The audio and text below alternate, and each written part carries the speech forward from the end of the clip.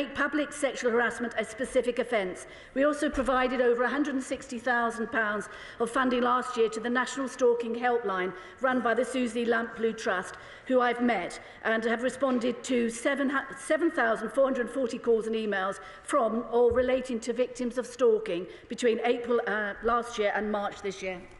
Hodgson. I thank the Minister for that answer, and as she will know, 71% of women have experienced harassment in public spaces, yet too many people continue to accept these patterns of violence or harassment, or they don't have the confidence or resources to confront this behaviour when they see it. The Northumbria PCC, Kim McGuinness, has recently launched a fantastic initiative for active bystander training to prevent assault and the behaviours which lead to it. What will the government do to encourage similar positive action to tackle the root of misogyny in other places across the country? Minister. The Honourable Lady is right to highlight the work of the Northumbrian Police Commissioner. £3.6 million was given for the Safer Streets funding and the Safety of Women at Night Fund. One thing that was very important was I was surprised to read that 1 in 6 adults, that's not only women and girls, that's also men and boys, have actually been stalked. That's horrendous. And it's just this sort of project that the government are funding through this substantial £1 million funding that they're providing in this area. Select Committee Caroline. Thank you, Mr. Speaker. Violence and harassment of women and girls doesn't just take place in this country, it happens across the globe, particularly in places like Iran and Afghanistan. Can I ask my honourable friend what work is going on across government to make sure that the UK is not a bystander when it comes to global violence against girls, and particularly what are we doing about the proscription of the IRGC in Iran?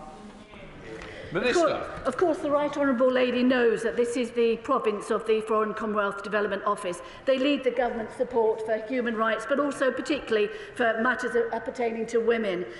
This government, however, working with the Home Office, the FCDO, do a lot of work to promote women's rights. It's really important that the political systems in other countries are able to protect those rights.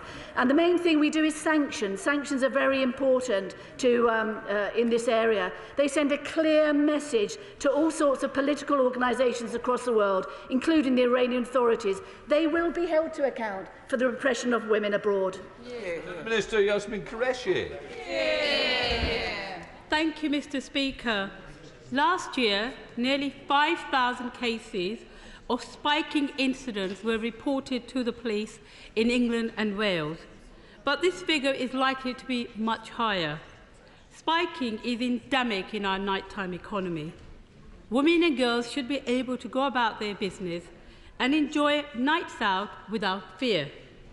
While the government pays lip service, cases across the country are rising, yet we have no actual reporting system for this heinous crime.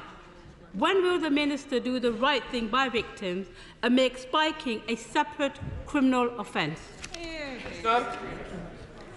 The government is looking very carefully and speaking to stakeholders about spiking. It's quite clear that there are, at the moment, adequate criminal offences for this sort of behaviour, and there are quite high-profile convictions that we get. However, the Honourable Lady is quite right to highlight this, and the government will look at it and review it. There are specific funds that have been given. There are better testing. Evidence is really, really important. But what we need to do is to get women and boys to come forward when they have been spiked. And it also affects older people. I read a case the other day where there was somebody in his 40s who was spiked. So it's absolutely essential that we work in this area. Dr. Ruppert. Mr. Speaker. Who's answering? 2. Who's doing it? Yeah, OK. I took my glasses off. That's always a problem, isn't it? The case review made for very sobering reading around the allegations of racism, misogyny and homophobia in the Met. They are deeply disturbing.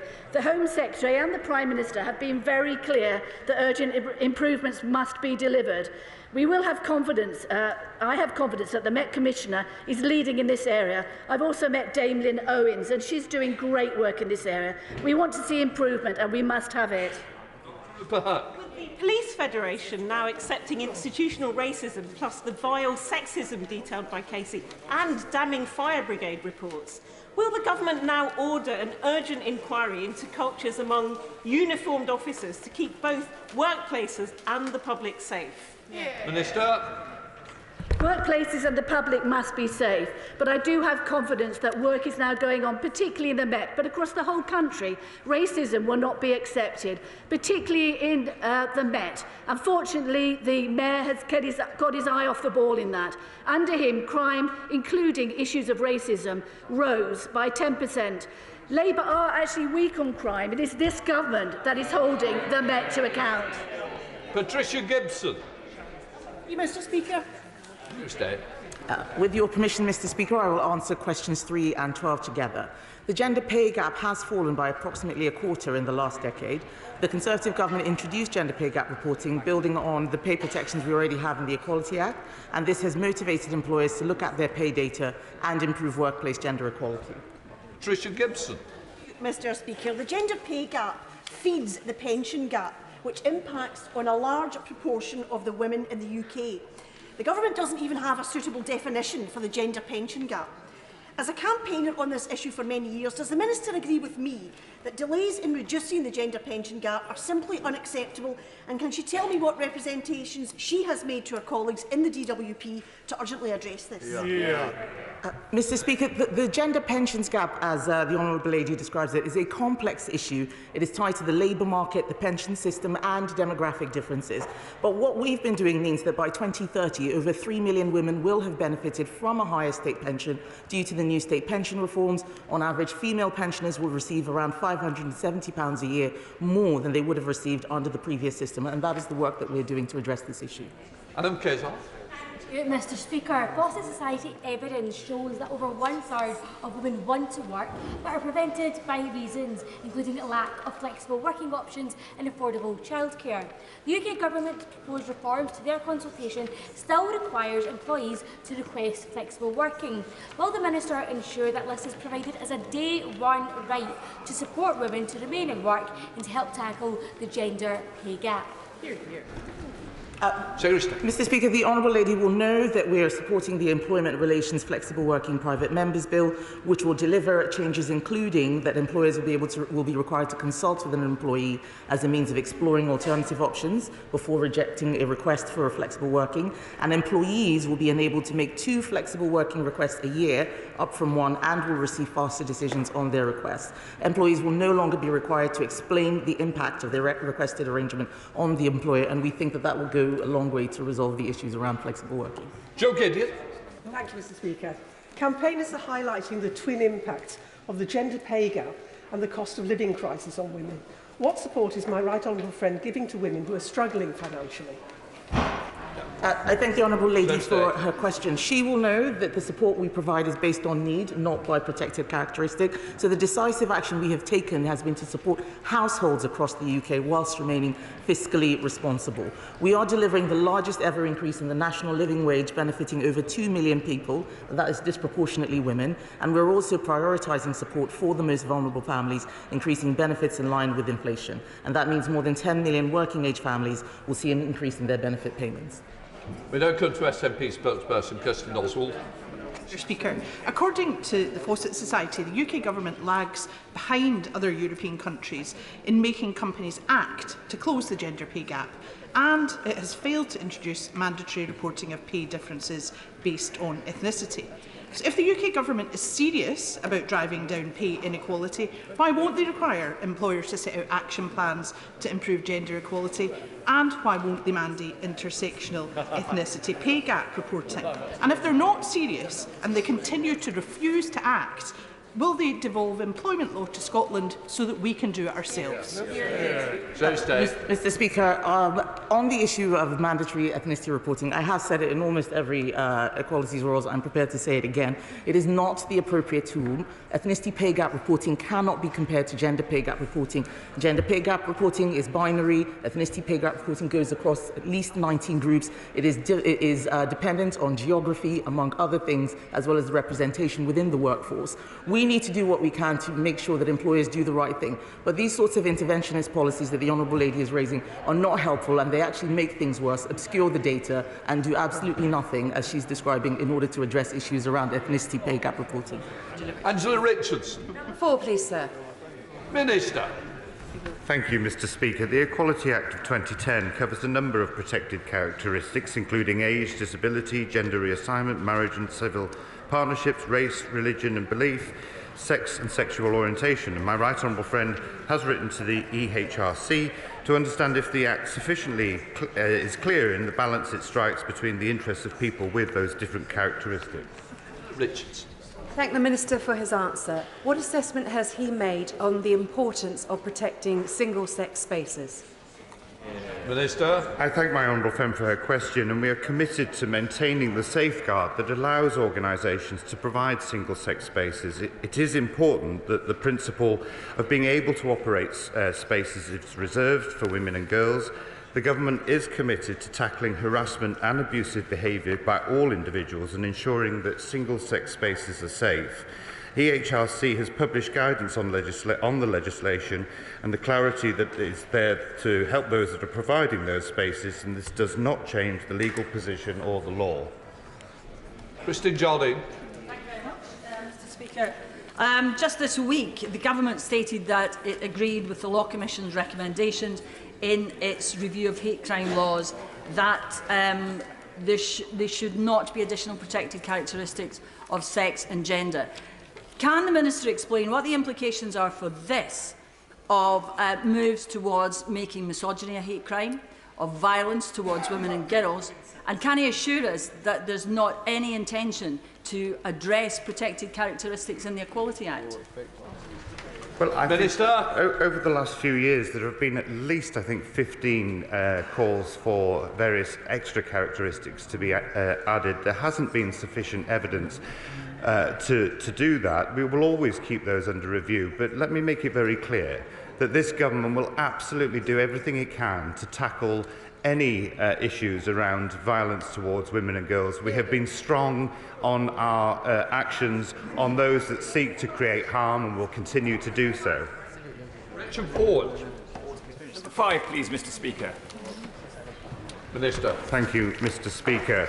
The Equality Act of 2010 places a duty on businesses and service providers to make reasonable adjustments to improve disabled people's access to the goods and services that they provide. It is absolutely imperative that they are not placed in a substantial disadvantage compared to those who are non-disabled. Richard Ford. I thank the Minister for that answer. Maggie from my part of East Devon is one of 11 million people in this country who has hearing loss. Maggie went to a well-known high street branch and explained that because of her hearing, she's unable to use the phone, and she was offered a 50-mile round trip to Exeter instead. So, in pursuit of the Equalities Act, can the Minister explain what the Government is doing to ensure banks and big businesses make reasonable adjustments for those with hearing loss? Minister. Well, I'm sorry to hear of the example that the honourable gentleman has made about his constituent, and under the Equality Act it would be indirect discrimination if a service provider puts place rules or procedures which apply the same way for everyone but have a disproportionate adverse effect on particular groups. I'd be more than happy to meet with him to discuss the particular issue and see if further action can be advised for his constituent. Sir Oliver Hill. My right honourable friend agree with me that this goes hand in hand with access to work? And does he agree with me that it is important that those who assess for grants for access to work shouldn't be too much the generalist, and that they should have specific knowledge of the sort of conditions of the person concerned? And I'd be interested to know if he has any plans to explain how this might be improved, because I have had one or two complaints. Minister. So I can say to my right honourable friend that the Disability Minister is actually looking at this as we speak, seeking to see how this can be streamlined. I'll be more than happy to update him with further details. Olivia Fay. Mr. Speaker. Minister. Thank you, Mr Speaker. With permission, I will take questions 6 and 9 together. It is this government that has recognised that maternal disparities do exist for Black, Asian and minority ethnic women and those from economically disadvantaged backgrounds. That is why in February last year we set up the Maternity Disparities Task Force to tackle these disparities.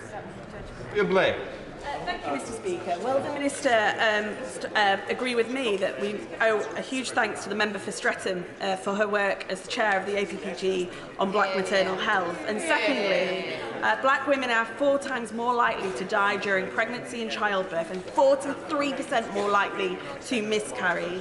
The Select Committee report highlighted the government is failing to act, with the Maternity Disparities Task Force ironically meeting every 9 months instead of every 2.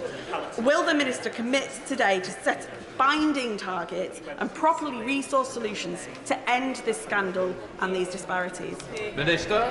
Well, I'm very happy to place on record my thanks to the Honourable Member for Streatham. She does a fantastic work in this place. Can I just point out that the figures are lower than that? It's now 3.5 times for black women compared to white women. It's still too high, and that's why we're doing record amounts of work in this space. Only last month, the NHS published the 3-year single delivery plan for maternity and neonatal services, which will end disparities, or try to end disparities in pregnancy and childbirth. And it's why the task force itself is looking at preconception care, where many of the disparities are embedded years before a woman gets pregnant. Ellen Hayes. Thank you, Mr Speaker. Whether it's 3.5 times more likely that black women die in childbirth or 4 times more likely, it is a shameful and inexcusable reality that is the case in our country. The Women Inequality Select Committee was absolutely clear about the government's own failings in this area. It criticised a lack of accurate data, a lack of funding for maternity services, a lack of consistency of care across the country, a lack of representation of black women on the Maternal Disparities Task Force, and the downplaying of the role of racism in this issue. When is the government going to get a grip on this disgraceful injustice with the urgency that it demands? Well, can I say that to say that the Maternity Disparities Task Force doesn't represent black women, when the co-chair is Professor Jacqueline Dunkley-Bent, one of the renowned lead midwives in the world, a black woman herself who is leading this work, she has been driving forward the work, whether it's on local maternity neonatal systems, publishing equity and equality action plans. I'm sure the honourable members read her own for her own local area, whether it's the MNC introducing standards where midwives are expected to have cultural competency, whether it's the NHS England introducing diverse workforce with getting to equity programmes to ensure that inspiring ethnic minority midwives are promoted, or whether it's the maternal medicines networks targeting black mothers in particular to improve their overall health during pregnancy. There is significant work being done in this area.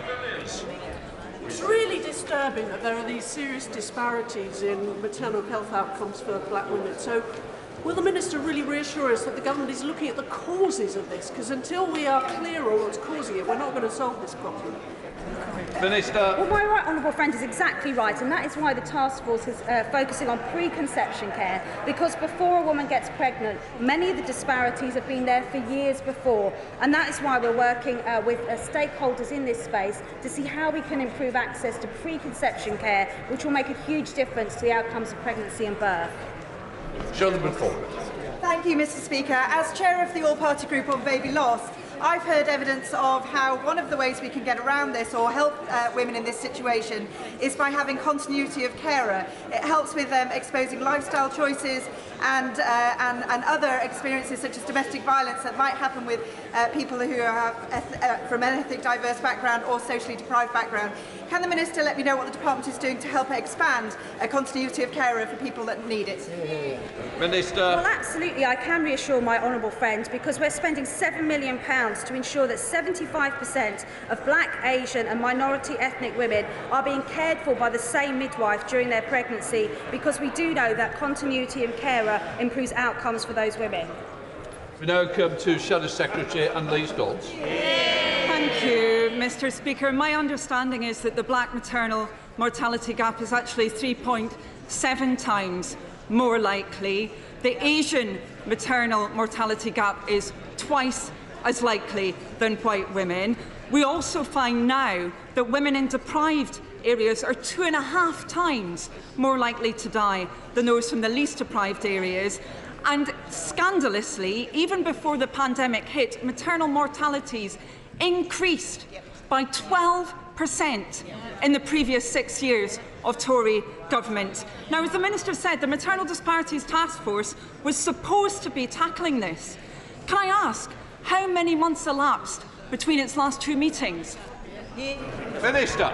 Well, absolutely, we recognise the disparities have existed for decades, and we are the first government ever to recognise that and to set up the Maternity Disparities Task Force to tackle those problems. We actually met on the 18th of April, and we've set about introducing the toolkit that will be looking at preconception care, because as we know that many of these women face disparities long before they get pregnant, long before they give birth, and it's by tackling those preconception disparities that we will improve outcomes for those women. Thank you, Mr. Speaker. The Minister didn't answer my question, I think because she knows the answer. The task force didn't meet for 9 months. Then it was suddenly convened the day after a damning report had been published. No government serious about this would allow enough time for a baby to be carried to term to elapse between meetings, nor would it scrap continuity of carer targets not mentioned by the Minister, or omit serious action against maternity disparities from its women's health strategy. Labour would restore maternity services, training 10,000 midwives and nurses a year, paid for by scrapping the non-dom tax exemption. So why is the government letting women pay the price for its failures? Why? Minister. Well, this government doesn't need to have a meeting to take action. We are working night and day to drive these disparities down. £165 million going into funding maternity services overall. There's £95 million to pay for 1,200 more midwives and another 100 consultant obstetricians. She will, I'm sure, has read page to page the 3-year maternity plan. She says she has, I hope she has, on driving down inequalities in both maternal and neonatal care. And it'd be great if we could have cross-party support for this groundbreaking work. We come to Topical's vital fabricant. Question 1, sir. Secretary. Thank you, Mr. Speaker. Last week, we published a report on the substantial progress we have made in delivering our groundbreaking Inclusive Britain Action Plan to tackle unfair ethnic disparities. Just 1 year after we launched the action plan, we fulfilled 32 of the 74 commitments, including issuing voluntary guidance for employers on how to measure and address ethnicity pay gaps, and I will report back to Parliament in 12 months' time on the progress we've made in delivering the remaining actions in building a stronger, fairer, more united society. Michael Babrican. I thank my right honourable friend for her answer. Mr. Speaker, while I fully understand the need for protected places for women, and I totally support this, and also issues when it comes to sports, I'm growing increasingly concerned that trans people are becoming demonised in some quarters. What is the Secretary of State doing to protect the interests and protect the very nature of genuine trans people? I thank my honourable friend for that question, and I want to emphasise that the government believes in the principle of individual liberty and in the humanity and dignity of every person. And in everything we do, we want to make sure that we take the toxicity out of the debate. A lot of the demonisation is happening out there on social media. We have a responsibility to make sure that all trans people have that dignity and are looked after. In terms of what other things we're doing, NHS England is working to expand clinical capacity in adult gender identity services by establishing new pilot clinics rooted in primary care and sexual health services, and 4 of those new clinics have opened since 2020, with the 5th opening this year, and they will be able to provide a lot of the health care that the trans people need. Chris Stevens. From the Living Wage Foundation shows that over 2 million women in the UK earn below the real living wage and are also more likely to be trapped in low-pay, insecure and precarious jobs. So will the Minister work with Cabinet colleagues to ensure that work actually pays by introducing a real living wage and strengthening protection for workers on zero-hour contracts?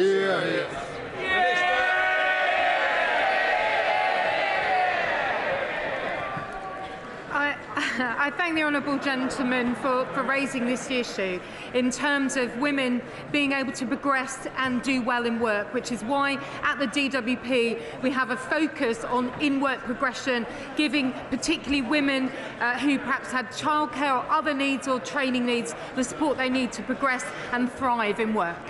Dr. Luke Evans. Mr. Speaker, we know that between 500,000 and 1 million people in the UK are using steroids, particularly to improve their body image. Now, some studies show that this is even more prolific in the gay community, with up to 6 times more than their straight counterparts. So will the department commission and work with DCMS and Health to look into a study of anabolic use in the UK? Minister. Well, Mr. Speaker, can I commend my honourable friend for the extensive work that he's done in this important area. I think I absolutely agree with his analysis, and of course, as both a DCMS Minister and the Minister for Equalities, I can assure him that I will be taking a very keen interest in this area of work. Kenny McCaskill. Mr. Speaker, welcome changes have been made by MOJ on transgender prisoners, excluding not just sexual but violent transgender prisoners from the general women's estate, and also those still physically male, but also accessing vulnerability for females on the basis of sex at birth. Does the Minister accept the need, not just in justice institutions but across other departments, for both single-sex spaces and services, but also for the acceptance of sex at birth as being the criteria? Minister. Thank you, Mr. Speaker. And yes, of course, safety must come first. And while it is true that over 90% of transgender women are in the male estate, I think it is right that we have further strengthened our policy as far as those committed of sexual violent offences are concerned, all those who retain birth genitalia who can only be housed elsewhere in truly exceptional circumstances reviewed on a case-by-case basis. We now come to questions to Prime Minister Tim Lawton. Prime Minister. Mr. Speaker, the UK will continue to work to end the bloodshed in Sudan and support a democratic government. We have begun a large-scale evacuation of British nationals, and I pay tribute to all those carrying out this complex operation. Mr. Speaker, this morning I had meetings with ministerial colleagues and others. In addition to my duties in this House, I shall have further such meetings later today. Mr. Speaker, yesterday the opposition grabbed a crude headline about teaching boys to have respect for women, an important issue, I'm sure the Prime Minister will agree.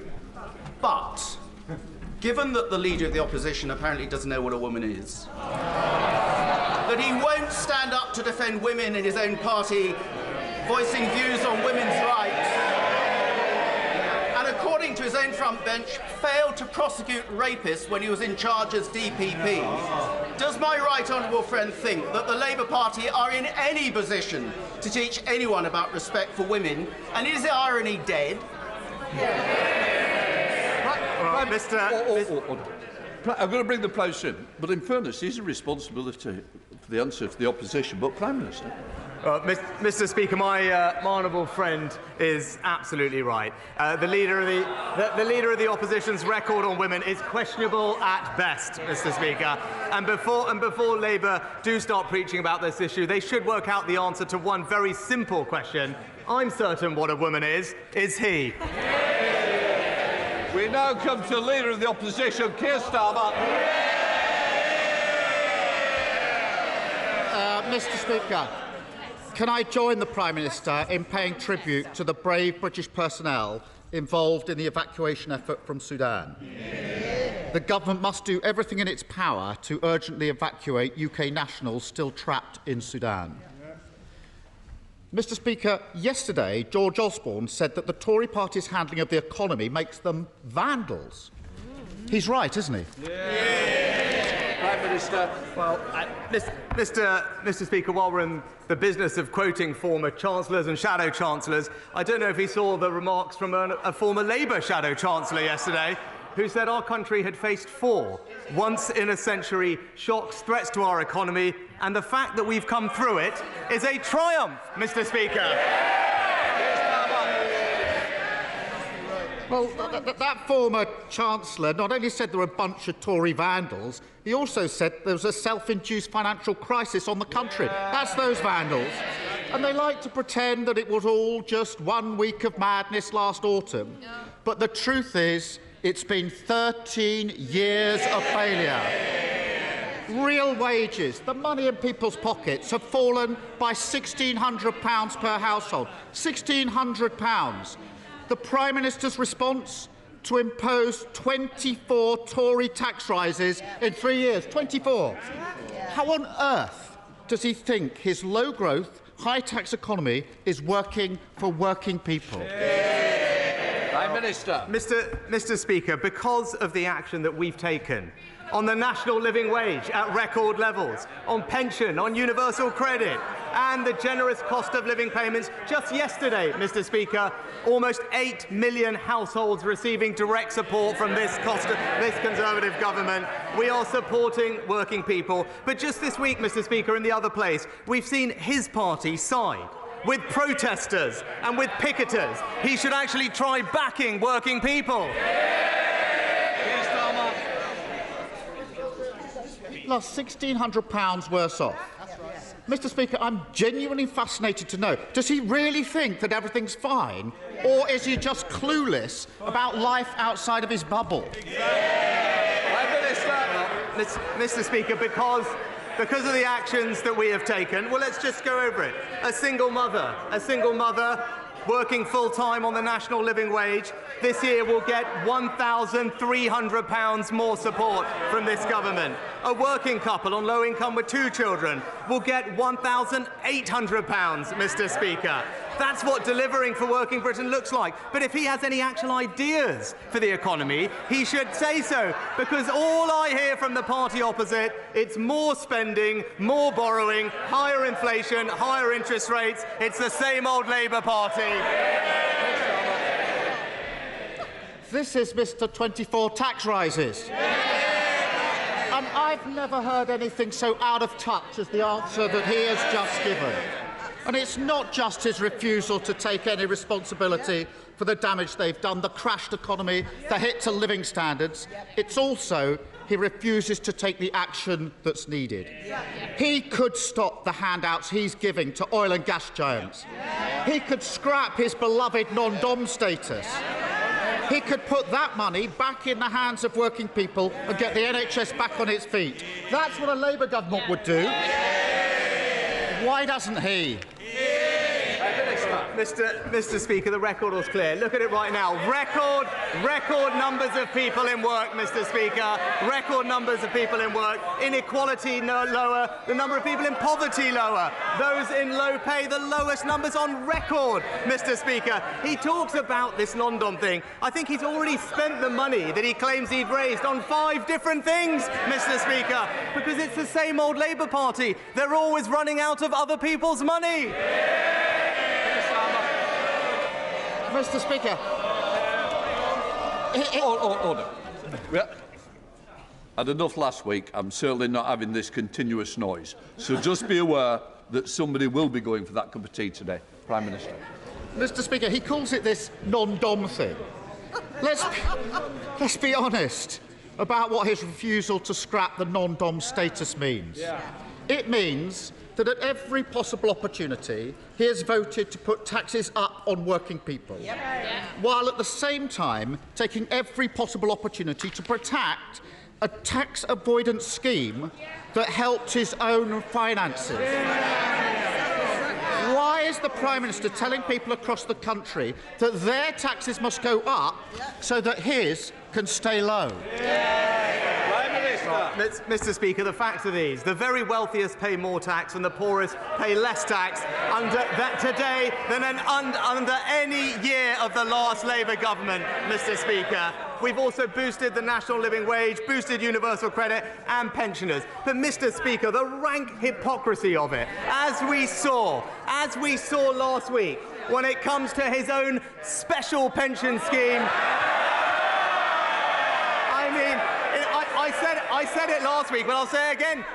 It's literally one law for him and a tax rise for everybody else.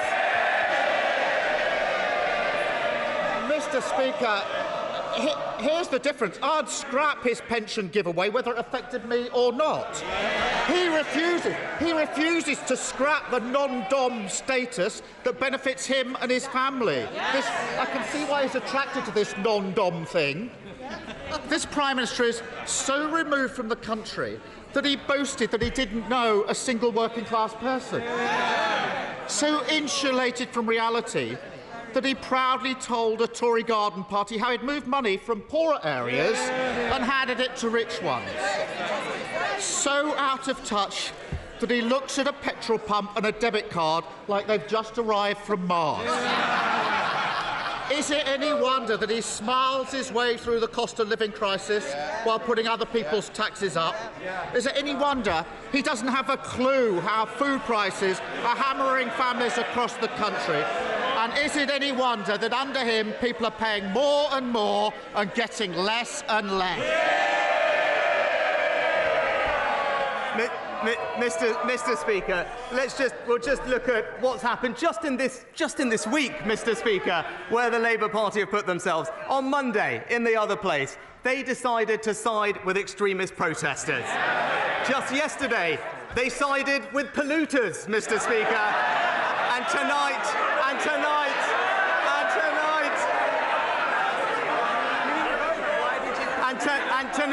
And tonight we will see them siding with the people smugglers, Mr. Speaker. I tell you this, whilst we're in the business of sending back the 1,000th illegal migrant from Albania, Mr. Speaker, we're delivering cost of living payments to millions of households just yesterday, and today we've announced we put 20,000 more police officers on the street, Mr. Speaker.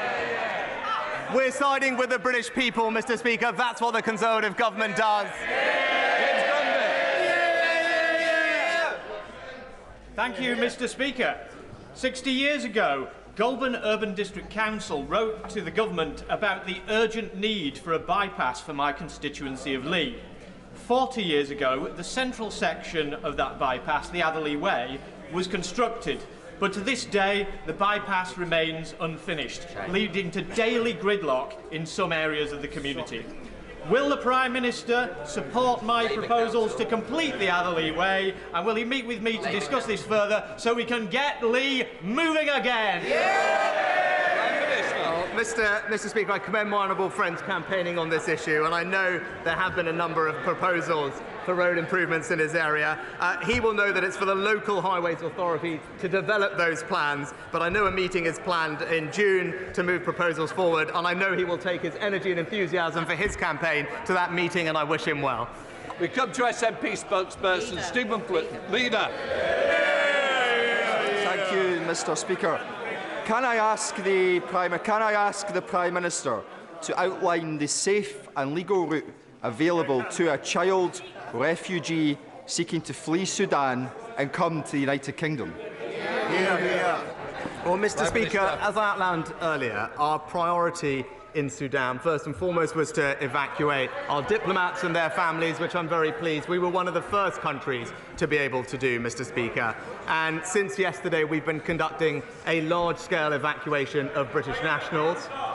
We have some of the largest numbers of British nationals on the ground, and rightly, and I'm sure the whole House will agree with me, that it is reasonable, legal and fair to prioritise those most vulnerable families, particularly those with elderly people in them, medical conditions, but also children, Mr. Speaker. That's what we're in the process of doing, and I pay tribute to all those who are making it possible. Leader of the SNP. Mr. Speaker, to be clear, and I think everyone in the House is aware of this, children in Sudan are already dying. Now, whether it's a Tory slogan to stop the boats or a Labour slogan to stop small boats, we need some more humanity in this debate, rather than the race to the bottom which we see here today. So can I ask the Prime Minister, now that he has confirmed that there is no safe and legal route, will he therefore confirm that it would be his government's intention to detain and deport a child refugee who flees Sudan and comes to the United Kingdom? Mr. Speaker, in fact, because of the efforts of our aid teams, we've invested almost £250 million in humanitarian support in Sudan over the past 5 years. And Mr. Speaker, the honourable gentleman does it always, but actually this country has a proud record of compassionately supporting those who need our assistance. just over the last few years, we have welcomed almost 500,000 vulnerable people to our country, including many children. And it's that compassion that we want to make sure we continue, Mr. Speaker, which is why it's precisely right that we make sure that our system is not exploited by those coming here illegally, and that's what our bill will deliver. Dr. Luke Evans. Mr. Speaker, the Lib Dem-run Hinckley and Bosworth Borough Council don't have an up-to-date local plan. So that every day that goes past, we have speculative housing applications that put pressure on the infrastructure like GP surgery, schools and roads. Now, locally, the Lib Dems say it's the 300,000 housing target the government has. Yet the Lib Dems have a target of 380,000 houses now. So will the Prime Minister change the law to ensure that communities like Burbage, Barwell, Markfield and Market Bosworth get the infrastructure and protection they need for the houses that we need? Prime Minister. Well, Mr. Speaker, my honourable friend is right to point out the hypocrisy of the local Liberal Democrats on this issue. And he's right to highlight this issue locally, because the new infrastructure levy does give local areas the power to deliver the local infrastructure that he supports and wants for his area. But also, he's absolutely right to point out the importance of a local plan, because it is precisely that having a local plan is what gives communities the power to ensure that development in their area is happening in the way that they want it to, and the council is failing in its duty to do that for its communities by not putting forward that local plan. Liz Saville-Roberts. Well, incredibly, any traveller wanting to go by train from North to South Wales has to go via England. Linking Wales north to south would cost £2 billion. Now, the PM talks about running away with other people's money, but his government is depriving Wales to the tune of £6 billion by ruling that north-south England rail links like HS2 somehow benefit Wales. Will he plead guilty to the Great Welsh train robbery? Well, Mr. Speaker, as the honourable lady knows how transport matters are handled in Wales, and what I would say to her is that we do always want to work cooperatively with the Welsh Government, see where we can deliver jointly for people in Wales. We're actually investing record sums in communities up and down Wales through the Levelling Up Fund and the Community Ownership Fund. We're happy to continue those conversations. Many of those are transportation projects, and I think hopefully she'll join me in saying what the people of Wales do not need is the Labour Welsh Government's plan to ban all building of new roads. Harriet Baldwin. Thank you, Mr. Speaker. Will the Prime Minister back our local plans to reopen our much-loved Malvern Hills College? And does he agree that Warwickshire College Group should negotiate the sale in good faith and not resort to using public money to sue our district council? Prime Minister. Well, Mr. Speaker, I thank my honourable friend for raising this issue. I, of course, recognise the valuable work that all colleges do in meeting local skills need, and very much welcome local community groups working together to address gaps in the way that her local area is doing. My understanding is that my honourable friend, the Education Secretary, is in discussion with the college, and I know that my honourable friend will continue making representations to her. Fabian Hamilton.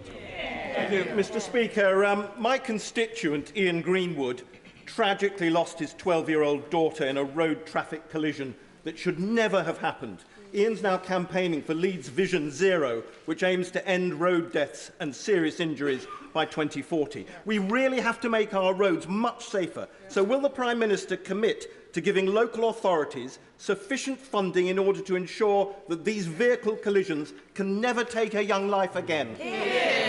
Minister. Well, Mr. Speaker, I'm incredibly sorry to hear about the tragic loss of Ian's daughter. Of course, we should do everything we can to improve road safety. I know actually at the moment that we are doing an enormous amount and the statistics show that it's improving, but we're always happy to look at where we can do more, and I know the Transport Secretary will look into the suggestions raised by the honourable gentleman. Roberts.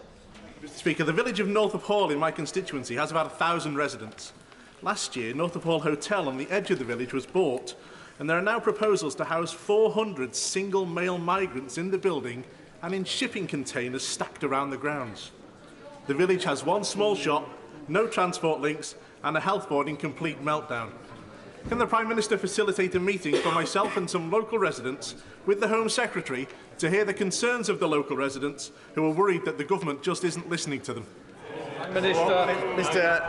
Mr. Speaker, the honourable gentleman raises exactly why we need to take action, because it's not right that our local hotels in all our communities are being used to such a degree to house illegal asylum seekers, not least because it's costing the British taxpayer something like £5.5 or £6 million a day. We want to put an end to that, and that's why we're bringing forward legislation that will enable us to swiftly detain and send back those who should not be here. But I will make sure that he gets a meeting with the Immigration Minister as he needs.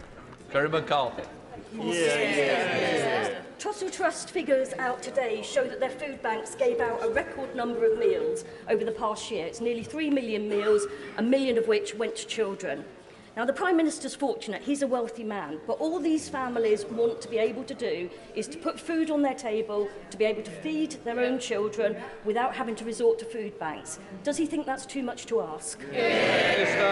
Well, Mr. Speaker, as I've said previously, we absolutely do want anyone to have to rely on a food bank, but whilst there are people who do use them, I'm very grateful to all of those who volunteer their time to make sure that they are providing their local communities. We've put substantial provision in place, not least infant free school meals and broader free school meals, which are helping almost 2 million children, but also last year the investment in the Holiday Activity and Food Programme, which provides not just food but also activities outside of term time, and we'll continue to do everything we can to help those in low pay, which is why we're raising the national living wage to record levels, and I'm pleased to say that those living in poverty today is 2 million lower than when we first came into office. Dr. Caroline Johnson. Thank you, Mr. Speaker. Mr. Speaker, e-cigarettes were introduced as a stop smoking device, but the remarkably cheap, brightly coloured vapes with flavours such as unicorn milkshake, bubble gum and green gummy bear have proved remarkably attractive to children, hooking them on a lifetime of potentially harmful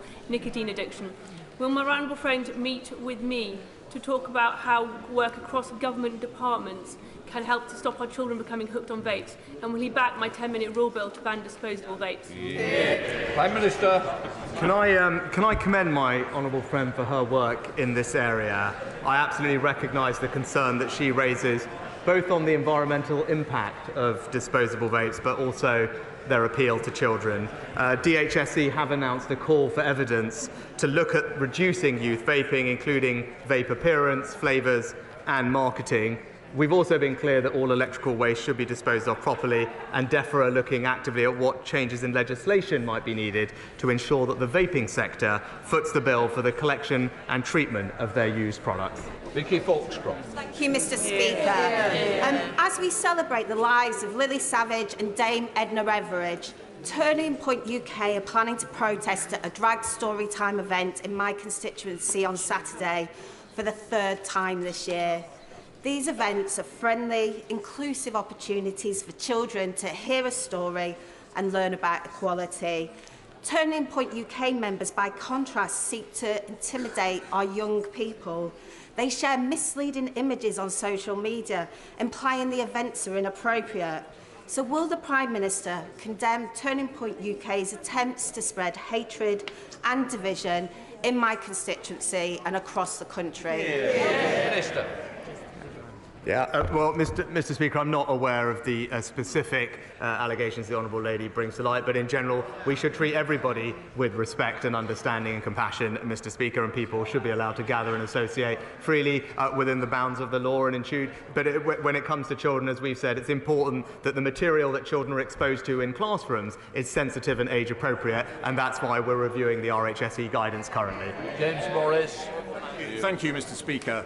This year marks the 400th anniversary of the publication of Shakespeare's first folio, and his plays are not only a central part of our national culture, but many people around the world see them as a beacon of hope in darkest times.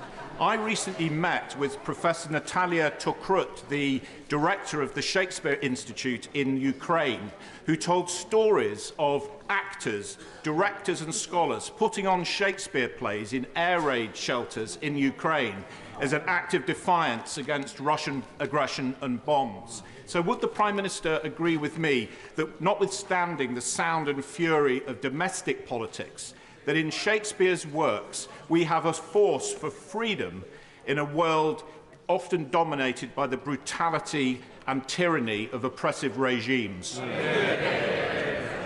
Can I join my honourable friend in his comments. And coincidentally, one of the first gifts that I gave President Zelensky was an old copy of Henry V. And so I think his comments are well made. And that's why we're training and arming the Ukrainian forces with the equipment they need to push back Russian forces. And we know, and I know the whole House will join me in saying, that the people of Ukraine's incredible strength and inspiring bravery will ultimately defeat tyranny. Thank you, Mr. Speaker. This month marks 23 years since the passing of the late, great Bernie Grant, a former member of this House and the founder of the UK reparations movement in the UK. In his last Prime Minister's questions before his death, he asked for an apology to the people of African descent, living and dead, for our country's role in slavery and colonialism. But since then, Prime Ministers and heads of state have only ever expressed sorrow or deep regret. These are not sentiments that are befitting one of the greatest atrocities in human history. And there's been no acknowledgement of the wealth that has been amassed or the fact that our country took out the largest loan it ever has to pay off the slave owners and not the enslaved. So I want to ask the Prime Minister today if he will do what Bernie Grant asked all those years ago, what I have asked and what countless others have asked since, and offer a full and meaningful apology for our country's role in slavery and colonialism and commit to reparatory justice. No, Mr. Speaker. What I think our focus should now be on doing is, of course, understanding our history in all its parts, not running away from it, but right now making sure that we have a society which is inclusive and tolerant of people from all backgrounds. That's something that we on this House, our side of the House, are committed to doing and will continue to deliver, but trying to unpick our history is not the right way forward, and it's not something that we will focus our energies on. Thank you, Mr. Speaker. Mr. Speaker, the Prime Minister will recall his visit to Rugby to see our great work in delivering new homes and the new community of Holton, where 1,000 of 6,000 homes are now occupied. But regrettably, urgent care services at our local hospital of St Cross are not keeping pace with this growth, and as a consequence, 80,000 of my constituents now live more than 50 minutes drive from a major A&E unit. May I therefore invite the Prime Minister to return to Rugby to see for himself the need to upgrade our emergency care provision. Prime Minister. Mr. Speaker, it's absolutely vital that people can access the NHS services they need, particularly emergency care, and that's why we're investing an extra £1 billion, a dedicated funding to support urgent emergency care services. My honourable friend will know that the specific provision is a matter for local NHS commissioners and providers, because plans for those things need to be developed locally and take into account the expanding needs of local populations. And I know that my honourable friend will continue to engage with his local NHS trust to ensure the views of his constituents and communities are well known and adequately provided for. Angela Crowell. Thank you, Mr. Speaker. Prime Minister, every day I meet with constituents struggling to make ends meet, food banks barely managing to meet the demands, households and businesses up and down this country struggling to meet their energy bills. Yet the Bank of England has already announced that it is likely to increase interest rates once again, which will affect the poorest most and hike up mortgage rates once again. Does the Prime Minister, after 13 years of Conservatives government, agree with the Bank of England's chief economist that the poorest should just accept being poorer? Mr. Speaker, we are doing an enormous amount to support those who most need our help with the cost of living and some of the pressures, particularly on energy bills, that they face. That's why we made a decision to tax the windfall profits of energy companies and use that money to help pay around half of a typical family's energy bill. That is support worth £1,500. It applies across the United Kingdom. And on top of that, there are direct payments going to the most vulnerable families in our society. Just yesterday, the first of those payments was put out, £300, the first of 3 payments, and that went to 1 in 3 households, Mr. Speaker, including many in Scotland, and that is our Conservative government delivering for the people of Scotland and making sure they have the help they need to manage some of the pressures that they're facing. Sir Robert Gilbert. In Yorkshire, we say you should judge a person by the company that they keep. So what would be the Prime Minister's view of an individual who can not only bear to spend more than 10 minutes in the presence of Vladimir Putin, but refers to him as a dear friend? Prime Minister. Well, Mr. Speaker, I think our views on President Putin are well known. His illegal war in Ukraine has caused untold misery for many people. It's caused a humanitarian crisis and is still ongoing in defiance of international condemnation and sanction. Mr. Speaker, we will do everything we can to bring those responsible for war crimes to justice, continue to support Ukraine militarily, and make sure that we can support them all the way to victory, Mr. Speaker. And I know that the whole House is united in wanting that outcome. Sir George Howard. Thank you, Mr. Speaker. Given the chronic lack of capacity in the NHS, the Prime Minister will be aware that community pharmacies can help deal with minor illnesses. But there is a problem. On average, 10 pharmacies close every month in England. Will he take urgent action to prevent further closures and commission a properly funded Pharmacy First service for minor illnesses? Mr. Speaker, a rare agreement between the honourable gentleman and myself that I am a wholehearted champion and believer in the role that community pharmacists can play, and we want to make sure that they can do everything to ease some of the pressures in primary care. It's something that we're actively talking to the sector about. We'll always continue to do everything we can to support community pharmacies. I know firsthand how respected they are in their communities, and I think they can do more for us over time. Sarah Atherton.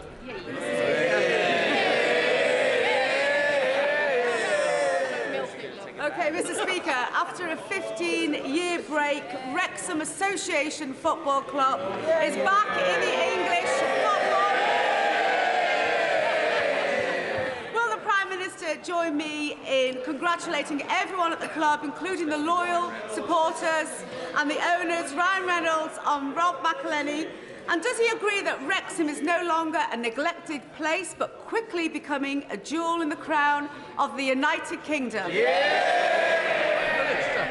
Well, Mr. Speaker, can I join my honourable friend in congratulating everyone at Wrexham, from the owners to the players to supporters and everyone in the community. It's been an incredible ride. We've all enjoyed watching them, and we wish them every future success, Mr. Speaker. And I join with her in saying they are indeed a jewel in the crown, and she deserves enormous credit for championing them in this place.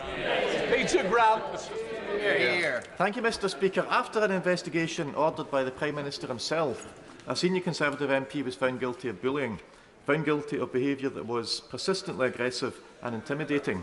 The MP in question then attempted to blame his victims, and a whole string of Conservative MPs queued up to defend him, suggesting that his conduct was not only acceptable but was actually good management practice. What does it say about the Prime Minister's own values that he has done nothing to distance himself from those comments? Prime Minister. Well, Mr. Speaker, when formal complaints were made, I rightly initiated an independent investigation, and as soon as it reported, action was taken. That's the right thing to do, to follow due process and then let the process play out, Mr. Speaker. But I do think it is somewhat odd to be getting lectures on values right now from the SNP. That completes Prime Minister's questions. Those please leave.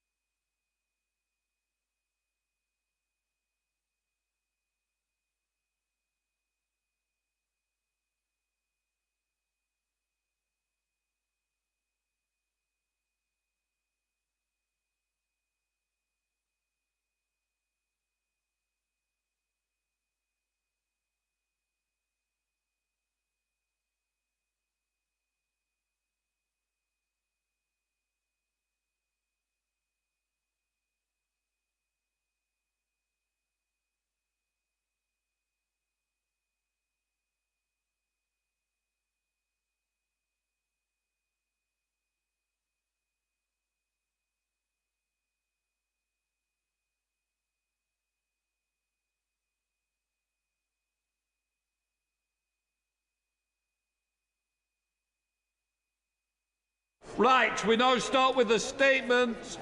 I call Minister Criswell. Thank you, Mr. Speaker. With permission, I will make a statement about the government's Police Uplift programme. Today is a significant day for policing.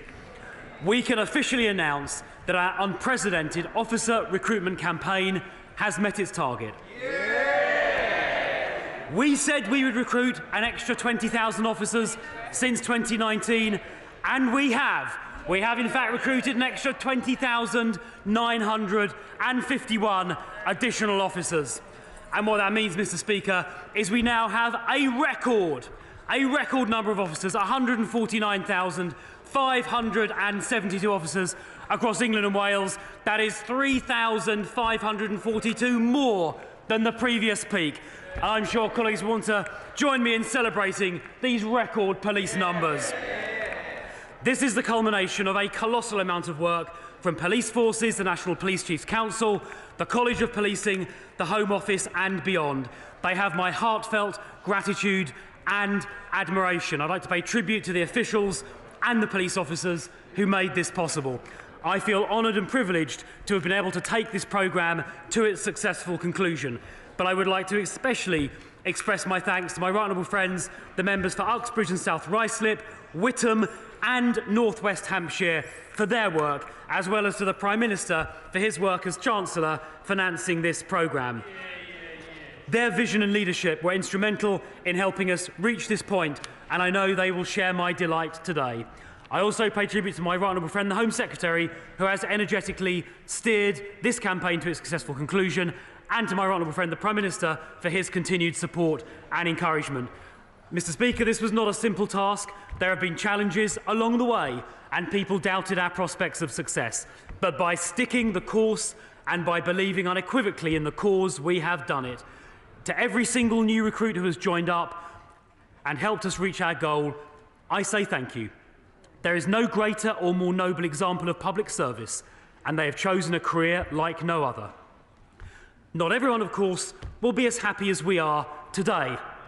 Criminals must be cursing their luck, and so they should, because these extra police officers are coming after them.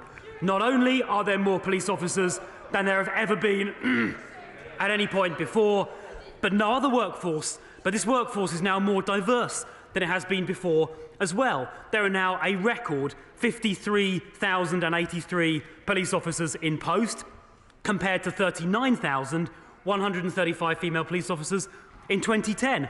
And there are 12,087 officers identifying as ethnic minorities, compared to 6,704 in 2010. A very significant increase that I'm sure the Shadow Home Secretary will shortly be welcoming very warmly indeed. There are more officers working in public protection, in local policing and in crime investigations. There are now 725 more officers working in regional organised crime units, tackling serious and organised crime as promised. And while it is right today that we pause and reflect on the tremendous success of the Police Uplift programme, this is not the end. It's about more than just hitting a number. It is the latest step in our mission to crush crime and make our country safer. The public wants to see more police officers on the beat, patrolling local neighbourhoods, and that is what they are seeing. The public wants to see courageous and upstanding public servants in who they can have pride and who they can trust, and we are working to deliver that as well. And the public, quite rightly, expects police forces to use this increased strength and resources to the best available effect. They want to see criminals caught and locked up, to feel safe and secure, whether in their homes or out and about. And they want police officers to focus on the issues that matter most to them. Mr. Speaker, we have made extremely good progress already.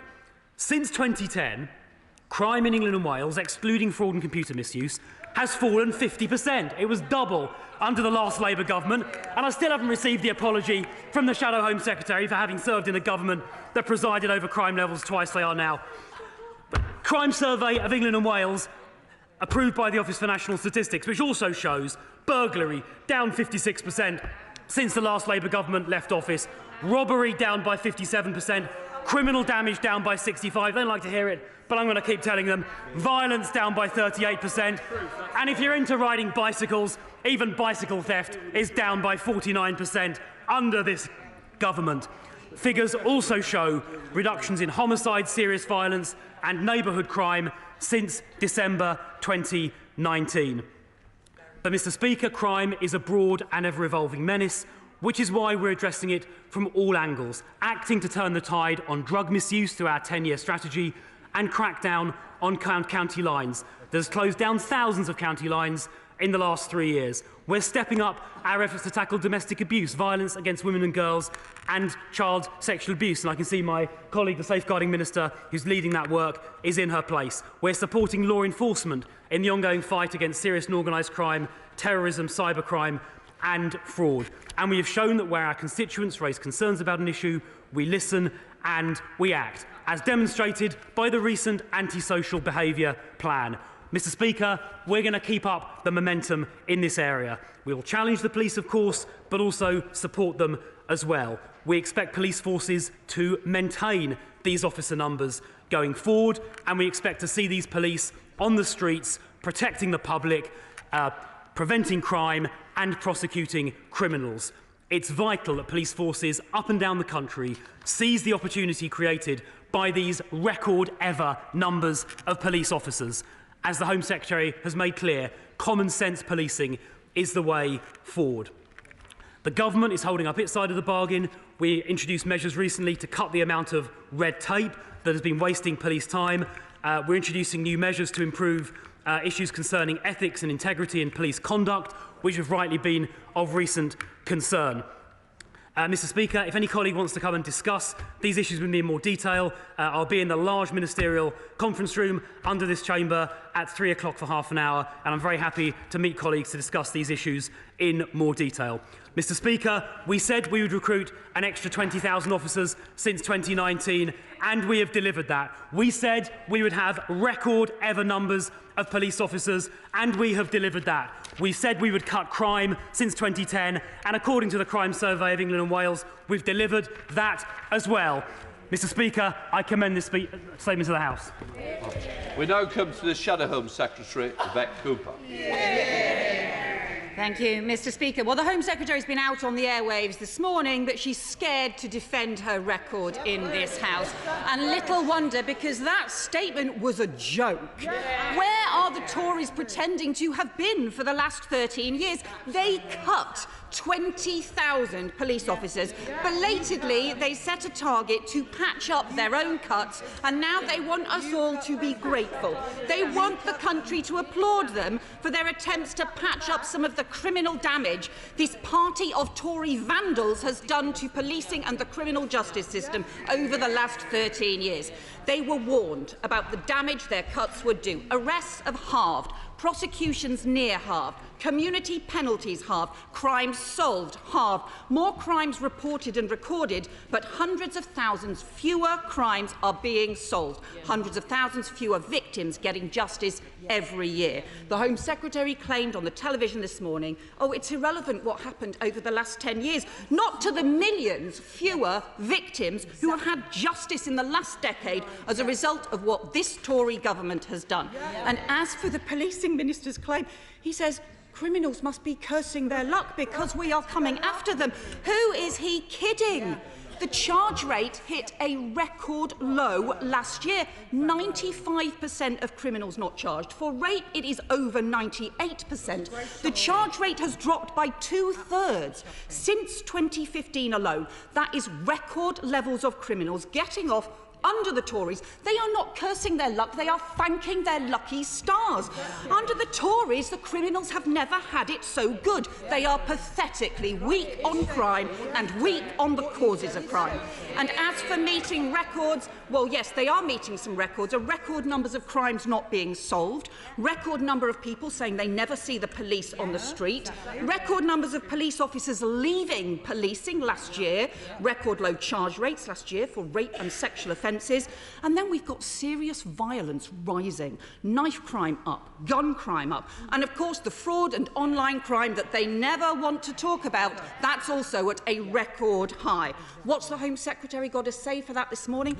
Just some more waffle about woke. She's got nothing new to say to tackle the problems. And this chaotic recruitment process with forces ending up cutting standards to meet deadlines. Most of last year, the average monthly increase from recruitment was 475 officers each month. In March, just before the deadline, it was suddenly 2,400 in a month.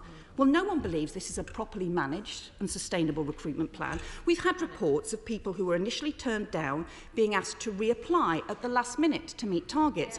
Reports of people with addiction, with criminal histories, being encouraged to apply and let in. A massive variation of standards applied across forces, so that Matt Parr, in Her Majesty's Inspectorate, has said hundreds of people have joined the police in the last 3 years that we don't think should have.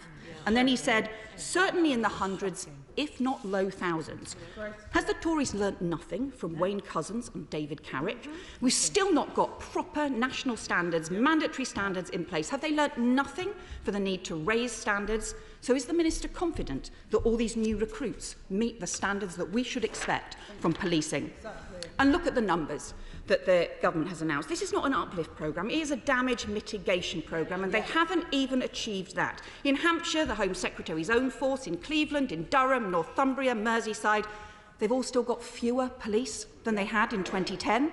Compared to our growing population, they are 9,000 fewer officers compared to the rates in 2010. They've cut 8,000 PCSOs, 6,000 police staff, including intelligence and analysts, forensics, digital, vetting and standards checks. And worst of all, they are refusing to do Labour's plan for 13,000 more neighbourhood police. Instead, we have got 10,000 fewer police and PCSOs in neighbourhood teams since 2015. So when will they reverse those cuts to the police on the beat that the public want to see? Because that is what people see, what people feel. The reality across the country is that half the country say they don't see the police on the beat at all anymore. Half the country, up from a quarter of the country in 2010. And that's why people know all this boasting from the Minister is out of touch. That is the reality that no amount of boasting or crowing or fake headlines can cover up. And let me just say to all the Tory backbenchers, the only thing that all of this boasting and crowing does is tell the country you are even more out of touch than we thought. Well, the Shadow Home Secretary asked about police numbers in the years following 2010 during the coalition government. She will recall that the outgoing Chief Secretary, her colleague, left a message saying the money had all gone. The money had all gone, and that led to difficult decisions that had to be made. But I'm not sure if she was listening to what I said before, because the number of officers that we now have, 149,572, is higher. It is higher by 3,542 than the number of officers left behind by the Labour Party. These are record ever numbers. Never in our country's history have we had as many officers as we have today. It's important, I think, the Shadow Home Secretary keeps that in mind. She asked about neighbourhood policing. Well, the way the figures are reported, neighbourhood policing and emergency response policing, local policing are reported together. And since 2015, local policing, neighbourhood policing and emergency policing taken together is, in fact, higher. She asked about crime. She asked about crime numbers. She asked about crime.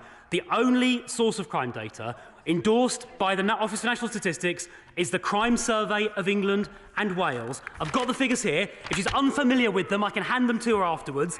But they show domestic burglary down 56, robbery down 57, vehicle theft down 39, violence down 38%, criminal damage down 65%. She may not like the figures from the Office for National Statistics, but those are the figures. Now, she asked about standards in police recruitment. For every police officer recruited in the last 3 years, there were around about 10 applicants. So there was a good degree of selectivity. In relation to vetting, the College of Policing has just finished consulting on a new statutory code of practice for vetting, which will be adopted shortly, and police forces up and down the country are implementing the 43 recommendations made by the Inspectorate around vetting standards. We're also conducting a review in the Home Office that will conclude in the next few weeks on police dismissals, so that where misconduct is uncovered, officers can be removed quickly, which is absolutely right. But, Mr. Speaker, the message, I think, to the country is clear. We have record levels of police officers, higher than we've ever had before, and according to the Crime Survey, crime has gone down compared to the last Labour government that she served in. Can I just say to a member, calling somebody she, does he really want to use that type of language for all our benefits? I would say to everyone, let's show a little bit more respect to each other than we're being seen to be at the moment. I understand there might be a bit of anger, but respect does no harm, and I would like to see a bit more. And this will be a great example. Kate Malthouse. Mr Speaker, can I offer my congratulations to the Minister and the team at the Home Office and the National Police Council and everybody involved in what has been a massive effort over the last 3 years to recruit these extra 20,000. Of course, remembering that the gross recruitment to backfill retirements is about 45,000. It has been an enormous job, and they've done a fantastic job, not least given that they were doing so in the teeth of a pandemic, which required some ingenuity. But as the Minister said, this is only half the battle. Maintaining the number where it currently stands will be the next stage. And can he confirm that funding will be provided to police and crime commissioners on the basis that they are incentivised to maintain police officer numbers in their forces, not least because we've seen over the last decade that in areas controlled by Labour or independent police crime commissioners, they failed to prioritise police numbers, which is why they may now well be below areas that are controlled by Conservatives proportionately. Minister. Well, firstly, Mr Speaker, let me just thank my right honourable friend, the member for North West Hampshire, whose work, I think, over a number of years did more than just lay the foundations for this programme. It really got it underway and on the road to success. So I'd like to thank him personally for his work on this. He's absolutely right about the importance of maintaining officer numbers. We've created financial incentives to ensure that happens, and I know police and crime commissioners and chief constables are very keen to make sure these numbers are indeed maintained.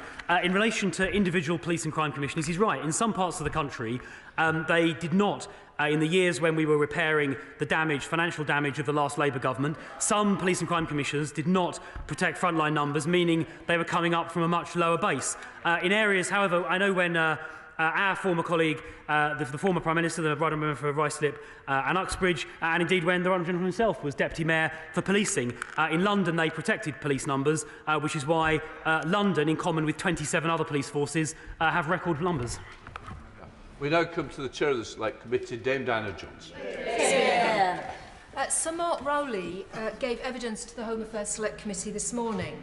According to the Home Office, the Metropolitan Police Service missed its uplift allocation of 4,557 additional officers by 1,089, missing the target by 23.9%. When I questioned Sir Mark about why this had happened, he pointed to a range of reasons, including the erosion in the starting pay of a police constable and the hot employment market in London. Can the Minister just say what the implications are for the Metropolitan Police Service in their ability to perform their UK-wide responsibilities, as well as keeping Londoners safe, particularly at this point when we've had the Casey review and we know that the Metropolitan Police are in the engage phase with the Inspectorate? And what is the Policing Minister going to do to address these concerns? Well, I thank the Select Committee Chair for her question. It's worth firstly observing that London has, or the Metropolitan Police, have by far the highest per capita funding of any police force in the country. I think the average of forces outside London is about £200 per capita, and in London it's about £300 per capita. So the funding is very, very much higher. In relation to the issues identified by the Casey report, there are a series of recommendations, most of which are for the Met and for the Mayor of London, Sadiq Khan, and I know that I expect them to implement those recommendations. On numbers, every single police force met its uplift target with just one exception, the Metropolitan Police. It's certainly a question I'm going to be asking Sadiq Khan as the politician responsible. They were the only force not to meet the target. As the Honourable Lady said, they recruited an extra 3,468 officers. They should have recruited an extra 4,557.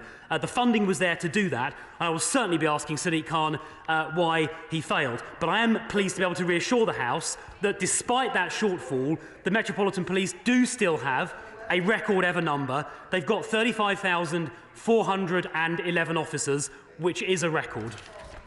Yes.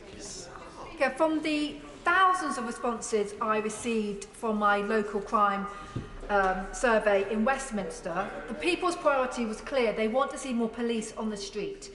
So I welcome the government's announcement today that we have now reached our 20,000 target. Does the Minister agree with me that to ensure people feel safer in their neighbourhoods and that we prevent crime before it's even committed, it is important that we see more police on the beat?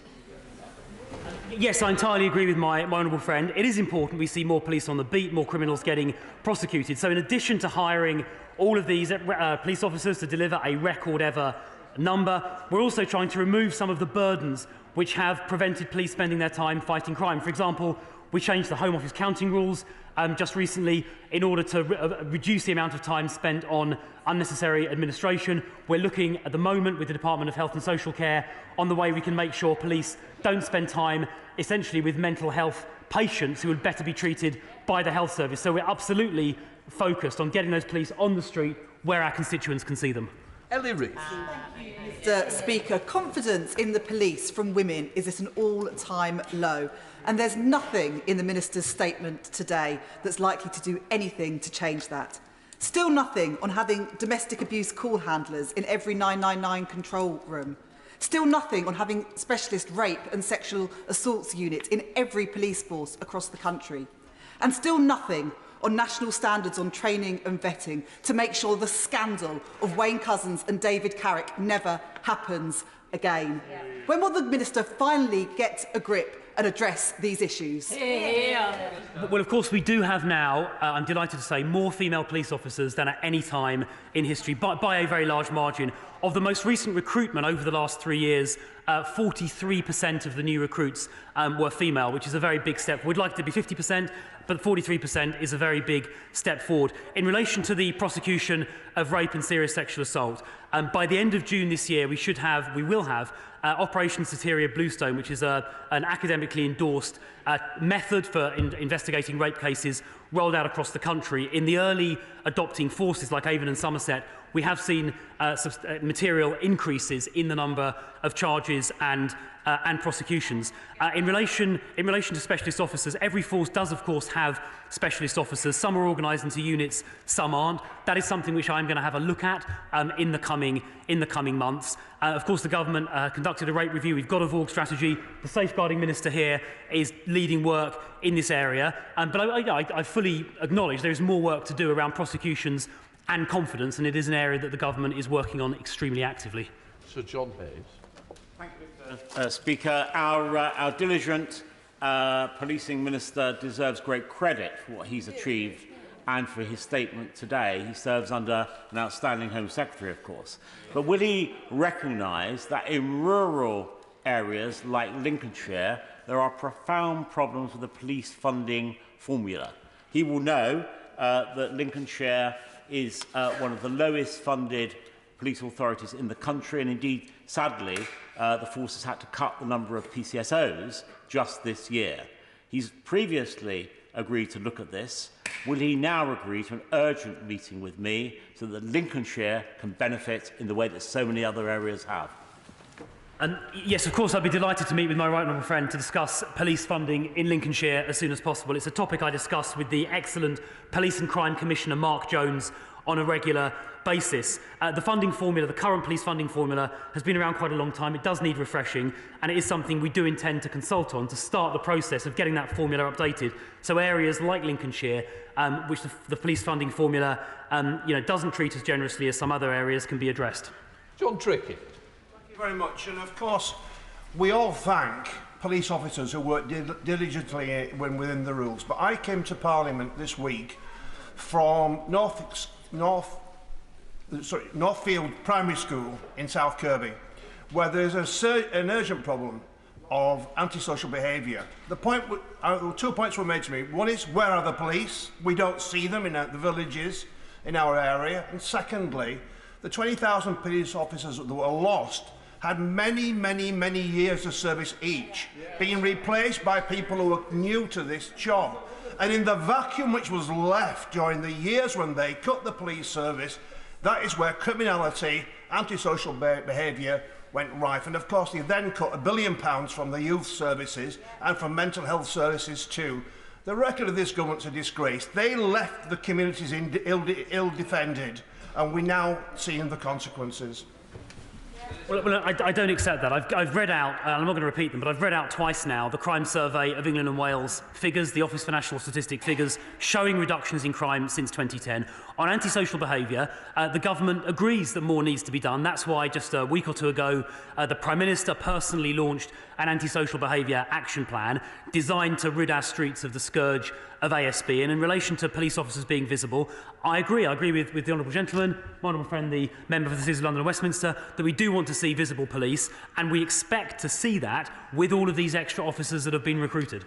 Thank you, Mr. Speaker. Can I congratulate the Minister, my honourable friend, on the success of this policy, but can I also congratulate and thank Kent's Police and Crime Commissioner, Matthew Scott.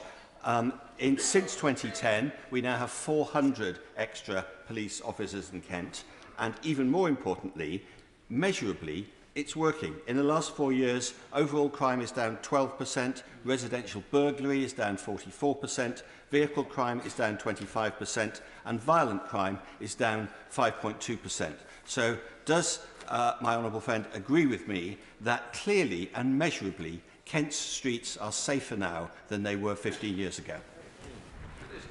Yes, I do agree with my right honourable friend, and I would like to join him in paying tribute to the excellent Police and Crime Commissioner in Kent, Matthew Scott. I'm delighted to hear that crime is dropping in Kent, thanks to the work of the Kent Police and the PCC there. On the police numbers in Kent, the most recent figures out this morning actually are a little bit better even than my right honourable friend suggested. Numbers of police in Kent today compared to 2010 stand at 4,261, up from 3,862. So a very significant increase, and I'm sure everybody in Kent will be delighted by. Thank you, Mr. Speaker. If the media are good enough to talk to by the Secretary of State, I don't understand why she's not here answering questions and making this statement today.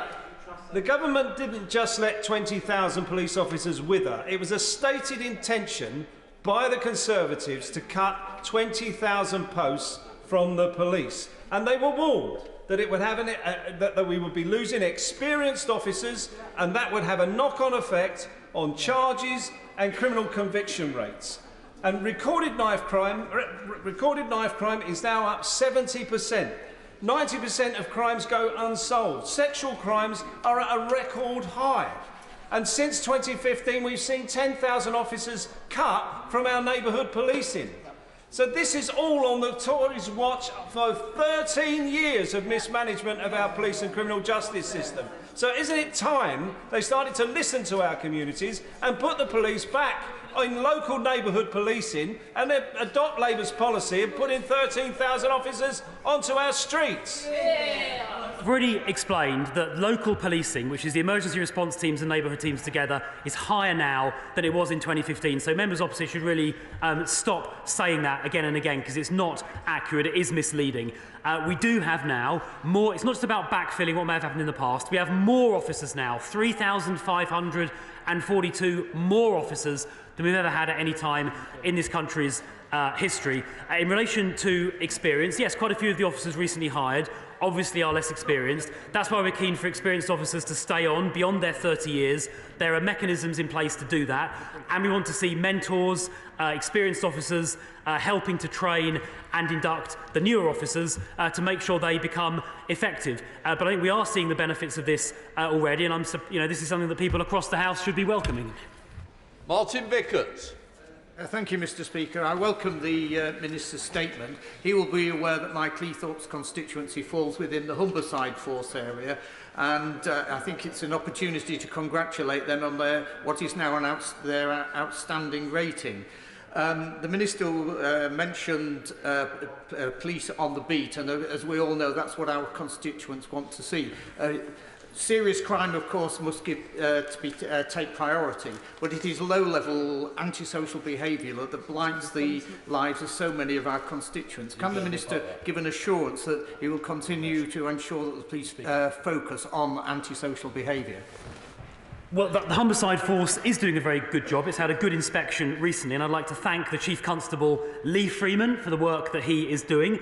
The Humberside Force also has a record ever number of officers. There are 188 more officers on Humberside than there were in 2010. But I agree with my honourable friend that neighbourhood policing and policing, visible policing on the street is critically important. That's why we launched the Antisocial Behaviour Action Plan just a few weeks ago. We do expect that to be tackled by police forces up and down the country, including in Humberside, so I completely agree with what he said. Boris, thank you, Mr. Speaker. One of the issues that was raised in the Casey review, which my honourable friend, Shadow Home Secretary referenced, was the standards and vettings. Yeah. It's all well and good with the Minister talking about these new recruits and, you know, thousands of figures. You're seeing a situation where even the police officers are highlighting concerns from senior ranking officers.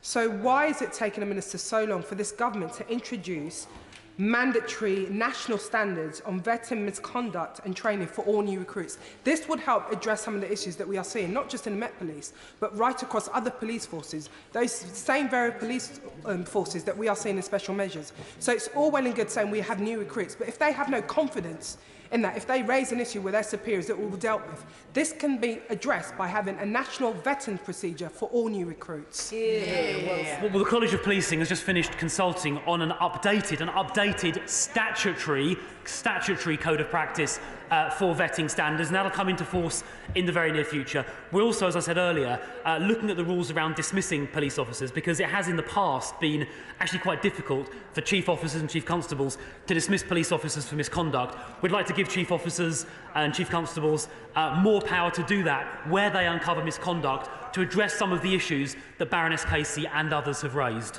Greg Smith.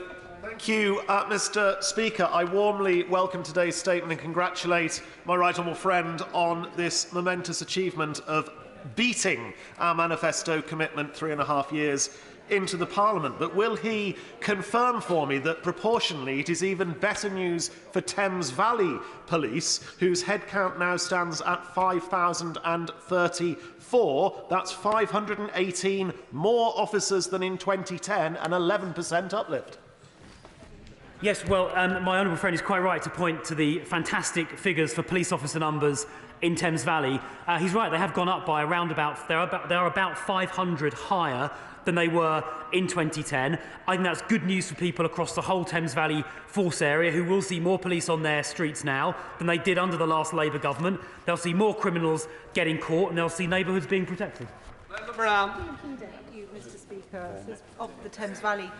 My constituents will be listening to this, and some of it will be ringing hollow, because their own experience right now is that in the Thames Valley, 174 crimes go unsolved every single day. And just next door in Gloucestershire, of course, the new Justice Secretary's backyard, if they do call the police, it takes on average over 18.5 hours for them to respond. Those are shameful figures. Does he agree with me that the real litmus test here is what day-to-day experiences of our constituents should be, not these boastful numbers? Well, I mean, I think the numbers are important, and of course, if the numbers have gone down, I think members opposite will be the first to complain about it. So the fact that there are now 500, around about 500 more officers in Thames Valley than there were under the last Labour government is very significant and is very important. And we do expect them to be responding to crime quickly. We expect them to be protecting neighbourhoods and getting prosecutions up. That is precisely why we've gone through this enormous recruitment process. Teresa Villiers. Really good news that the Conservatives are delivering these 20,000 officers, and they'll need somewhere to work. So will he ask the Mayor of London to scrap his police station closure plan so we can save Barnet Police Station? Well, I certainly join my right honourable friend in calling for Sadiq Khan, the Mayor of London, to reconsider his unwise plans. As I've said, the Metropolitan Police has by far the highest per capita funding of any force in the country, and I don't think any of us want to see police stations closed down, so I certainly join her in calling on Sadiq Khan to reconsider. Owen. Thank you, Mr. Speaker. Any extra police officers after years of devastating cuts are of course welcome, but this isn't just about numbers, this is also about quality and experience. So can the Minister please confirm how many of these police numbers are student officers, not yet qualified, like the 300 in Bedfordshire? And does he agree that Luton, Bedford and Dunstable are clearly not rural areas. So when will the farce of funding Bedfordshire Police as a rural force end, so that the police finally have the resources to keep people safe in Luton? Well, as I'm sure she knows, Bedfordshire Police have some additional support through the Police Special Grant, giving them additional money, particularly to fight organised criminality. And in fact, I was corresponding with Bedfordshire's excellent Police and Crime Commissioner on that topic just recently. I'm glad she raised the question of police officer numbers in Bedford, because I can see here from these figures that Bedfordshire has around about 200 extra officers compared to under the last Labour government. How many of them? I congratulate the Minister on delivering more police officers than we promised in our manifesto. There's much to welcome here. He points out that crime is now half the level it was in 2010, despite Labour voting 44 times to stop us introducing tougher penalties on violent offenders. I particularly welcome the extra 1,000 officers for Essex and 83 for Southend. Would he also join me, though, in congratulating Roger Hurst, our excellent Police and Crime Commissioner in Essex? In Essex, we've seen antisocial behaviour down by 55%, burglary down by 45%, and murder down by a third. Isn't it true that the Conservatives are keeping our streets safer? Yes, it is. First of all, I'm delighted to note that Essex has 150 more police officers than it did under the last Labour government. I think the Police and Crime Commissioner, Roger Hurst, and Chief Constable BJ Harrington are doing a fantastic job in reducing crime in Essex. And on the question of being tough on crime, I meant to say in response to the Shadow Home Secretary, I was shocked in Bill Committee a year or two ago when the Labour members voted against a clause specifically to keep rapists in prison for longer. I think we know who's on the side of victims here. Margaret Greenwood. Side still has over 300 fewer police compared to in 2010, and this has very serious life implications for the safety of our communities and also for police morale. A recent survey of police officers on Merseyside carried out by the Police Federation found that 17% of respondents said that they had an intention to resign from the police service either within the next 2 years or as soon as they can. So what steps will he take to improve the morale of police officers and boost retention and boost the numbers on Merseyside? Yeah, well, I'd like to pay tribute to Chief Constable Serena Kennedy, who is leading the Merseyside force. I was up in Merseyside in Liverpool just a few weeks ago meeting officers. On the police recruitment programme in Merseyside, their target was to recruit an extra 665 officers. In fact, they've recruited 724. In terms of people leaving the police, we've surveyed the recent police uplift officers. We've surveyed thousands of them, and around about 80% are very satisfied with the job, and a similar proportion intend to make policing their long-term career. In terms of supporting and looking after police officers, I chair the Police Covenant Wellbeing Board, and there are a number of initiatives, I haven't got time to list them all now, but a number of things we're doing to make sure serving and former officers get looked after and morale is maintained. Well, 20,000 more officers across the country is a fantastic achievement. It's a Conservative promise made and delivered. And it will help, obviously, in Cleveland to make sure that antisocial behaviour can be cracked down on, drawing on our new antisocial behaviour strategy. Does he agree with me that cracking down on problem areas like the Norfolk shops in Berwick Hills is exactly the kind of activity that more officers will enable us to deliver? Yes, I agree completely with my right honourable friend. That is exactly the kind of thing these officers will do. Cleveland had a target of 239 extra officers to recruit. They beat that target. They recruited an extra 267 since 2019, and I'm sure those 267 new officers will be on patrol in exactly the place my right honourable friend would like to see them. Andy Slaughter. Thank you, Mr. Speaker. My constituents feel under siege from drug dealers, antisocial behaviour and online fraudsters. They will feel insulted by the Minister's attempt to whitewash his government's record. Why did he destroy neighbourhood policing? And why does he ignore fraud, which is 40% of crime and gets virtually no policing resources? Well, first of all, the Metropolitan Police, as I've said, have record numbers. They're up to 35,411. They've never in their history had more officers, and had the Mayor of London used all of the funding available, they'd have about 1,000 more. So that's a question perhaps the member for Hammersmith might like to take up with Sadiq Khan. We do want to see more action on antisocial behaviour. That is a fair comment. That's why we've launched an antisocial behaviour action plan, and an updated fraud action plan, another important area, is going to be delivered by the Home Secretary and the Security Minister very shortly. Henry. Thank you, Mr. Speaker. I wholeheartedly welcome the Minister's announcement on the extra 20,000 police officers. It will benefit the people of Broxtowe, which currently has a significant problem with antisocial behaviour in Beeston and Chilwell. Will he also comment on the military service leavers pathway into policing course, first set up in Nottinghamshire by the Police and Crime Commissioner and Chief Constable? So ex-military personnel with similar values to police of sense of duty, teamwork and public service will increase those numbers still.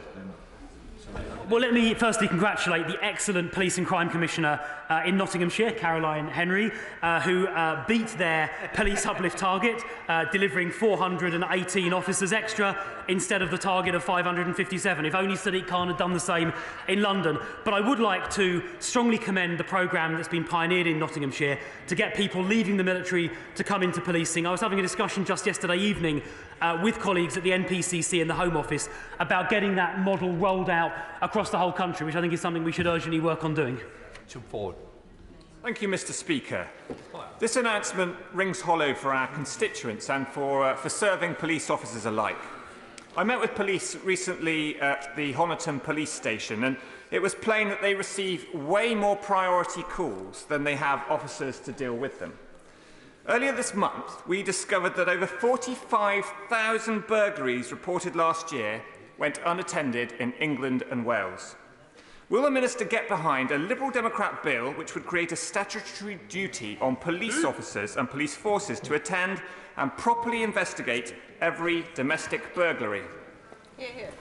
Well, firstly, I'd like to congratulate the excellent Police and Crime Commissioner, Alison Hernandez, in Devon and Cornwall for delivering record-ever officer numbers, 3,716 in Devon and Cornwall, nearly 100 more than the peak under the previous, or the number in March 2010.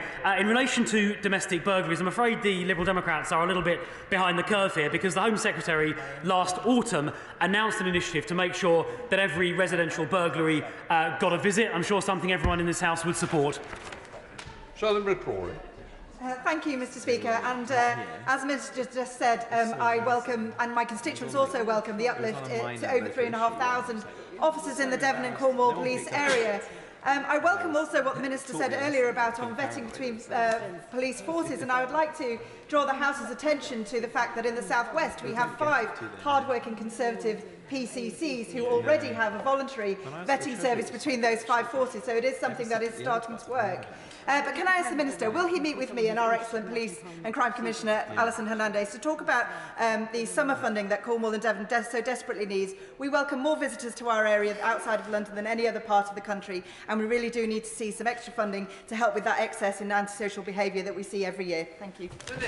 Well, I'm very aware of the financial and policing pressures that summer tourism creates in places like Devon and Cornwall, but also places like the Lake District and Dorset and many other parts of the country as well. It's something we do plan to address in the new police funding formula we intend to consult on. But of course, in the meantime, I'd be delighted to meet with my honourable friend and the fantastic Police and Crime Commissioner for Devon and Cornwall, Alison Hernandez. Mr. Speaker.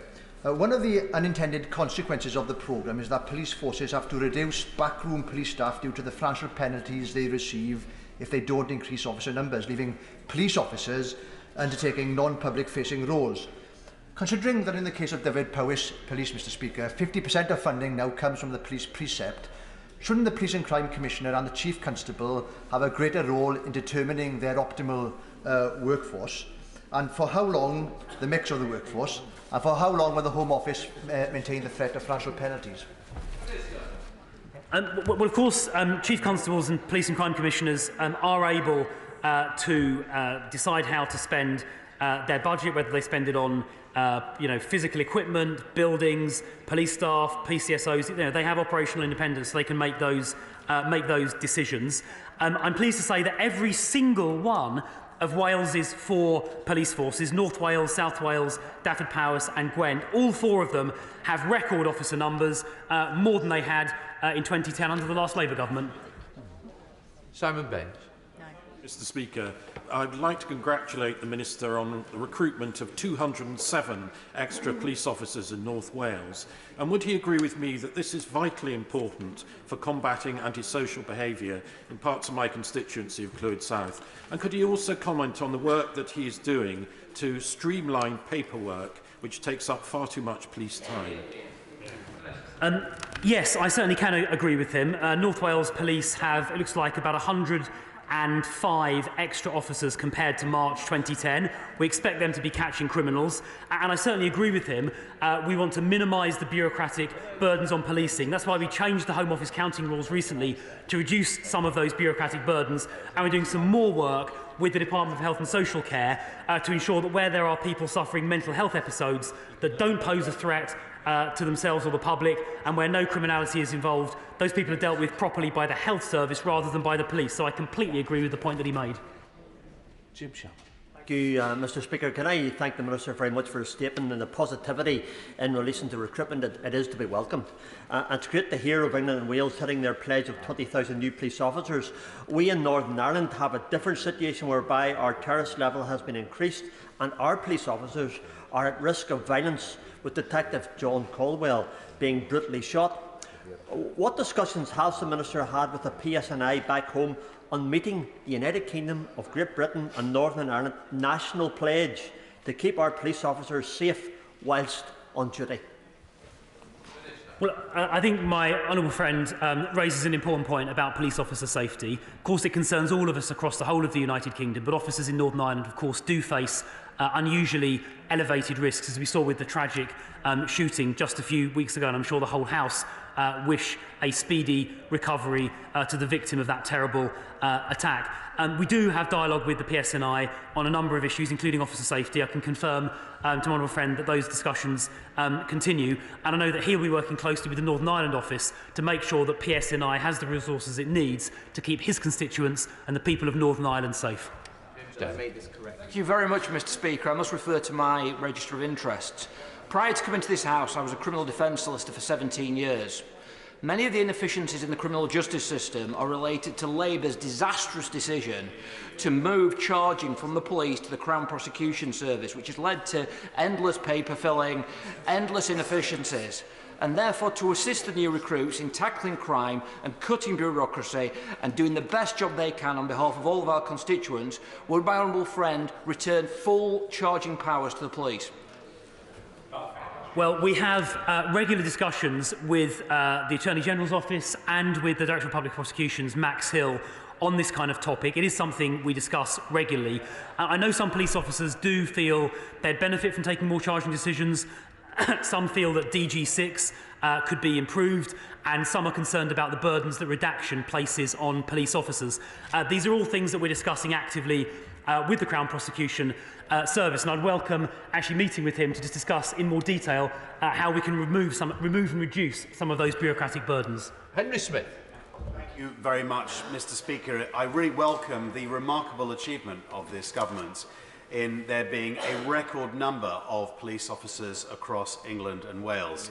In Sussex, the government's uplift since 2019 has resulted in an extra 429 police officers. But will he join me in paying tribute to the Sussex Police and Crime Commissioner, Katie Bourne, who, after 10 years of remarkable service, has achieved an additional 250 extra police officers recruited in Sussex as a local initiative on top of the government's uplift? Well, I thank my honourable friend for his question and for the work he does campaigning for police and for the public in Sussex. Katie Bourne, the Police and Crime Commissioner, does a fantastic job. I've met her many times to discuss policing in Sussex, and indeed visited Brighton with her just a few months ago. She's done a great job in recruiting extra officers locally, but more than that, she's also exceeded her police uplift target, delivering 439 extra officers in Sussex, 10 more than the target, which was 429. So huge congratulations to Katie Bourne and our whole team. you, Mr Speaker. Can I welcome today's statement in that not only have the government fulfilled the manifesto pledge of an extra 20,000 extra police officers since 2019, but that the national police force has increased by 3,542 police officers since the 2010 levels. But does the Minister share my frustration that at every single opportunity the Labour Party have voted against measures to bring out tougher sentences, which I'm sure the police officers would want to see implemented, particularly to do with violent and sexual offenders?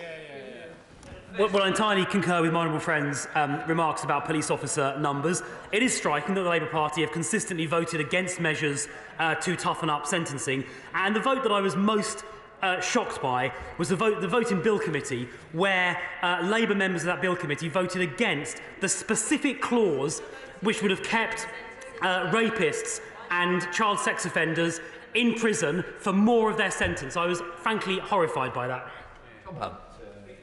Speaker, I welcome the 201 extra police officers we're going to get in Suffolk since 2019. However, Josh, who runs Essential Vintage in Ipswich, he set up about over a year ago, but he's closed his door. In the last 2 to 3 months, he's lost around 600 to 700 quid in items stolen from his shop. He's closed his doors because he's had enough. Does the Minister agree with me that there is a responsibility on Suffolk Police to look at the footage that he shared with them, which is clear? I've looked at the footage, investigate it properly and punish those found guilty, because the thieving is debilitating for a town centre, it's debilitating for local businesses. So I welcome this, but does the Minister agree with me on those key points? Yes, I do.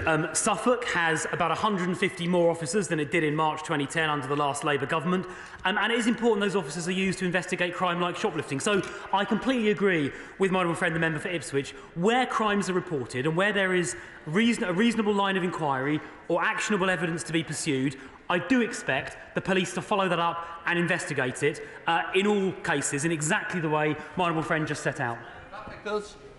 Speaker, I welcome the news that there are now already 267 more police on Cleveland streets. Some years ago, our then Labour PCC closed our community police base in Elmtree. But since then, I've been working with local Conservative councillors, our new Conservative Police and Crime Commissioner, police and stakeholders to secure a new community police base in a shared space on Bishopton Road. Does my honourable friend agree that such a base in the community will allow the police to be more visible and spend more time in Fairfield, Bishopsgarth and Elmtree, Grangefield and Hartburn? Well, that sounds like an excellent initiative to make sure police are based in local communities, and I strongly commend my honourable friend for his work in making that happen, and the local Police and Crime Commissioner. I would urge all members actually to be on the lookout for opportunities to base police locally in the communities. For example, in my own community in South London, in Croydon, we've now got police based in Purley Fire Station to get them closer to the local community, and I think any member of Parliament, either side of the House, can be on the lookout for those kind of opportunities to make sure police are based as close to the communities they serve as they possibly can be. Final question, Sally Ann Hart. Thank you, Mr Speaker. I'm afraid I'm an echo. Sussex Police, under the leadership of Conservative Police and Crime Commissioner Katie Bourne and the Chief Constable Joe Shiner, both wonderful women, have increased the number of police officers by 429 through the National Uplift Programme and 250 officers through the local precept, beating the government's uplift targets and helping reduce crime in Hastings and Rye. Please can I join you in congratulating them both? Well, I think that's a good note to end on, Mr Speaker. Yes, I think both Police and Crime Commissioner Katie Bourne and Chief Constable Joe Shiner, both of whom I've met, have done a fantastic job in Sussex, protecting the public, beating crime, and that is something I hope the entire House can get behind. Right, that completes the stuff. No, you've got to come after. Sorry. Please, you'll understand why. I now call Stephen Flynn to make an application for leave to purpose a debate on a specific and important matter that should have urgent consideration under the terms of Standing Order number 24. The Honourable Member has 3 minutes in which to make such an application. I remind members there are no interventions. I now call Leader of the SNP, Stephen Flynn. Thank you very much, Mr Speaker, and I do indeed seek leave to propose that the House debate a specific and important matter that should have urgent consideration, namely scrutiny of the illegal migration bill.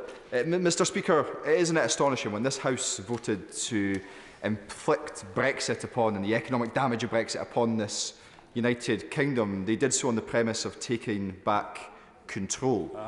Well, where is taking back control when it comes to the illegal migration bill? Because at previous reading, there was in excess of 300 amendments and around 30 or so new clauses in this House. Members of this House, democratically elected members of this House, were given just 12 hours to consider them.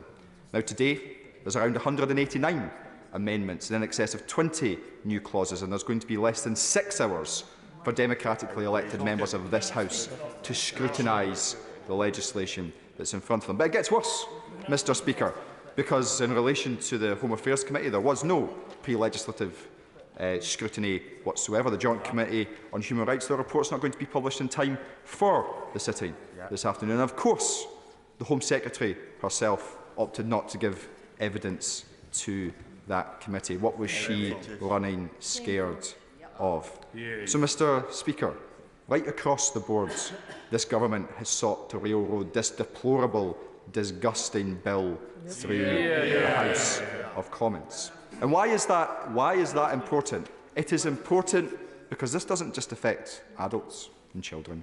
It affects asylum seekers and refugees, and indeed those who've been the victim of trafficking. The victim of trafficking. Now, it's quite clear that this bill in its current form would breach the UN Convention on Refugees, and there's significant concerns across the House and in wider civil society about its ability to align with the ECHR too. That should concern everyone in this House. It should concern everyone across the UK, not just because of the legal impact of that, but because of the reputational damage that this UK government here in Westminster is seeking to undo. They are seeking to do the unforgivable, to impose their draconian, dreadful views on some of the most vulnerable people in society. We will continue to oppose this bill in every way, shape and form that we can, and I sincerely hope that the House of Lords, the other place, Mr Speaker, to which I am no fan, but I hope that they are able to grow a backbone and throw the bill out in its entirety. Thank you, Mr Speaker. The honourable member asks leave to propose a debate on a specific and important matter that should have urgent consideration, namely scrutiny of the illegal migration bill.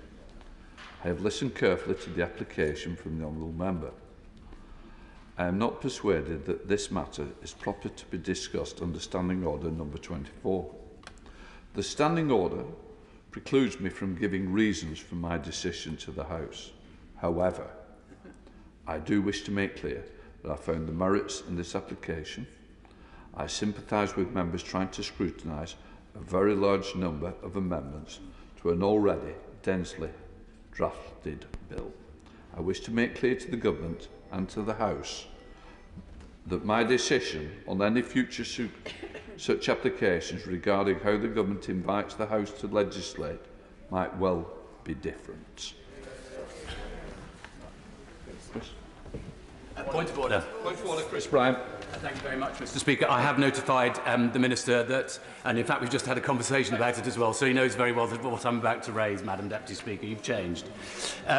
The Immigration Minister told the House on the 19th of December the backlog of asylum cases was 450,000 when the last Labour government handed over to us. But the UK Statistical Authority has written to the Minister and the Prime Minister to say that this is not true and that they should correct the record. I've been trying to get to the bottom of this ever since, so I've written 2 letters to the Minister and tabled 2 parliamentary questions, and to be fair to the Minister, he's responded remarkably quickly. But the first PQ asked how many asylum applications were awaiting processing in A, June 2010 and B, December 2022. He did not reply with a direct answer, but with a reference to a lengthy data set. It did include a figure for December 22, 166,621 backlog, but not for 2010. So I tabled another question. How many asylum applications were awaiting progressing in June 2010, i.e. when the Labour government handed over to the Conservatives? Again, he did not reply with the direct answer, but with the reference to the same dataset, which provides 543 separate lines for asylum backlogs from different countries in 2010. Now, fortunately, I got an A in my O-level maths, so I've added the 543 lines up, and it comes to 18,954. So that would be the correct figure for 2010, not 450,000, as the Minister said. Now, Madam Deputy Speaker, you yourself in the Chair have ruled earlier on this year that when ministers reply, they should not only do so swiftly and fully, but ideally that their answers should be freestanding.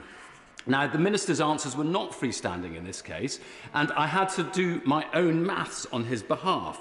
Can you confirm, therefore, that ministers should not attempt to obfuscate in their responses, but should answer the question as directly as possible? I know the Minister would want to make sure that the House has the most accurate information possible.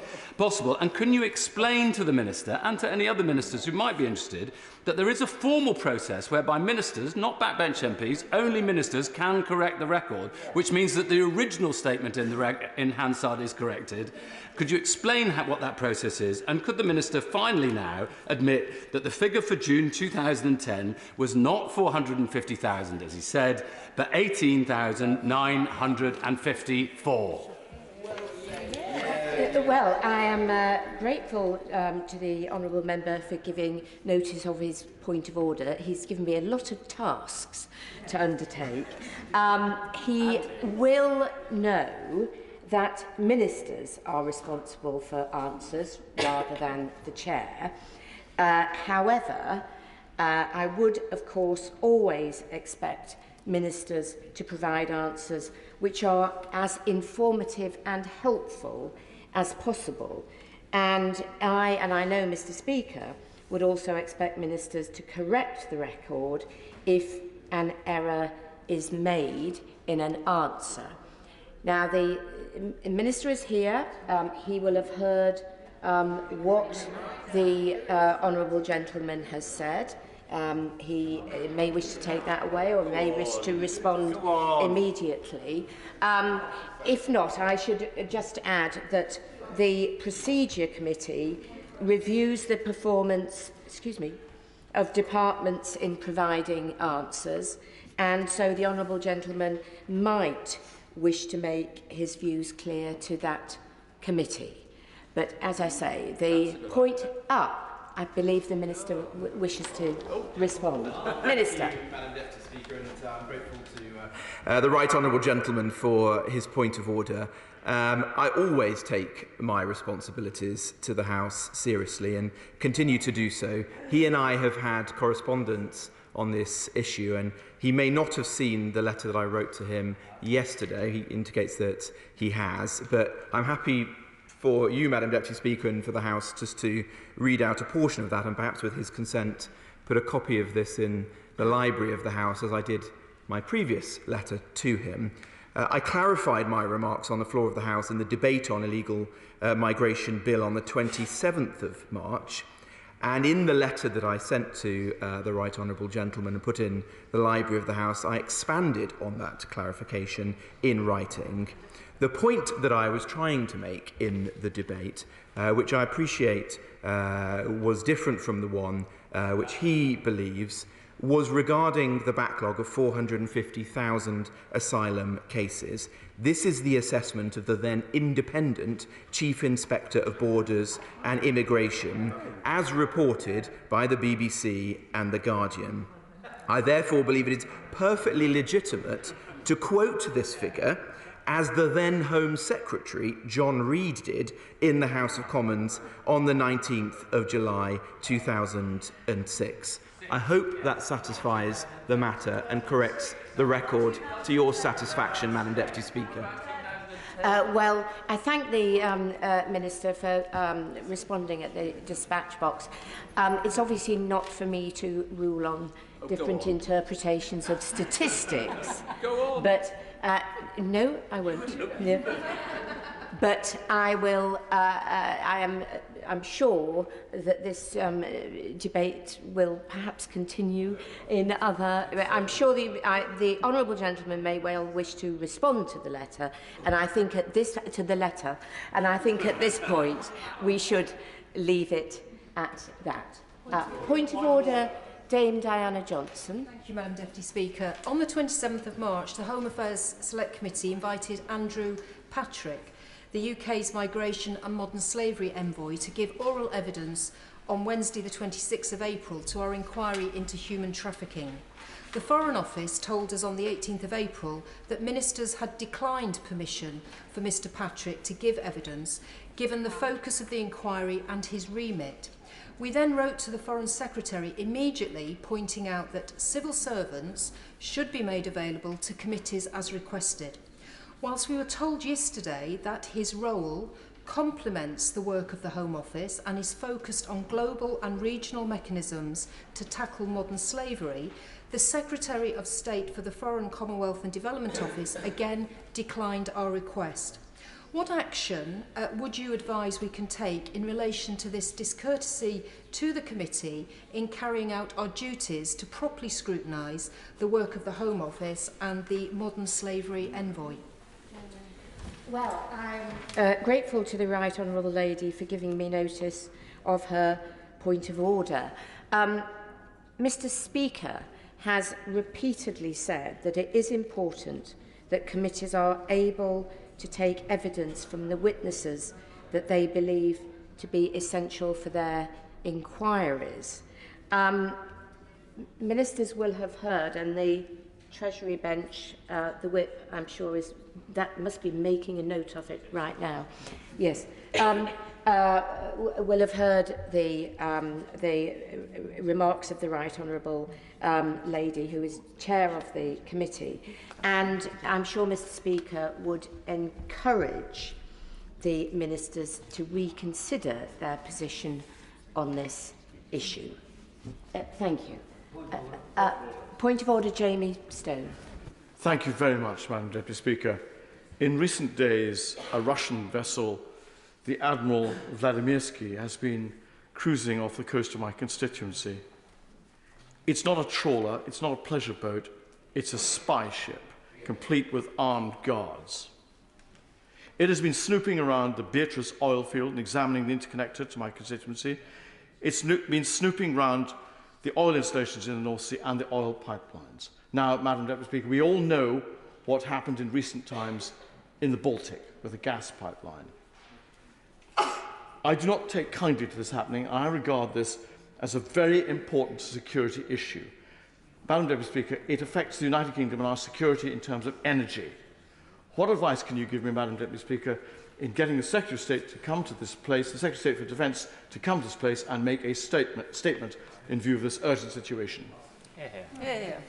Well, the honourable gentleman is an experienced member of this House, and I'm sure that he knows that there are routes where he can request a statement to be made, but I have to tell him that at this point we have had no notice of a statement. But again, his comments will have been heard, and I'm sure that they will be fed back to the Secretary of State. Thank you. Point of order, Peter Bone. Thank you, Madam Deputy Speaker. I'm afraid I couldn't give you notice of this point of order because it follows the SNP's SO24 application.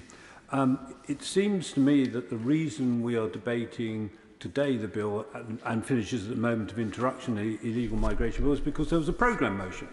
Now, when I first came to the House, Madam Deputy Speaker, I routinely voted against programme motions, and it seems to me that it's a very good thing that we debate things at length, and I'd have been quite happy to sit through the night on this issue. But the problem, Madam Deputy Speaker, unless I'm mistaken, is these wretched programme motions that keep putting down and the House keeps voting for. Is that correct? Well, I thank the honourable gentleman for his point of order. He is correct to say that there was a programme motion. I believe that the SNP did vote against it. However, the programme motion has passed. He was a deputy Leader of the House. I understand, yes, I recall very well his time as Deputy Leader.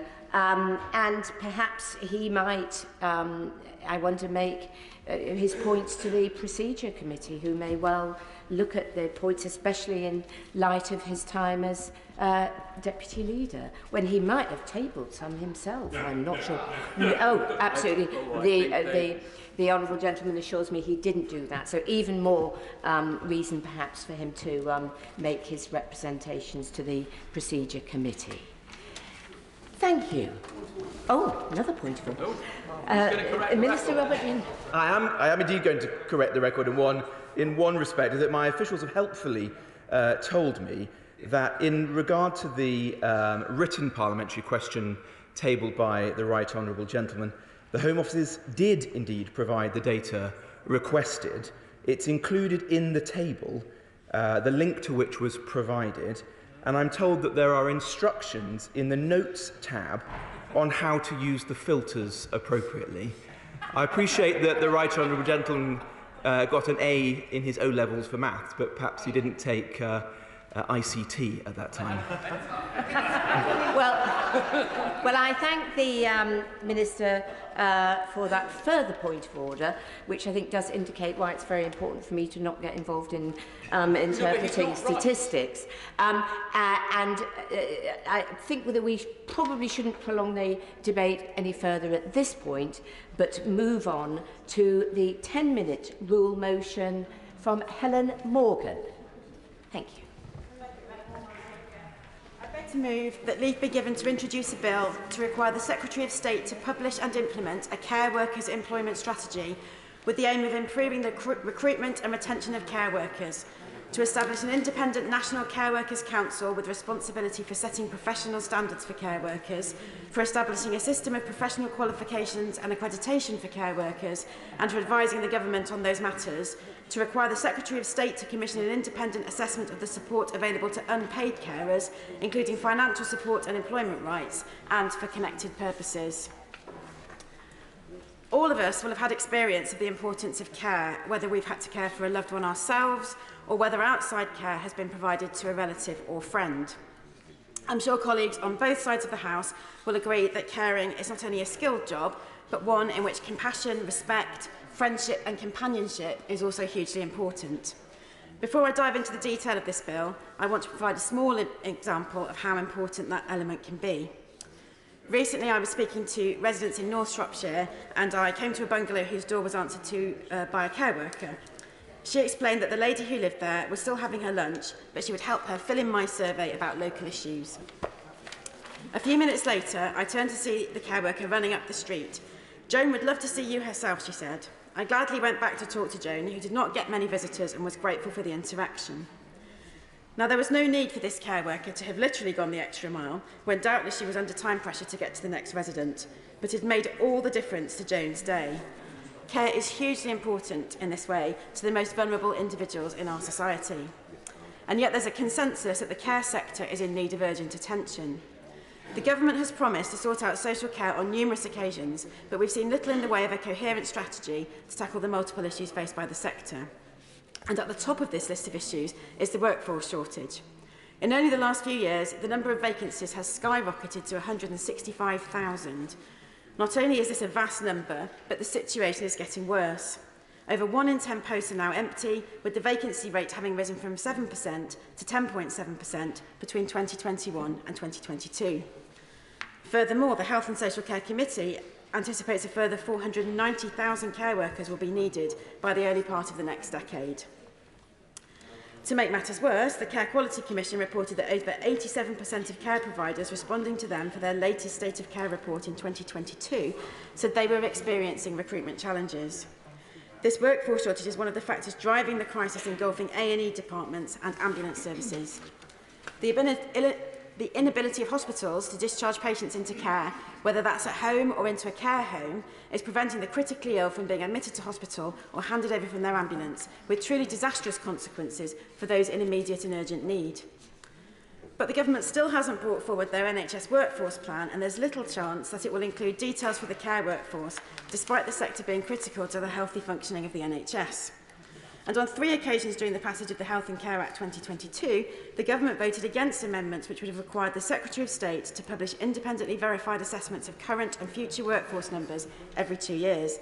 They've not even engaged with the scale of the problem.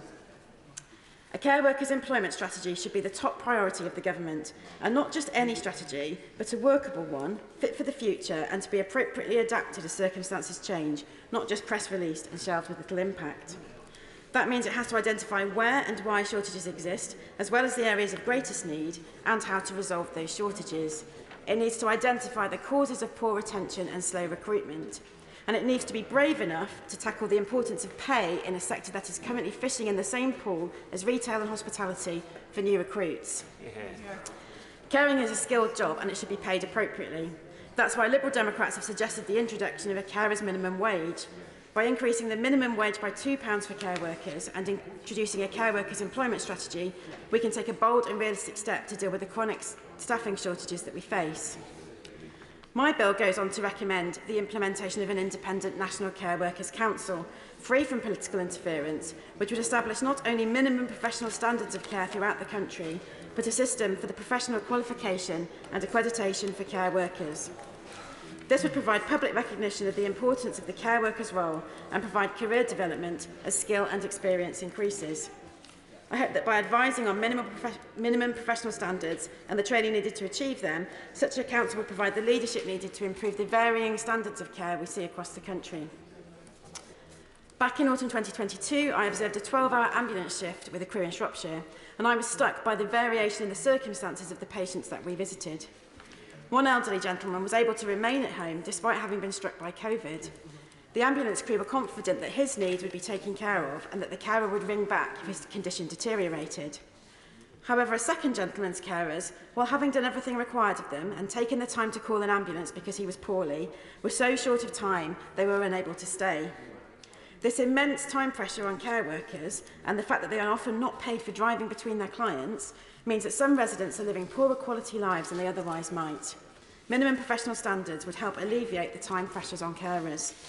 And it would also reduce the burnout and frustration care workers must feel when they are forced to rush through their work faster than they would like. It's important also to recognise that care is not a one-size-fits-all profession and that there are different skills and experience which have huge value in the sector. Recently, I met with the CEO of a not-for-profit organisation providing care for adults with learning disabilities. The care workers in this organisation provide often lifelong care to individuals with high levels of need, and their excellent skills are in an ever-decreasing supply.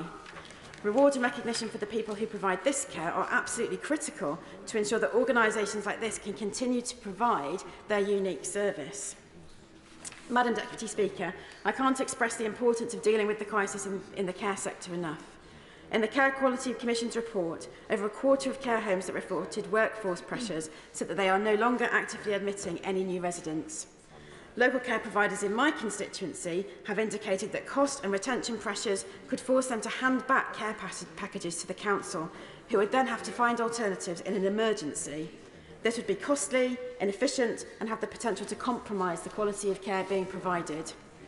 And as our population ages, this is an unacceptable state to be in. A strategy to resolve it is needed right now. I also want to talk about the army of unpaid carers that so often slip under the radar. These people have often had to scale back or give up their paid employment, in many cases because there isn't another available or affordable service. High-quality care is valuable, and unpaid carers contribute a huge amount to the economy, which is unrecognised. Carers UK's latest estimate is that carers save the economy nearly £193 billion per year, a huge amount that should not go unrecognised. My bill would require the Secretary of State to commission an independent assessment of the support available to all unpaid carers, including their financial support, as well as the employment rights needed to enable them to care. It's essential that the government receives the best possible information and advice to ensure that those who care in our society are not forced to suffer themselves, and an independent assessment would provide this. Before I conclude, Madam Deputy Speaker, it's essential to remember why this matters. At the heart of the care system are people in need of assistance. Whether they are elderly or in poor health or have lifelong disabilities, those requiring care should have the right to live in dignity, knowing that their needs will be met sensitively either by a loved one or by a caring professional. We can no longer ignore the crisis engulfing the care sector and the impact that a shortage of care workers and well-supported unpaid carers will have on those who are most in need. As our care needs increase by the year, we must act now to ensure that we continue to be able to provide the high-quality care that everyone in our society deserves. Thank you. The question is that the honourable member have leave to bring in the bill. As many as are of that opinion say aye. Contrary, no. I think the ayes have it, the ayes have it. Who will prepare and bring in the bill? Helen Morgan, Sir Ed Davey, Tim Farron, Sarah Olney, Sarah Green, Vera Hobhouse, Richard Ford, Layla Moran, Daisy Cooper, Jamie Stone, Christine Jardine and Minerva Wilson.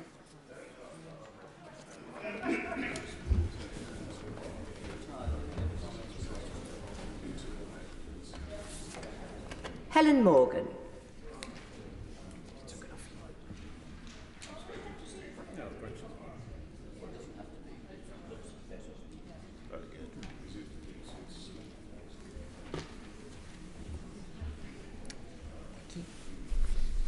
Carers and Care Workers Bill. Second reading what day? Friday the 24th of November. Friday the 24th of November. Thank you. The clerk will now proceed to read the orders of the day. Illegal Migration Bill, as amended in Committee of the Whole House, to be considered. Now. We begin with Government New Clause 17, with which it will be convenient to consider the other selected new clauses and amendments as listed on the selection paper. I call Minister Jenrick to move Government New Clause 17. Thank you, Madam Deputy Speaker. And with your permission, can I take this opportunity on behalf of the Home Office to pay tribute to those Border Force officers who have nobly volunteered to serve in Sudan this week to support British nationals and others as they're being processed and swiftly returned to the United Kingdom. The Home Secretary and I want to praise their professionalism and sense of service and duty.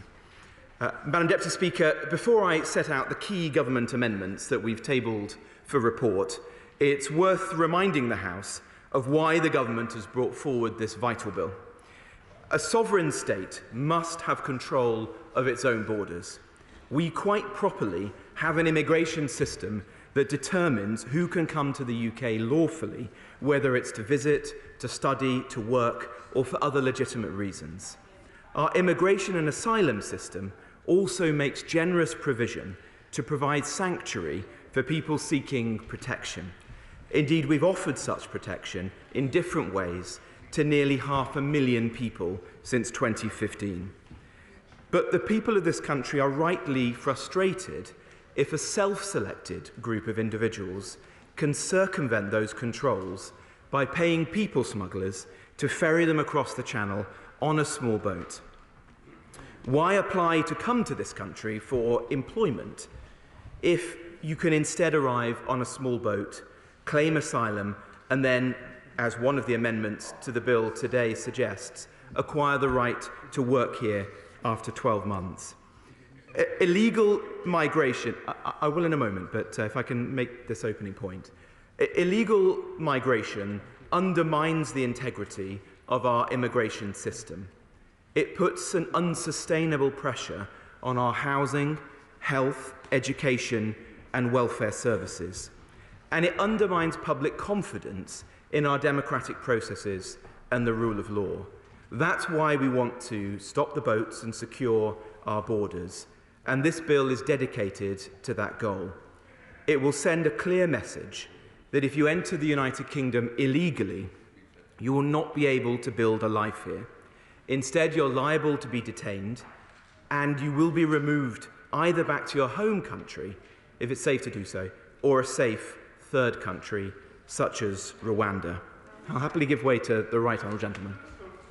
Asking the House to believe that it would act as a pull factor, that people will come here on the basis of the possibility that we might pass an amendment giving asylum seekers the right to work. Because if that's the Minister's case, even by his standards, it's particularly poor.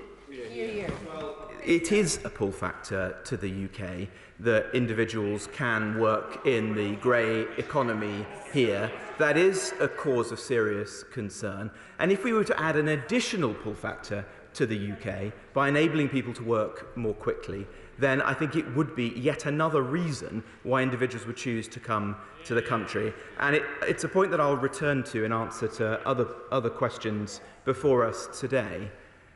But the vast majority, I won't give away at the moment, the vast majority of those individuals coming on small boats are coming from an obvious place of safety in France with a fully functioning asylum system. So they're choosing to make that additional crossing.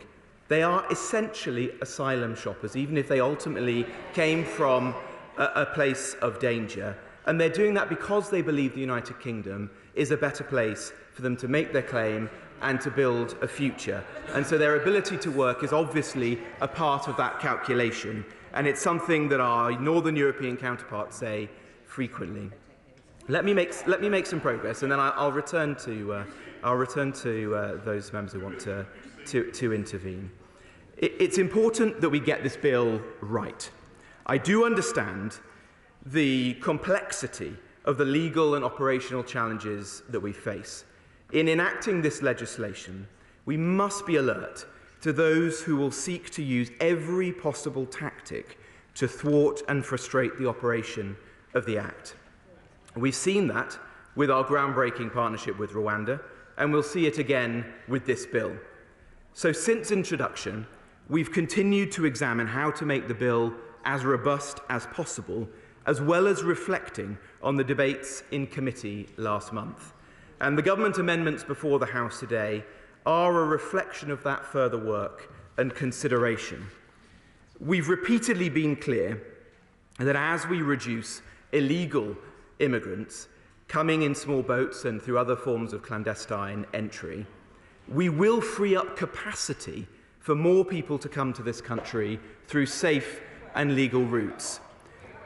Well, I'll give way to well, let me give way to the Honourable Lady, because she's been, right Honourable Lady, she's been waiting on him. Capacity. We know from 2021 that 71% of asylum claims were successful. A further 47% were successful on appeal.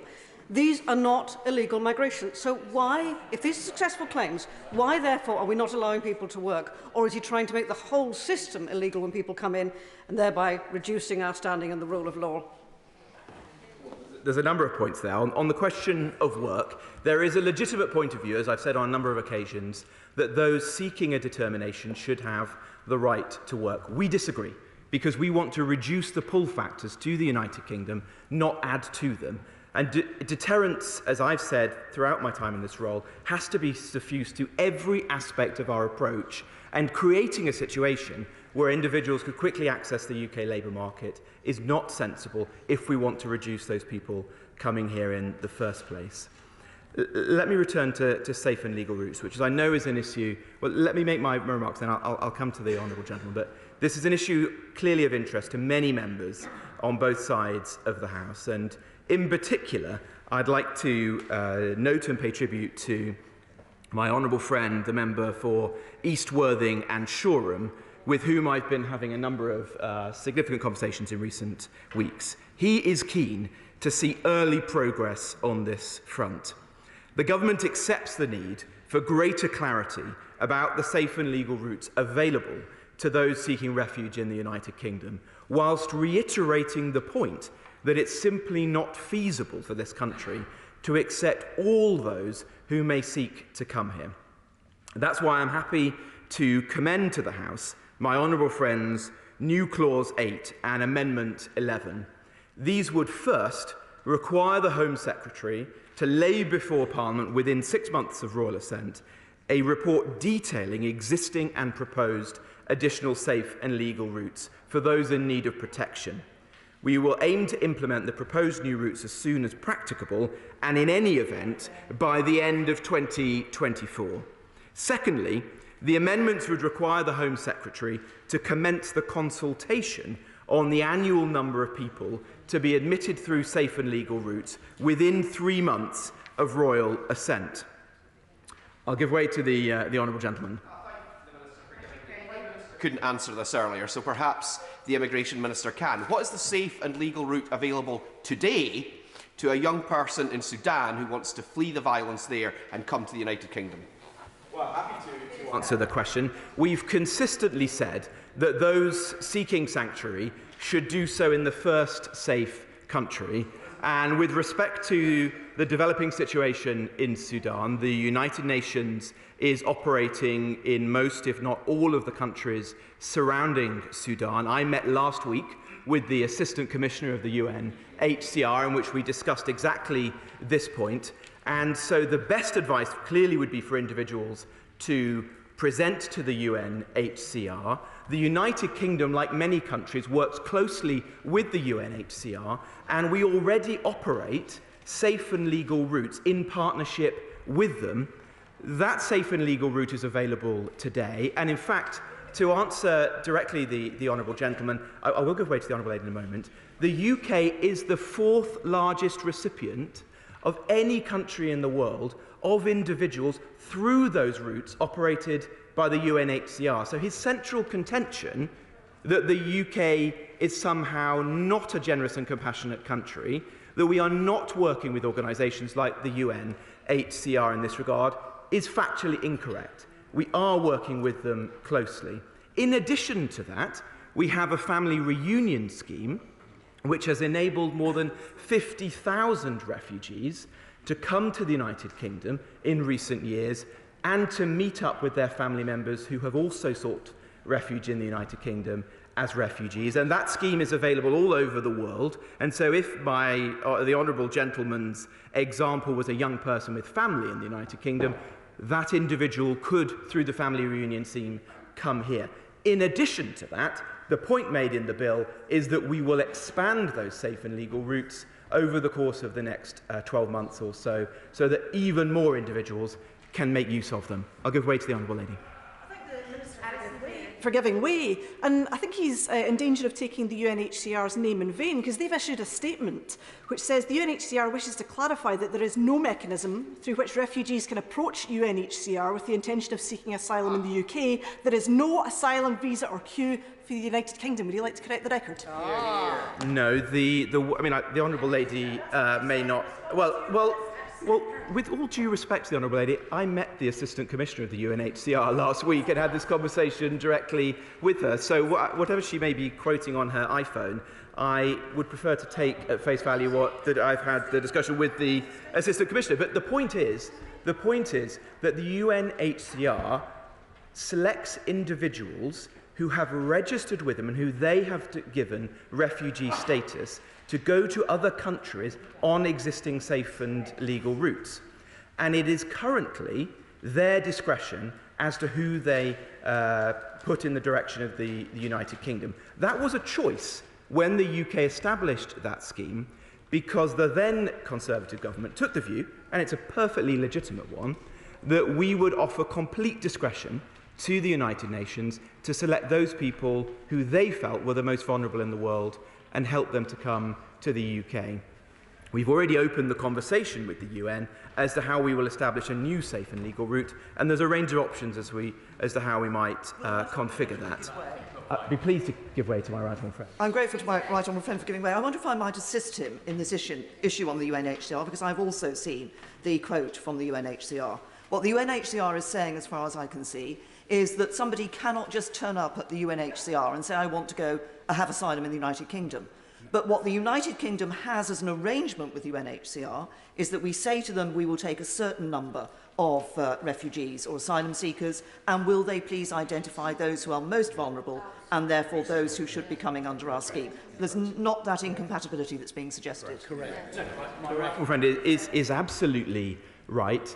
And of course, that is a choice by the UK as to how we structure any safe and legal route, whether we work with the United Nations or indeed any other organisation. It's not impossible for the UK to say that we wish to take individuals from particular countries or regions, but the choice, and as I say, I think it was a perfectly valid one in the recent past, was to give that discretion to the experts at the UNHCR rather than to fetter their discretion. I'll give way to... I'm not right honourable, but anyway, thank you. I'm very, very grateful to the Minister. Can I just take us back to the issue of people in Sudan at the moment, because he referred to brave officials from his department who are out there.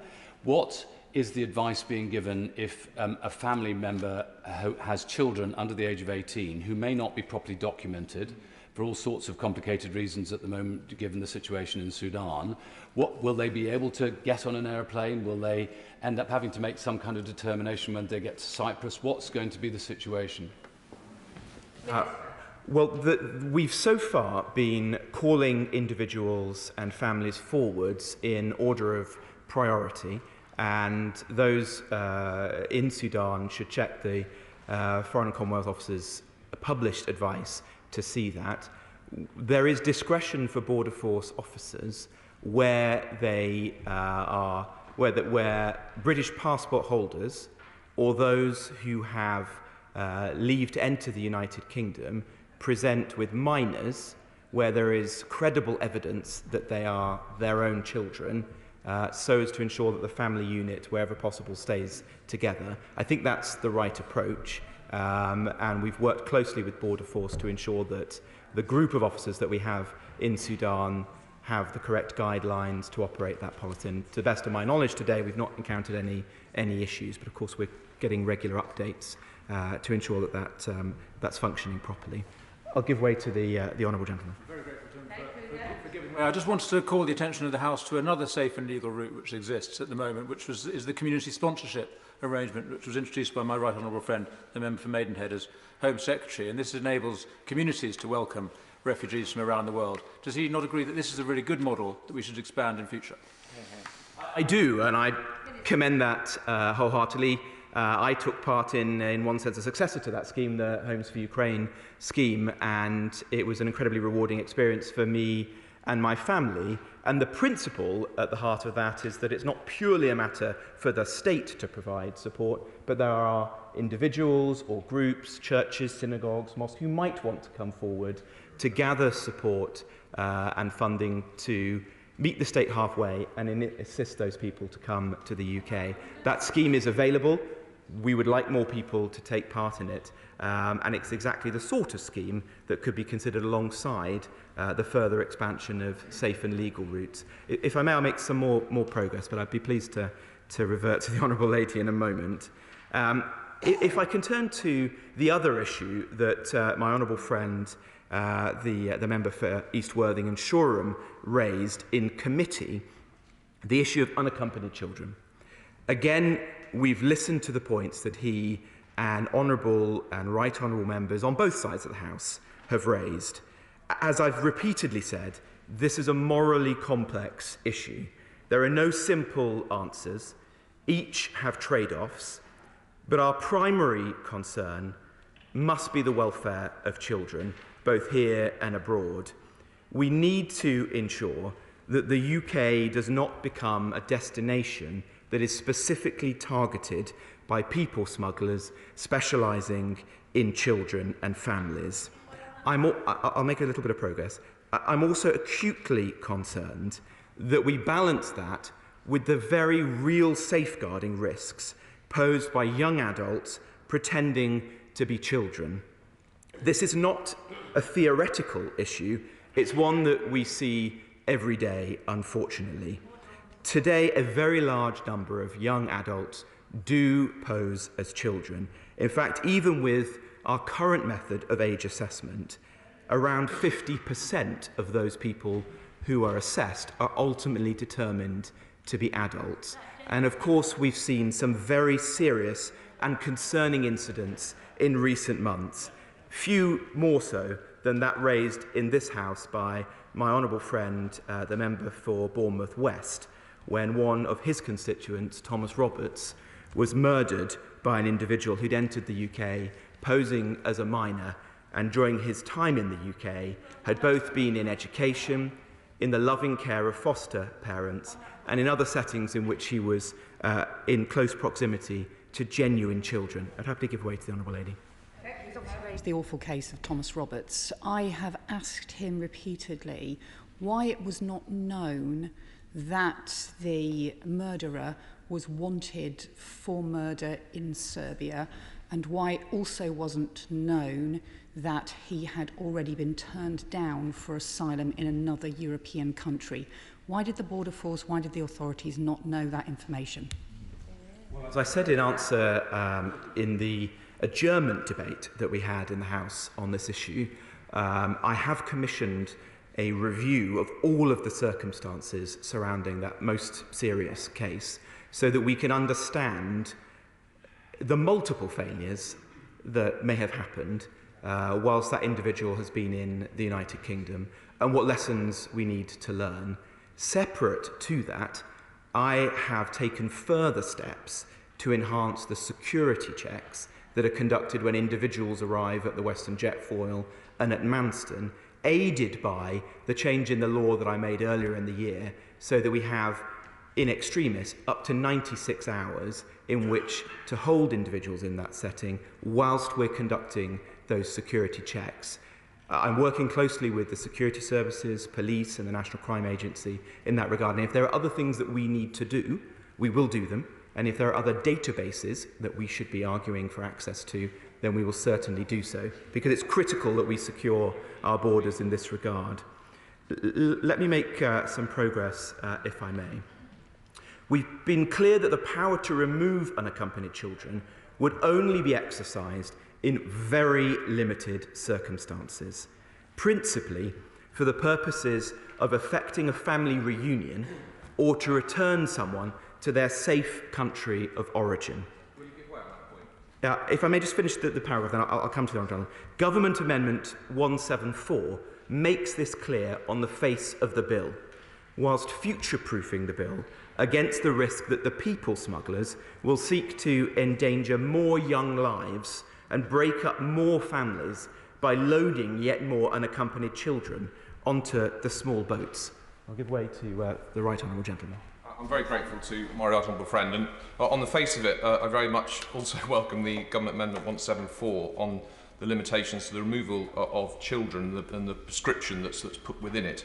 However, he's alluded to the fact that further down in that amendment, it sets out that the Home Secretary can pass regulations to set out any other circumstances at a later date. Is he referring to changes to the way that the people smugglers may operate? Will this be an affirmative procedure in Parliament? And what sort of circumstances does he anticipate we may be dealing with? Well, what we do know with this situation is that it is a fast-moving one, and that the people smugglers are individuals and businesses that will stop at nothing and stoop to no new low. And so what we want to do is retain a degree of discretion, of course accountable to Parliament, and we would ensure that it is an affirmative procedure, so that this would have to, or at least would be an opportunity for Parliament to debate this should there be concerns with the approach of any future Home Secretary. But let me be clear that the government's position is that we only see today the use of this power being for those two very limited and I think understandable and sensible suggestions. They are two routes that are used today judiciously. We do, although it's very hard to do this, seek to reunify unaccompanied minors with their family members and succeed in a small number of cases. And we do remove minors from the UK back home to safe countries, always making sure that social services or appropriate authorities are awaiting them on their return. Those things happen today, and we want to see that they continue, and if anything, that we take further advantage of them. I'll give way to the Honourable Lady. Right. I think nobody in this House will disagree that we need to stop the people smugglers, but I worry that the government's focus is too much on the people smugglers rather than the damage that it's caused to vulnerable children who are already traumatized, and the whole process that the government is proposing is re-traumatizing already deeply traumatized young people. Well, on the broader point, let me reassure her that as a parent, both myself, the Home Secretary, and the Prime Minister gave these questions a great deal of thought, and our motivation was the best interests of children. We don't want to see children being put into dinghies and seeing their lives placed in danger. And when you do see that, that is a harrowing experience that lives with you. We have to take these steps to ensure that when we operate, I will give way to the Honourable Lady, when we operationalise the scheme that's at the heart of this bill, the UK isn't then targeted by people smugglers specialising in families and children. I'll give way to the Honourable Lady. Giving way. On that question of children, I think everyone is absolutely agreed at the compassionate expression that the Minister has expressed. But in Kent, we do take the majority of the unaccompanied children to look after. Does he agree that the safest place for those children is to be in the care of the French authorities and not on those boats in the first place? And how will this bill assist with that? The key element at the heart of this bill is deterrence.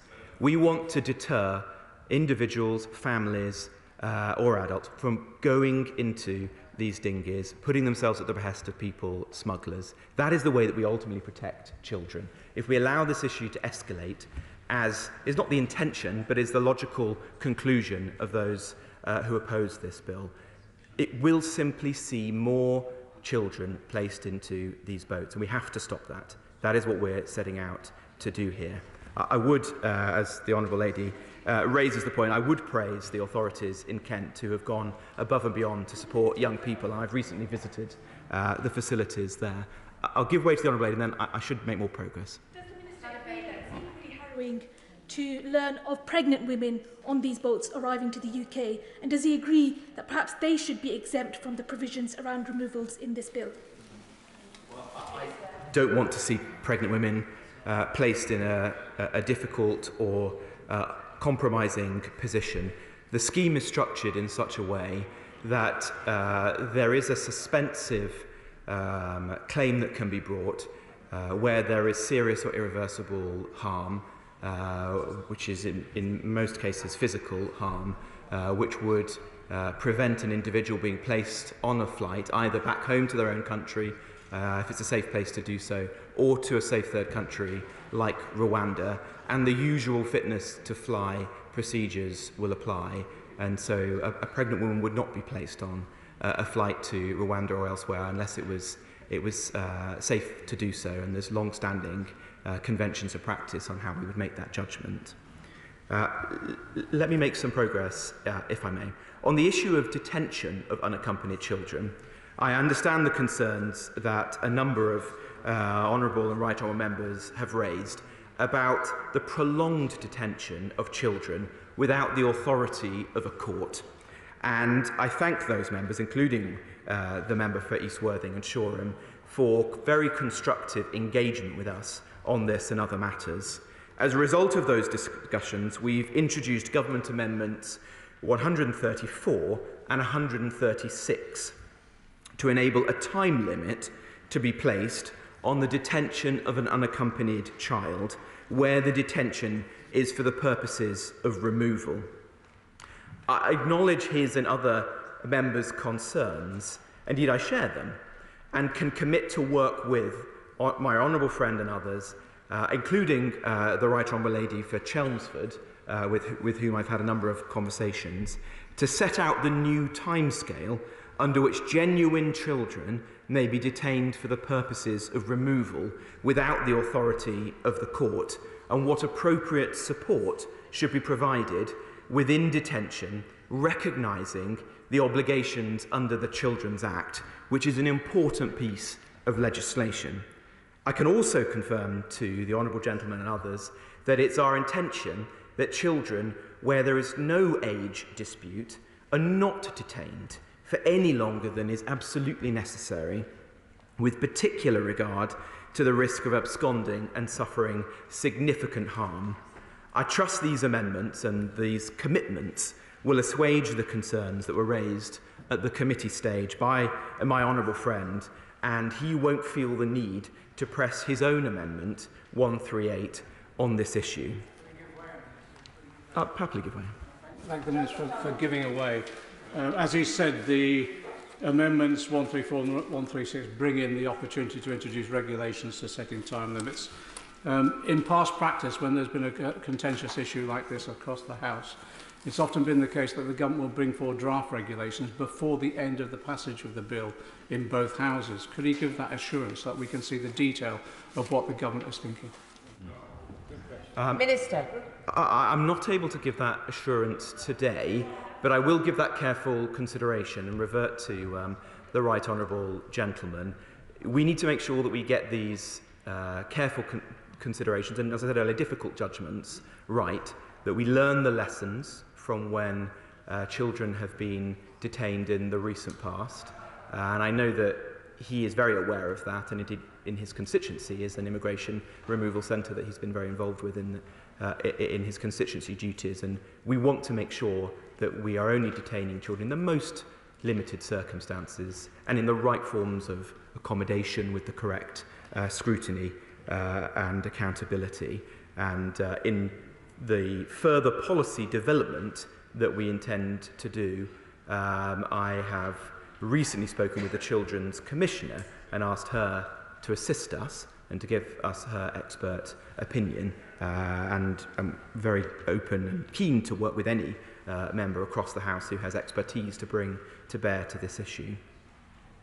And if I may turn to the question that was raised in committee stage regarding modern slavery, the Amendment 4, in the name of my right honourable friend, the member for Chingford and Woodford Green, and supported by, amongst others, my right honourable friend, the member for Maidenhead, both of whom are international champions of this issue and played critical roles in establishing the UK as a leading force in modern slavery prevention and the protection of those who've proven to be victims. This issue, this relates to the issue of modern slavery, and it's an issue that's also addressed in the Amendments 12 and 16 from the Right Honourable Member for Normanton, Pontefract and Castleford, and Amendments 73 and 74 from the Member for Glasgow Central. The bill is intended to stop the boats. People are risking their lives by making dangerous crossings, as well as putting unprecedented pressure on our public services. Amending these clauses to create exemptions that could lead to abuse of our modern slavery protections and risk undermining the very purpose of the bill is obviously something that we need to think very carefully about. But I understand, of course, that my right honourable friends from Chingford and Woodford Green and Maidenhead and others, in the preparation of their amendments, have thought in particular about how we can prevent individuals who have been in the UK for a sustained period of time from being exploited by human traffickers, or if they are already being, from being deterred from escaping that modern slavery or raising concerns with civil society or law enforcement bodies. Those are serious issues and ones that I want to take forward with them, listening to their unrivaled expertise through the passage of the bill and seeing if there are ways in which we can address and assuage their concerns. It's for this reason that we will look at what more we can do to provide additional protections to individuals who suffered exploitation in the UK. I would remind my right honourable friends that the modern slavery provisions in the bill are time limited, recognising the exceptional circumstances we currently face in respect of the illegal and dangerous channel crossings. Unless renewed, these provisions will expire 2 years after commencement. They do take advantage of an express provision within the European Convention Against Trafficking that foresaw that there might be circumstances in which there was a sufficient risk to public disorder, a crisis that merited taking this kind of action. The government would argue that we are in that moment now, and for that reason we need to apply this limited exemption. I'll give way to the Honourable Gentleman first, and then of course I'll revert. Thank you, Madam Deputy Speaker. The Minister has quite rightly singled out two of my colleagues with flattery to try and help him, but he didn't single me out, so he's going to get it in the neck. What happens, Minister, if a 16-year-old in Moldova is told that she's got a job in a restaurant in Belfast, she's provided with a Romanian passport, she comes across here on an aeroplane with false documents, but when she gets to Belfast, she doesn't get a job, she's put in a terraced house, forced into prostitution, the lock is on the outside of the bedroom, and she's effectively repeatedly raped. The police break that ring, rescue her. At the moment she gets protection, she gets looked after, she's helped in the prosecution.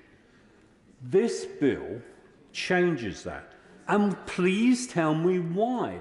Because this person has been trafficked, not on a small boat, and exploited here. So why can't you accept the bill that's in my right honourable friend's name? Because it seems to me there is no risk, Minister. And I want your bill to succeed, but this is... yes, thank you, Madam Deputy. Sorry. Minister. Well, I apologise to my honourable friend for not praising his long-standing interests and the very good conversation that he and I had recently, in which he made exactly the point that he's just raised on the floor of the House. We are concerned about the kind of cases that he raises and about those individuals who are exploited within the United Kingdom. What we are keen to do is to ensure that that is not inadvertently turned into a loophole that would undermine the broader scheme. One of the existing protections within the bill for an individual such as that is the provision that if you are cooperating in a police investigation, then the duty to remove will be suspended. And so if somebody was in exactly the position that he raised, then they should, of course, go to the law enforcement authorities, and at that point the provision in the bill, the safeguard that we put in the bill, would apply, and they wouldn't be removed from the country. I'll give way to... Well, let me go to the right honourable gentleman first. I'm going to speak to the amendment shortly, I'm sure, and my right honourable friend and others. I just wanted to raise one particular point. He talks about inadvertently. I just wonder how the Government Amendment 95 is inadvertent, in the sense that it gives sweeping powers to the Secretary of State to decide whether somebody is genuinely giving evidence, regardless of police. And then the last clause is puzzling to me, which it says the Secretary of State must have regard to guidance issued by the Secretary of State, which is the same person, I think, and I'm not sure quite how that balances out the desire to be balanced on this. That's all I would say. Well, that was a... Minister. Thank you, Madam Speaker. That provision ensures that where an individual has presented to the authorities and the police may have opened an investigation, the police would then make a submission to the Home Secretary, who would then decide whether it was sufficiently advanced for the provisions in the bill to apply. I think that's a sensible safeguard, but this is exactly the sort of issue on which I'm happy to continue to work with the right honourable gentleman. I'll give way to the right honourable lady. I'm grateful to my right honourable friend for giving way and picking up the point that my right honourable friend, the member for Chingford and Woodford Green, has made. I think we were all surprised when we saw Amendment 95 coming from the government, because what Amendment 95 says is not that the police can make an application to the Secretary of State in nice order, and so it says they must assume that the person cannot stay in the United Kingdom unless there are compelling circumstances determined initially by the Secretary of State, endorsed by the Secretary of State, that says that person can stay there. Minister. Well, that is the procedure that I've just outlined. The police forces would apply to the Secretary of State, who would then make the determination that she just described. So I think that is an important safeguard to ensure that there is rigour placed around the issue. I will make some progress, because this is a short debate, and I think it's important that we enable people to make... well, it was only a few moments ago that members opposite were saying this was too short a debate, although I would gently remind them that in both days of committee stage we ran out of speakers.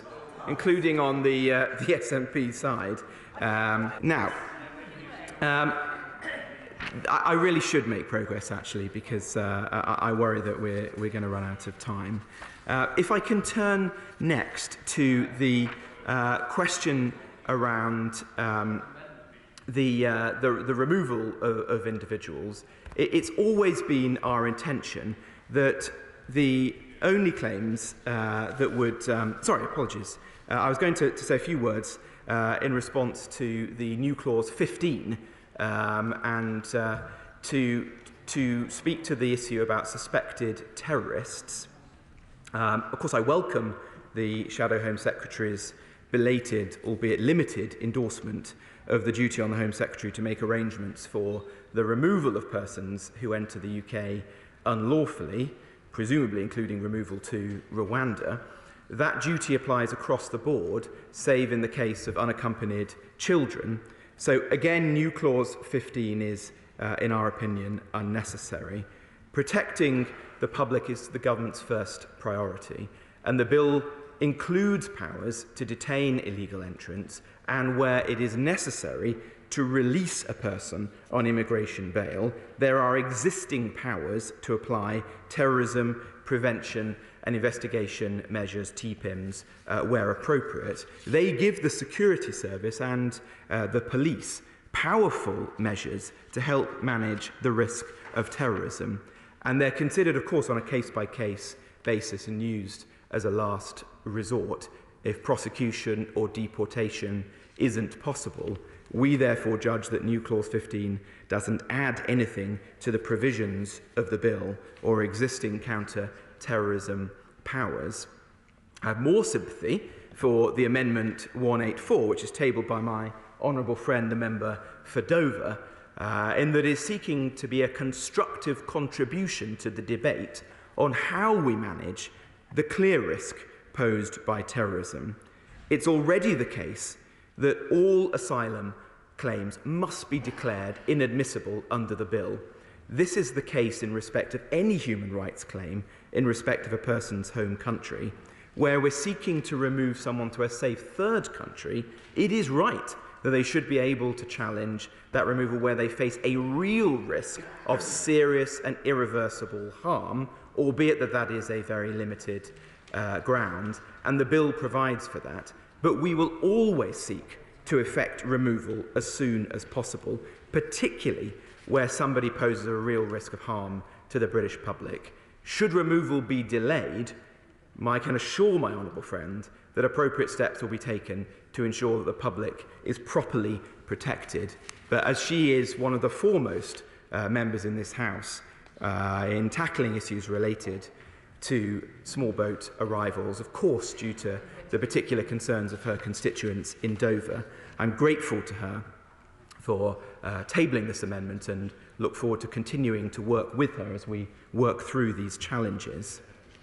A number of other government amendments address the concerns raised at committee stage by, amongst others, my honourable and right honourable friends, the members for Stone, for Devizes, for Middlesbrough South and East Cleveland, and South Holland and the Deepings, who rightly want to ensure that the scheme as provided for in the bill was as robust as possible and not open to exploitation and abuse by those who seek to frustrate removals.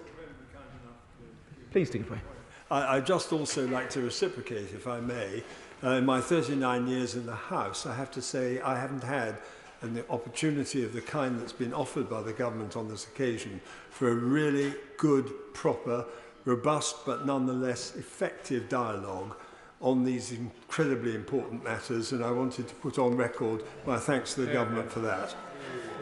Well, I'm very grateful to my honourable friend for those kind words, and we value his expertise and knowledge and commitment on this issue, and I think he has made this bill a better and stronger one, more likely to succeed in our objective, which is to stop the boats and to restore confidence to the public.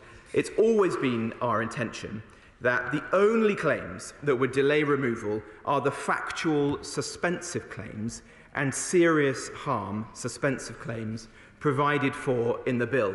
All other legal challenges, whether rights-based claims or otherwise, would be non-suspensive. New Clause 22, put forward by my honourable friend, the member for Devizes, makes it crystal clear that not only will any judicial reviews be non-suspensive, but it will also not be open to the courts to grant interim remedies which have the effect of blocking removals pending a substantive decision on a judicial review. And on a similar vein, New Clause 24 makes it clear that any legal challenges relating to a decision about a person's age are also non-suspensive. And through New Clause 25, we're taking a power to make regulations setting out the circumstances in which it can be assumed that someone who refuses to undergo a scientific age assessment is an adult. I can assure the House that we will only make such regulations once we're satisfied that the scientific models are sufficiently accurate to mean that applying an automatic assumption will be compatible with the ECHR. And on this question, I'd particularly like to thank my right honourable friend, the member for South Holland and the Deepings, who has worked closely with the government to achieve our shared objective. On the issue of interim relief, we're also replacing the marker clause relating to interim measures indicated by the Strasbourg Court. As my right honourable friend, the Home Secretary, indicated at second reading, the Strasbourg Court is itself carrying out a review of the Rule 39 process at the encouragement of a number of member states, including ourselves, and the former Deputy Prime Minister, then the Lord Chancellor, and the current Attorney General have had constructive discussions with the Court about reform, including Rule 39. But we can and should do more. New Clause 26 will confer a discretion on the Home Secretary or any other Minister of the Crown to be exercised personally to suspend the duty to remove a person where an interim measure has been indicated on an individual case. The new clause sets out a non-exhaustive list of considerations that the Minister may have regard to when considering the exercise of such discretion in that case. The Minister will be accountable to Parliament for the exercise of this personal discretion. The Government expects that the Minister will carefully consider the UK's international obligations when deciding whether to disapply the duty. I'll give way to the Honourable. To him for giving way. It seems to me that New Clause 26 effectively introduces a presumption that the UK Government will breach international law when interim measures are handed down in this respect by the Court. Now, in Strasbourg. Now, the Home Secretary has already said on the face of this bill that she can't certify that it's compatible with the ECHR, but she's declined to give evidence to the Joint Committee on Human Rights in order to assist us in the legislative scrutiny of this bill. Can the Minister explain to the House why the Home Secretary is so reluctant to come to the Joint Committee to justify her admission that this bill is not compatible with the ECHR? Well, Minister? the government believes that the bill is compatible. We believe that there are strong arguments, and of course, there will be legal debate, but if any aspect of the bill were to be challenged, we look forward to defending it robustly. We take our treaty obligations. I won't give way a second time, if I don't mind, to the Honourable Lady, because we've been very clear that we take our treaty obligations seriously. And with respect to the ministerial discretion in this clause, the Home Secretary or whichever Minister of the State exercise this discretion would of course take those obligations seriously, and they would judge the individual... I will give way. Isn't, in fact, my right honourable friend, in effect asking this House to give legislative sanction to at least the possibility that a Minister of the Crown will deliberately disobey the international law obligations of this country? Isn't that really the effect of what is being asked? Minister. No, as I've already said, we take our treaty obligations very seriously, and the Minister exercising this discretion would have to do so. And this power or discretion would be exercised highly judiciously, and it would ultimately be judged on the facts and be very fact-dependent. I'm not going to give way to the anomaly. I will give way one last time, but I must make some. A minister has always got the ability to ignore an indication under Rule 39, because there is no obligation under the Convention for the government to heed them. It is an indication. Why then does it need legislation? If what in fact is not being asked, that this House should approve, quite consciously and deliberately, a deliberate breach of our obligations under the Convention. That is the truth. The Minister could ignore it and it would be a matter between states. But this provision invites this House to give legislative authority to the Minister doing that if she chooses to do so. Isn't that the position? Well, Minister. My right honourable friend is correct in saying that Rule 39 indications are that, and that there are circumstances in which ministers have chosen not to apply them. A small number, but there are a number. This clause does not mandate a minister to ignore Rule 39 indications. It says clearly to ensure that there is no doubt whatsoever that the minister has the discretion to do so. It gives a non-exhaustive list of reasons that they should consider. And in doing so, clearly, as I've said a number of occasions, they would take their treaty obligations very seriously. Moving on, as I've said, the bill provides for two kinds of suspensive claims and sets out a fair but rigorous timetable for the submission of any claims, their determination by the Home Office and any appeals. It's important that those who receive a removal notice should be able to receive appropriate legal advice to help them to navigate the process. And so new Clause 20 accordingly makes provision for legal aid. I trust this amendment at least will be welcomed by the Honourable Member for Glasgow Central, given that it covers similar ground to her own Clause 18. The provision of legal aid will reduce the opportunities for challenges and will speed up removals. As regards serious harm suspensive claims, new Clause 17 augments the existing provisions in Clause 38 of the bill, which enables regulations to be made about the meaning of serious and irreversible harm for the purposes of the bill. We consider it important and indeed helpful to the courts to provide them with guidance as to what does or does not amount to serious and irreversible harm, albeit that ultimately the judgment will be for the upper tribunal to be taken on a case-by-case basis. And new Clause 17 also makes it clear that the serious and irreversible harm must be imminent and foreseeable, which aligns to the test in the bill, or aligns the test in the bill much more closely with Strasbourg practice. Amendments 114 and 119 relate to foreign national offenders. In the Nationality and Borders Act 2022, we legislated to disapply certain modern slavery protections to FNOs sentenced to a term of imprisonment of 12 months or more, and to certain other categories of person who present a real risk to public order.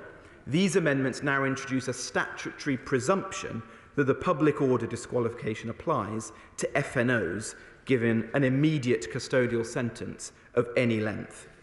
Finally, let me address new clauses 19 and 23 and new Schedule 1, which seek to ensure that we have the necessary broader powers to tackle illegal migration. The new schedule confers new powers on immigration officers to search for, seize and retain mobile phones and other electronic devices from illegal migrants, where it appears to an immigration officer that they may contain information relevant to the discharge of their functions, including a criminal investigation. New Clause 19 will additionally put beyond doubt that credibility should be damaged where a person who's made an asylum or human rights-based claim refuses to enable access to their mobile phone or fails to produce or destroys identity documents without reasonable excuse. And on this important change in the law, I pay particular tribute to my honourable friend, the member for Newbury, one of the most experienced members of the House in immigration matters, who made this case very strongly. I'm not going to give away. I'll draw my remarks to a close now. Madam Deputy Speaker, I won't detain the House by detailing the other government amendments. I've summarised these in a letter. I'll give way to the... if members don't mind, I'll give way to the Right Honourable Lady. I'm very grateful to my right honourable friend for giving way, and I wonder if he could comment on a matter which has literally been brought to my attention while he has been on his feet, which is a message from Greater Manchester Police relating to their programme Challenger, which is the programme they operate for dealing with serious and organised crime. And they have put this urgent update out.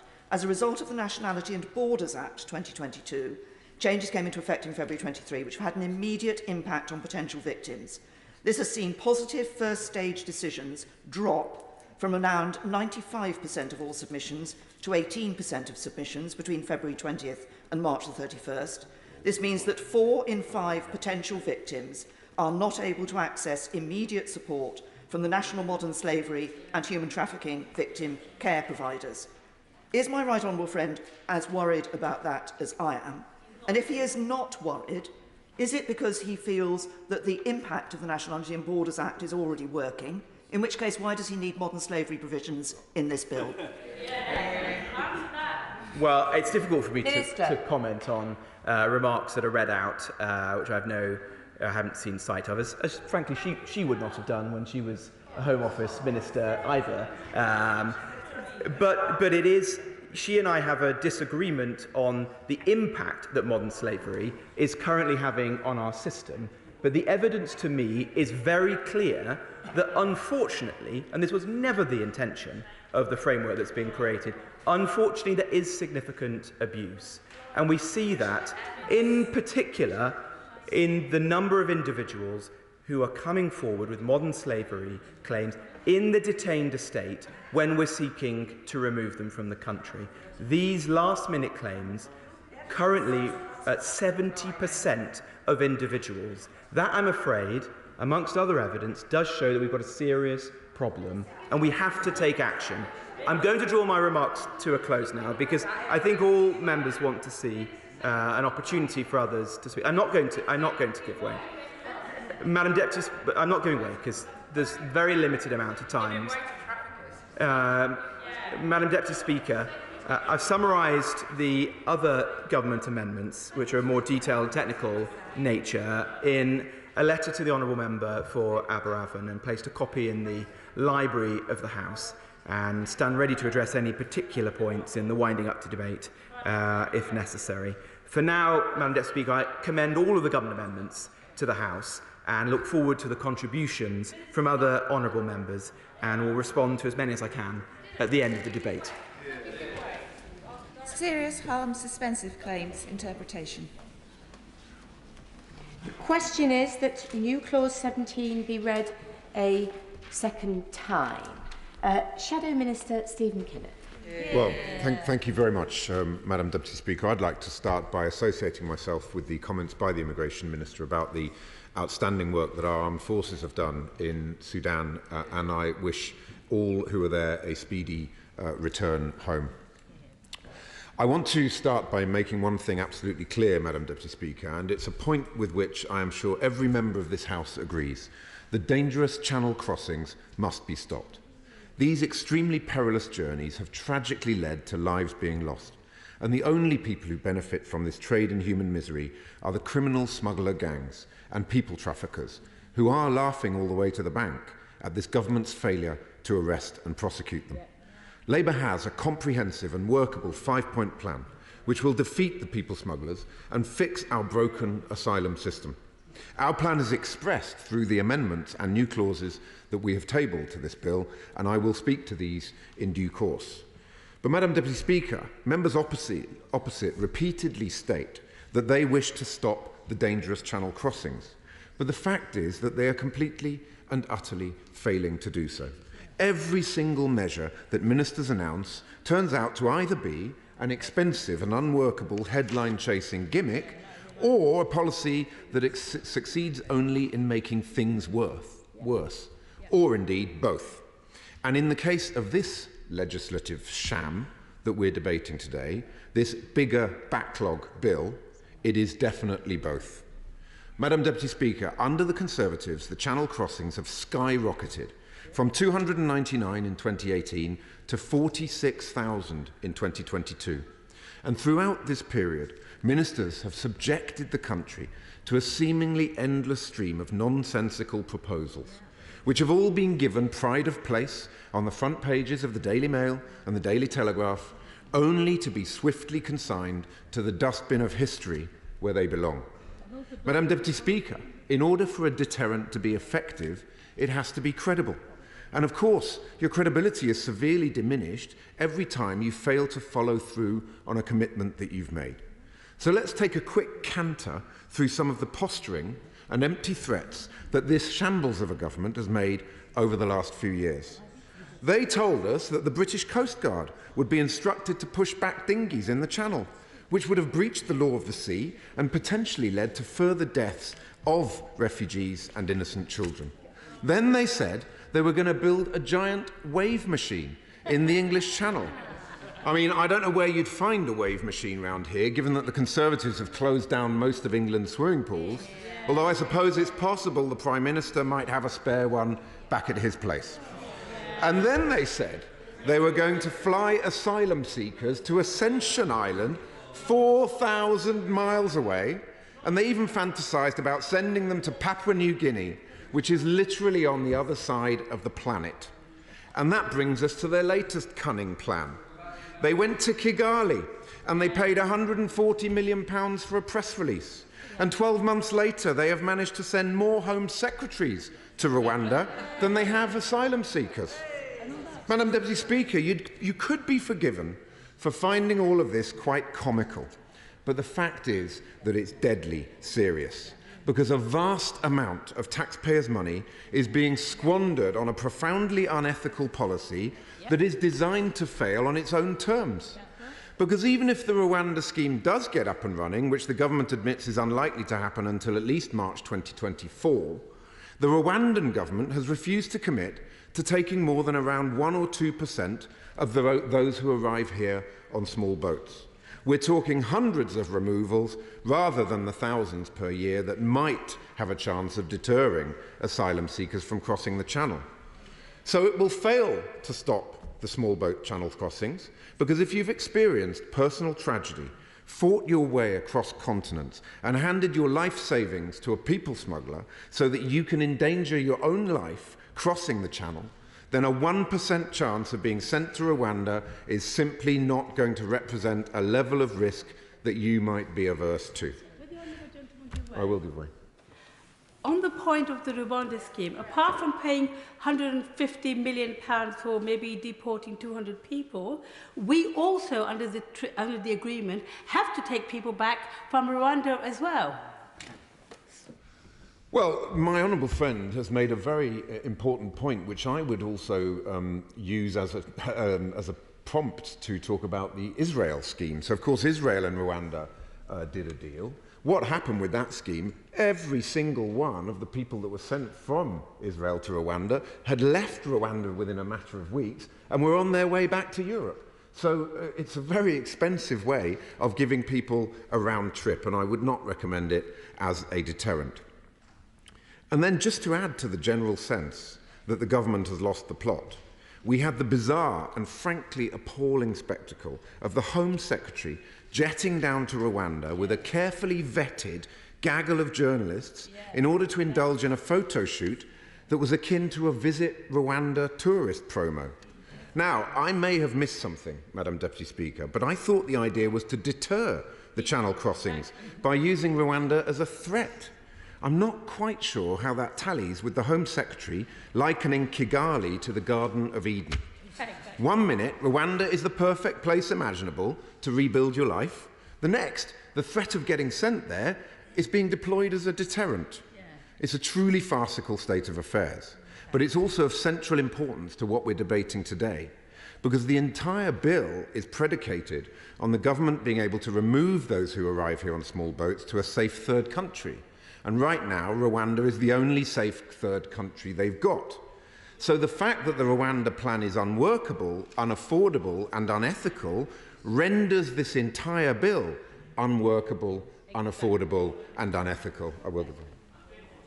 Because this was an issue he raised before, and I raised at the earlier stages of the bill. When the Home Affairs Select Committee went to Calais in January, and we met all the people involved in patrolling the beaches and the local officials, they told us that when the Rwanda scheme was announced, there was a surge in migrants approaching the French authorities because they didn't want to end up on a plane to Rwanda about staying in France. So there was a deterrent effect. The trouble is it hasn't actually started yet, but if it did, it would have an impact, and that's the point. Well, I thank the honourable gentleman for his intervention. I'm not sure I follow the logic of it, because he said there was a deterrent effect, but it hasn't started yet, which suggests to me that there has not been a deterrent effect. And if we look at the numbers, these channel crossings continue to skyrocket. So I think what matters to this House is results and outcomes, and as things stand, there is no evidence whatsoever that it has acted as a deterrent. Madam Deputy Speaker, this bigger backlog bill is rotten to its very core, because it prevents the Home Secretary from considering those who arrive here on small boats as asylum seekers, and instead obliges her to detain and remove them. But there's nowhere to detain them, and there's nowhere to remove them to either. We already have 50,000 asylum seekers in around 400 hotels, costing the taxpayer an eye-watering £6 million every single day. And on average, each asylum seeker is waiting a staggering 450 days for a decision. The backlog now stands at 166,000, more than 8 times larger than when Labour left office in 2010, when it stood at just under 19,000. And incidentally, I'm still waiting for the Prime Minister and the Minister opposite to apologise to the House and correct the record on that point. I'm very grateful for the honourable member giving way. He mentioned detention, and there are a number of amendments that have been tabled for today's report stage around detention. I listened carefully to what the Minister said about unaccompanied children and detaining them. But I also wanted to ask my honourable friend his views about detaining children, families with children and pregnant women. This House has made very clear in the past its view about safeguards being required for detention of vulnerable groups, as I've just described.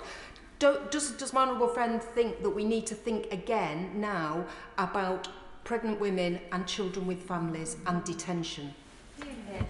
Well, I thank my honourable friend for that excellent intervention. I think she's absolutely right to highlight this issue, and she has tabled a compelling amendment on this issue. She's aware that members on both sides fought very hard for these legal limits, as she rightly pointed out. And when we're talking about the detention of pregnant women, I think removing those limits now and paving the way for vulnerable individuals to be detained individually, it's morally wrong, it's wrong-headed, it's deeply counterproductive, and I have not heard any argument to justify it from ministers. Now new figures reveal that this bigger backlog bill could end up putting an extra 50,000 people into permanent taxpayer-funded accommodation this year, with hotel costs rising to over £13 million a day, which is over £4 billion a year, during a cost of living crisis. And this is because, according to the government's own forecasts, 53,000 who cross on small boats will be classed as inadmissible, without any prospect of being removed.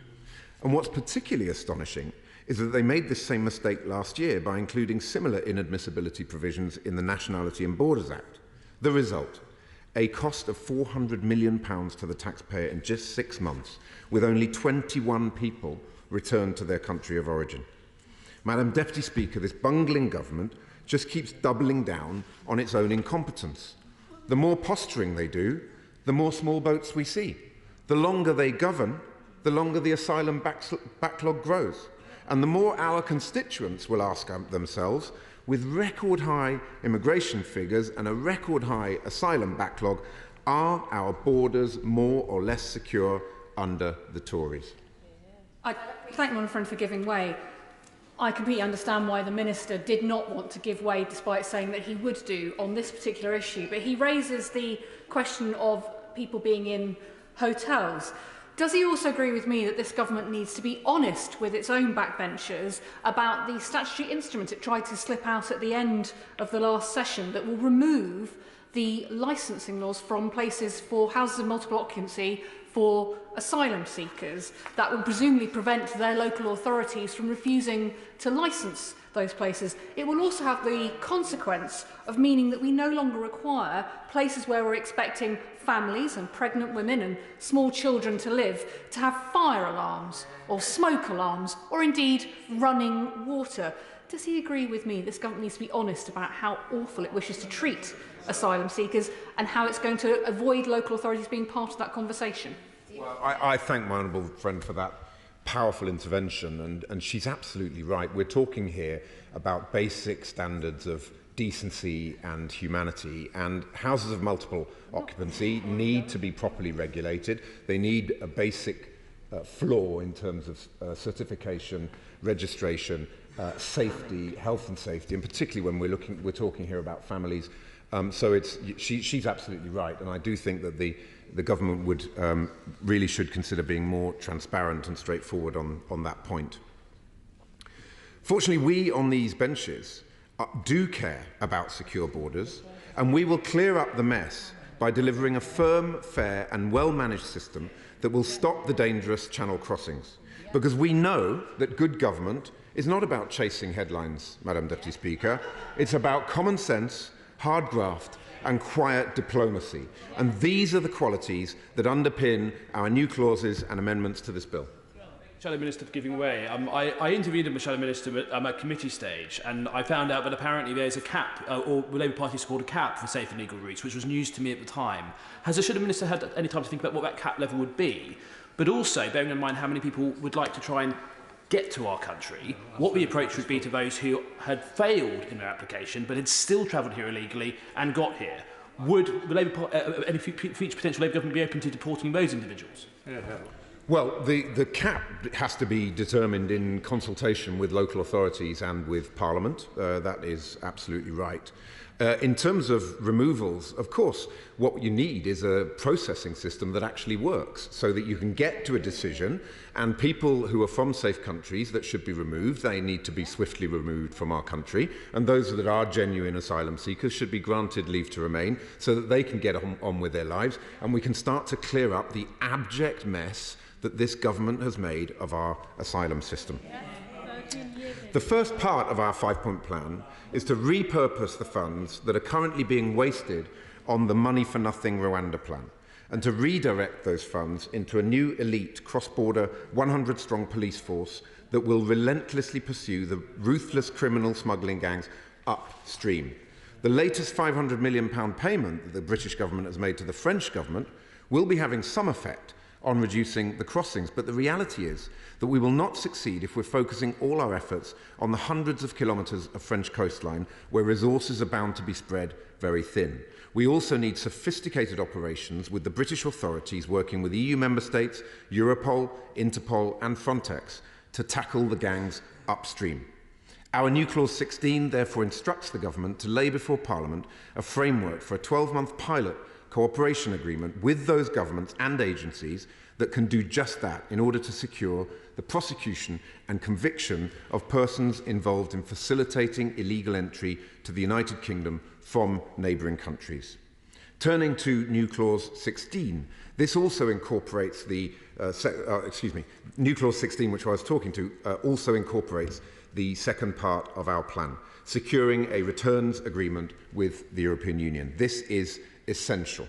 Since the party opposite botched the Brexit negotiations and Britain left the Dublin Convention, which had provided agreements on returns, the number of channel crossings has gone up by an astonishing 2,400%. For every one person crossing the channel in a small boat in 2019, 24 cross now. Madam Deputy Speaker, there are 3 vitally important points to make with regards to getting a returns deal. First, international challenges require international solutions. Second, we need an agreement with our nearest neighbours, which must include returns. And third, we will only strike a returns deal with the European Union if we bring something into the negotiation. And that should include a proper plan for capped, safe and legal routes for bona fide asylum seekers located in mainland Europe. We suggest that Britain prioritises unaccompanied children with family in the UK, and our new Clause 14 reflects this. So I think the Honourable Gentleman was first. I will come to the Honourable Gentleman. I just would like the Honourable Gentleman to reflect on the fact that when President Macron made his assertions about returns back to France, actually the European Union the following day said they weren't going to countenance any such proposals. They just simply do not agree for returns. And furthermore, of course, France itself is not a place where people would associate with persecution or threats or irreversible harm. So what is his argument all about? This is about a negotiation. We clearly have to do a returns deal. It's an important part of the deterrent effect. You don't get a returns deal unless you have something on the table. And that's where we believe there should be a clear link between policies on safe and legal routes as a way of getting a clear position in terms of negotiations with the European Union. The reality is that this is the only deterrent effect that really is going to work. You're dealing with people that have risked their lives, have fought their way across Europe, are prepared to spend their life savings on paying people smugglers to cross the channel. You're not going to deter them unless they know that there's a returns deal in place. And that's one of the reasons why the Dublin Convention worked. It acted as a deterrent. The reason that how else can you explain that the numbers have gone through the roof since we left the Dublin Convention? It's simple. I'm grateful because this is just nonsense.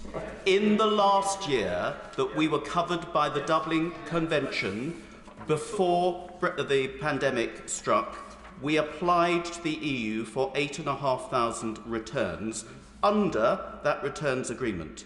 Only 105 were granted 1.2%. So this is completely nonsense. It didn't work when we were in the EU, and he's now expecting to magic out some agreement which they're not going to give us anyway. So stop misleading the House about those figures.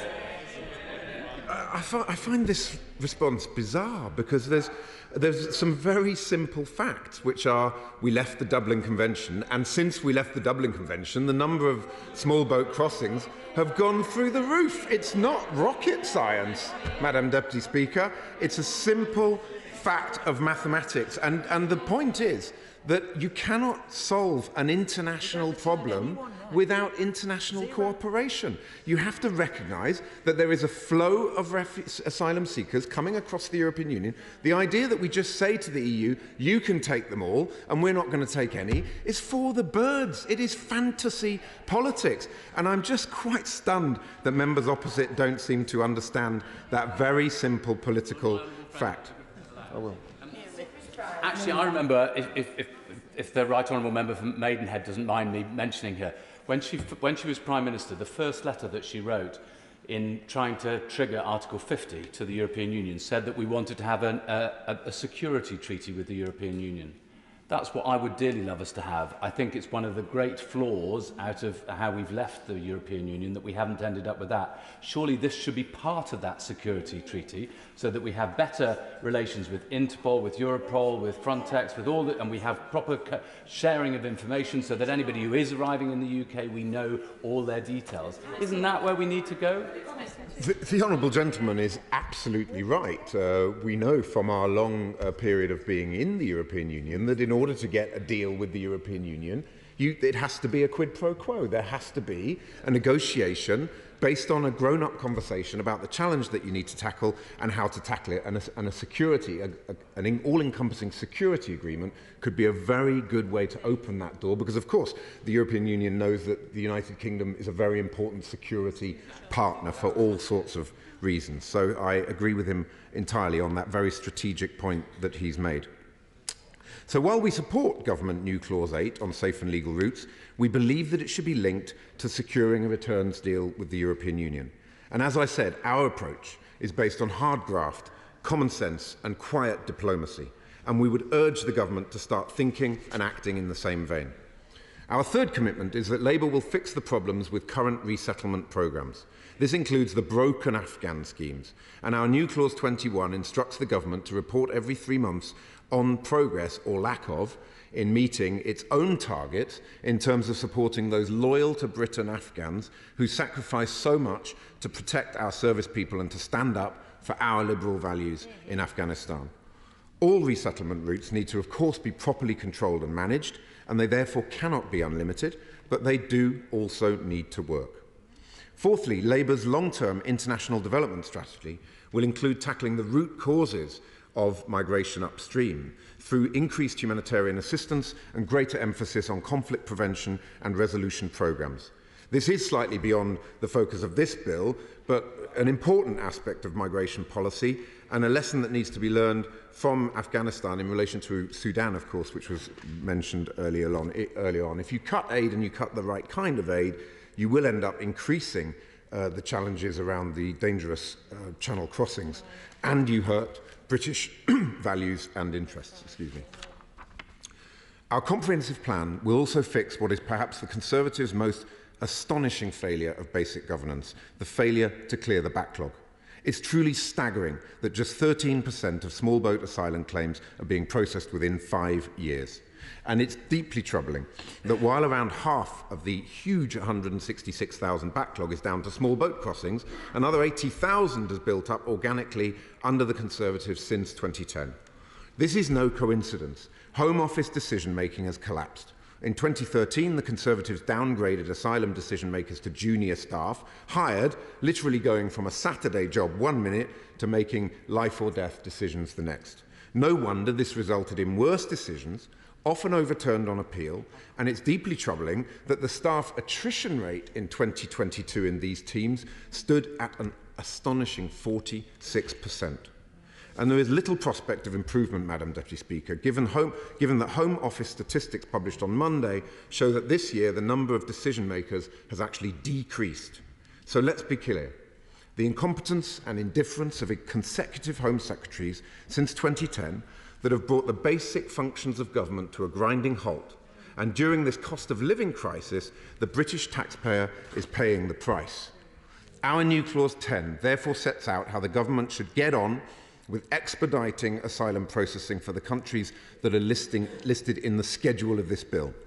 If an applicant has no right to asylum in the UK, they should be removed safely and swiftly to the safe country from which they have come, such as Albania. Further to new Clause 10, our new Clause 13 instructs the Home Secretary to publish a report every 3 months on the progress that she's making on clearing the backlog. The backlog crisis is every... I'm sorry to interrupt the Shadow Minister's flow, and I wholeheartedly support him, as we have time and time again with regard to the criticisms of the government's lack of processing of cases, including the lack of staffing resources. On new Clause 10, where the proposal is for an expedited asylum process, could he reassure me that there'll be no lessening of the legal rights of asylum seekers, no lessening of access to legal representation, and no lessening of the application of international human rights treaties and conventions under this process? I thank my honourable friend for that intervention, and absolutely the proposal is that there are a number of countries which have very low grant rates, and that must therefore be where we triage and put them into a category where the processing can be expedited. However, all of the processing must be done on an individual case-by-case basis in line with our treaty obligations. You cannot have block definitions of any particular category of asylum seeker, and of course that's one of the main issues around the legality of this bill, and that includes access to legal aid. So I can absolutely reassure him on that point. We have to get the balance right between the efficiency and effectiveness of dealing with the backlog. That has to be based on triaging, on giving much more support and upgrading the staff in the Home Office, but it must also be, excuse me, Madam Deputy Speaker, it must also be underpinned by the provisions that he refers to. And of course, the return on investment for improving the quality of decision-making would be rapid and substantial, because quicker processing means fewer asylum seekers in hotels. Which brings me to our amendments on accommodation for asylum seekers. Bad decisions on the location of accommodation means that the process then slows down due to legal challenges, and the whole system gets even more clogged up. It would be far better to consult local authorities early in the process, and our new Clause 9 instructs the government to do just that. I was rather disappointed by the fact that the Foreign Secretary and the Honourable Member for Dorset, among others, failed to join us in the division lobbies during committee stage when we voted for this equivalent clause. I'm aware that they have pushed back against ham-fisted ministers trying to steamroller them on this matter, and I also note that they've sided with their local Conservative councils against their own government. But they're certainly not the only members on the benches opposite who have urged the Home Office to do better on this point. And of course, all accommodation must be value for money, as our new Clause 11 indicates. We can't keep having private companies making these huge markups at the expense of the taxpayer. I think the Shadow Minister for giving way. Just say, for instance, this quiet diplomacy wasn't as successful as he hoped, and actually a lot of his returns agreements didn't actually materialise. And actually all of these people who did arrive here illegally actually were green-lighted if the Labour government was ever in charge. Would there ever at any point be any policy whatsoever to deport to a safe third country? Well, as I've just pointed out, we're proposing, for example, a fast track for people from safe countries. We absolutely are of the view that people whose asylum claims are not successful or legitimate should be as rapidly and safely sent back to their country of origin. So I hope I've understood the point the Honourable Gentleman was making. I'm not quite sure what it was. Madam Deputy Speaker, honourable and right honourable members on both sides of the House have raised concerns about the way in which this bill will undermine our ability to crack down on modern slavery.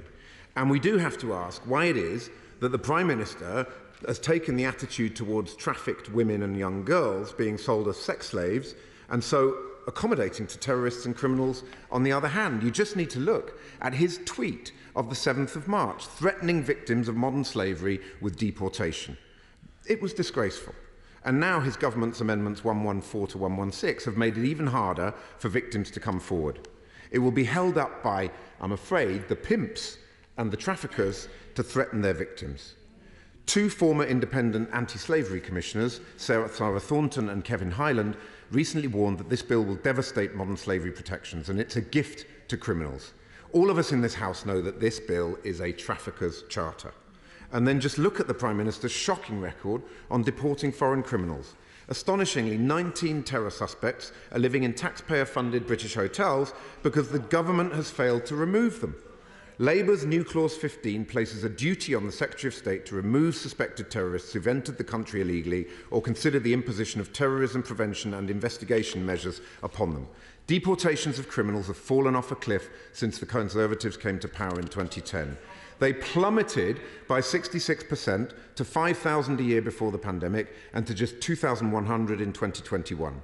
This is an insult to victims, and it again proves what we all know. Labour is tough on crime and tough on the causes of crime, but under the Conservatives, criminals have never had it so good.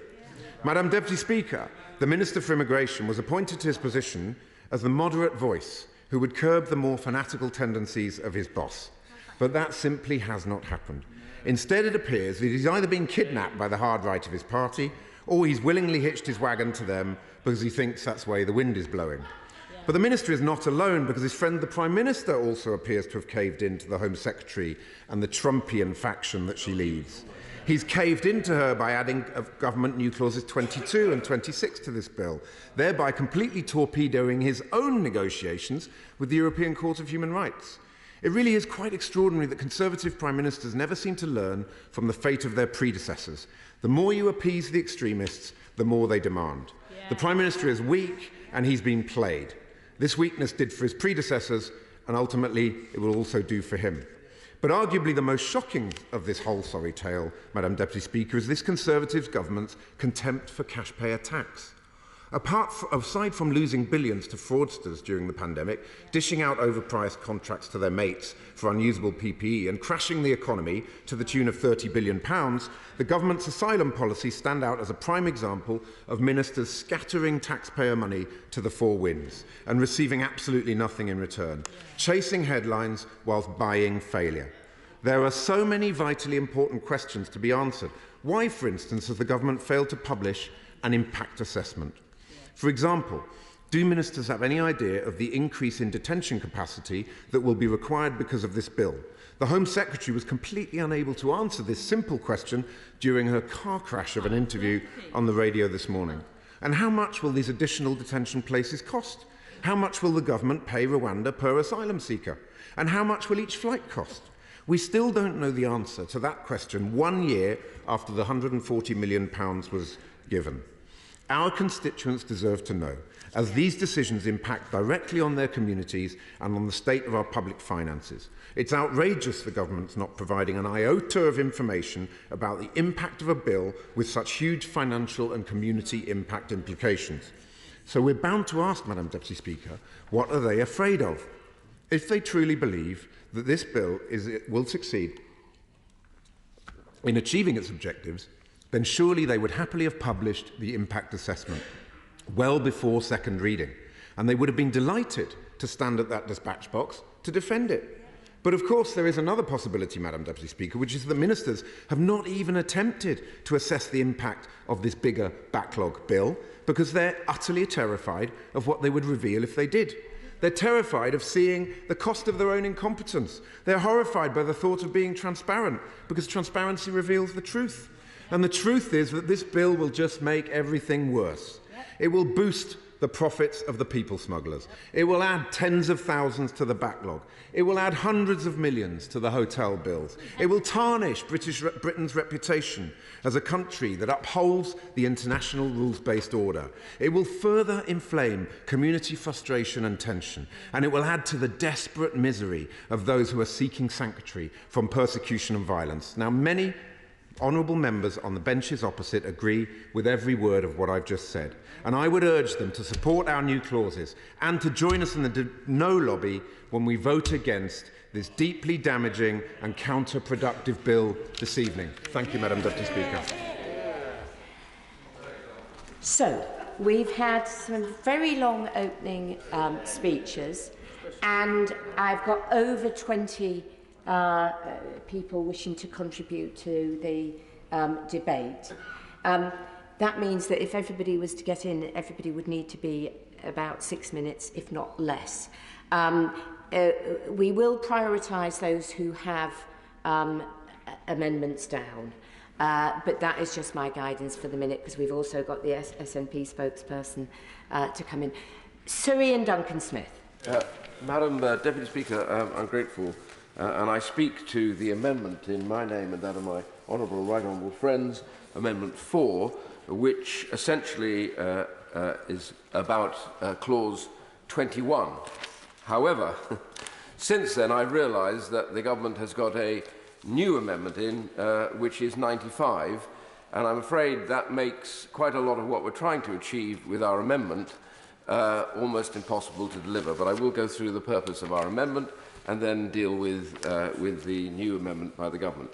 So first of all, a lot of this is shadowed by the already existing Nationality and Borders Act, which we still wait to see what the impact of that is on a lot of this. And there's some clear evidence already that it is tightening up in the areas that the government now wants to tighten up here in this bill when it comes to the cause of those who have been suffering from modern slavery. And therefore, I question the necessity of these issues in here about modern slavery at all, first and foremost. But frankly, I won't want to do too broadband. I want to focus on this quite carefully. The problem is, I think that the government, I hope, may recognise, and my right honourable friend mentioned that that was the general direction of his thinking at the moment, and I really hope that is the case, that there are now unintended consequences of what they've tried to do in this bill when it comes to the changes they're making which concerns Clause 21, and without our amendment will damage it. Now, it's interesting that my right honourable friend got up and intervened with some very new evidence that the police are now saying that the effect of this, even though it's not in, is to concern people who might well give evidence that would lead, therefore, to the prosecution and conviction of those who are guilty of trafficking. Can I just say, I think the whole purpose of this at the end of the day is that we get the traffickers, we prosecute them, and we put them inside. That is one of the deterrents about other traffickers doing the business. And I understand the purpose of the bill is to stop the business model of the traffickers. So this fits with that. The problem is, the counterpoint to that is that, that Clause 21 seems to move in the opposite direction of that, and actually now is beginning to discourage the idea of those giving evidence. And the two reasons for that is, and it's very important here to remind everybody, because it gets confused, doesn't it, really, that human trafficking is distinct from people smuggling. You know, we tend to blur the edges of this. Human trafficking is about people against their will who are brought to this location, or whilst in the UK, actually then themselves are abused by all the issues that have been talked about earlier on. The reality is it is against their will. They do not wish to do it, and we need the evidence of that categorically. So it's dealing with the trafficking side rather than the people smuggling that I'm really concerned about it. And remember, a majority of the potential victims referred to by the NRM are exploited in the UK, in full or in part, and mostly those are non-UK nationals, but there are UK nationals caught up in that as well. So this is not, the majority of these cases are not relevant to those coming across on the boats. They're here, they've been trafficked, they're here, and they're now involved in modern slavery, and they are prepared possibly to give evidence to the police with that regard. Could be sexual exploitation, could be criminal exploitation. When I was Secretary of State for Work and Pensions, we saw evidence of that with people brought over to state their claims to benefits, and then they would disappear off, trafficked into brothels and various other aspects. So I want to say, importantly, we need to distinguish that between that and the issue of the boats. And so those are likely to have arrived in the UK illegally within the terms of this bill, whether by small boat, lorry, or with legal abstain through deception such as false documents, including deception by their exploiter. Instead of being given temporary protection in the UK, these victims will now, if 21 exist, and subsequently now 95 as the amendment, these victims will now be subjected to removal and detention under this bill and denied access to the statutory 30-day recovery period of support for modern slavery victims. Victims will be driven even further underground, which is our fear and those who deal with them, by the fear of deportation and trapped in the arms of their abusers. Why would that be the case? The answer to that is very simple. If one looks at the wording, even of 21, we see straight away that the shift in balance is very clear. That is to say that it is in the view of the government and the Secretary of State whether or not they are going to give evidence, or they're giving evidence that's relevant. So that's left to their judgment.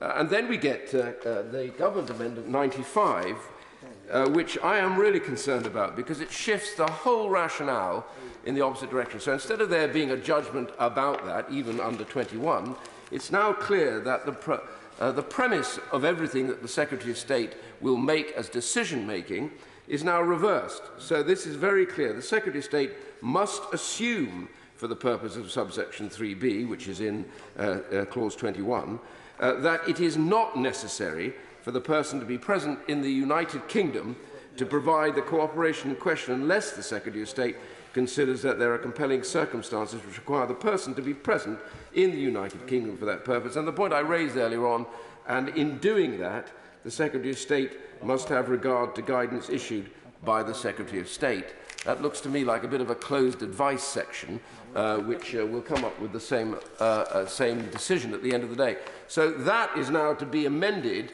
into existing Clause 21, which we already had concerns about, which our Amendment 4 was to give protections. And our Amendment 4 was to add to Section 3, this other element, AA, which is that if the Secretary of State to make the decision, either the relevant exploitation that has taken place in the UK and the individual is exempt.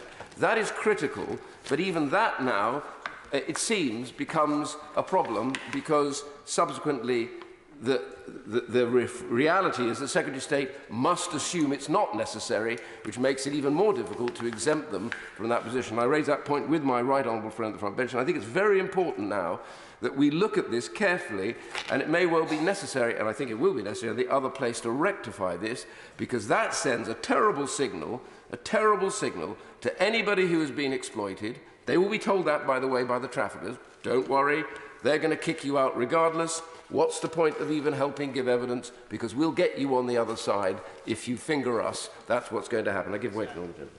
I'm grateful to the Honourable Gentleman for giving way, because despite his best efforts, and I mean, he is a model of clarity on this, it's still like trying to knit fog. And doesn't the fact that we're dealing here with an amendment that he has brought, which has subsequently been affected by an amendment to the original bill by the government, illustrate the total inadequacy of trying to deal with a bill like this in this way? Well, it's a concern because we've got clashing amendments. We know that. That is the point. In a way of this debate, to rectify that, we haven't got a lot of time to do it, so he'll forgive me if I tentatively nod in his direction, but at the same time pursue my own purposes. I'm going to try and keep this quite narrow. I don't want to go wide because there are concerns about other people wishing to speak. So, this amendment of ours, Amendment 4, why is it needed? It's needed because victims of modern slavery experience inhumane torture and abuse. They're deprived of their liberty and their dignity. They are exploited and abused on British soil, whether UK citizens or foreign national. They deserve clearly care to recover, and we can't leave them subject to that exploitation.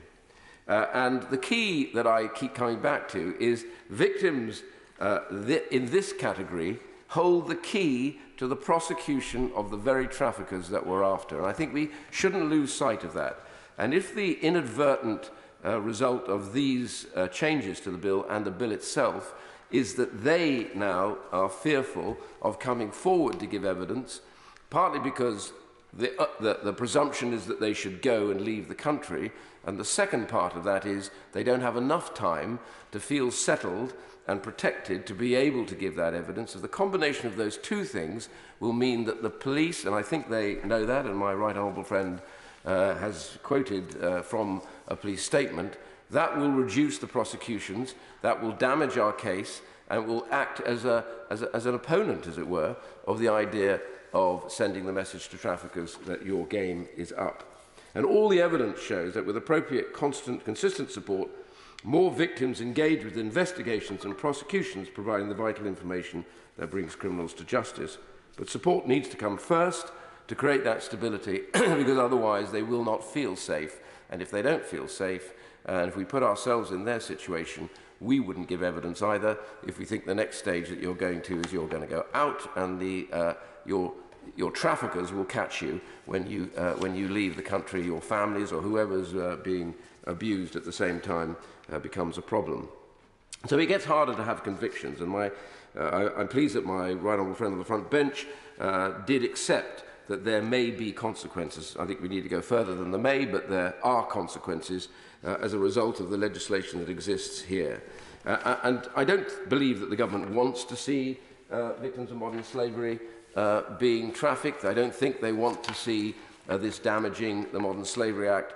I think that there is somehow in the minds of those in the Home Office a genuine dislike of this legislation and a wish to blame it for excesses. But there is no evidence of that. Even when they come over on the boats, only 6% of those who actually claim to be victims of modern slavery, only 6% of them are the result of the numbers coming onto the boat. So first and foremost, it's a case that there isn't a huge, great swell. But the second thing is the Borders Bill that has preceded this has now tightened up on all the elements that they have to bring to show that that is the case. So it's already tighter, and I suspect will lead to even fewer cases already. So the question mark exists.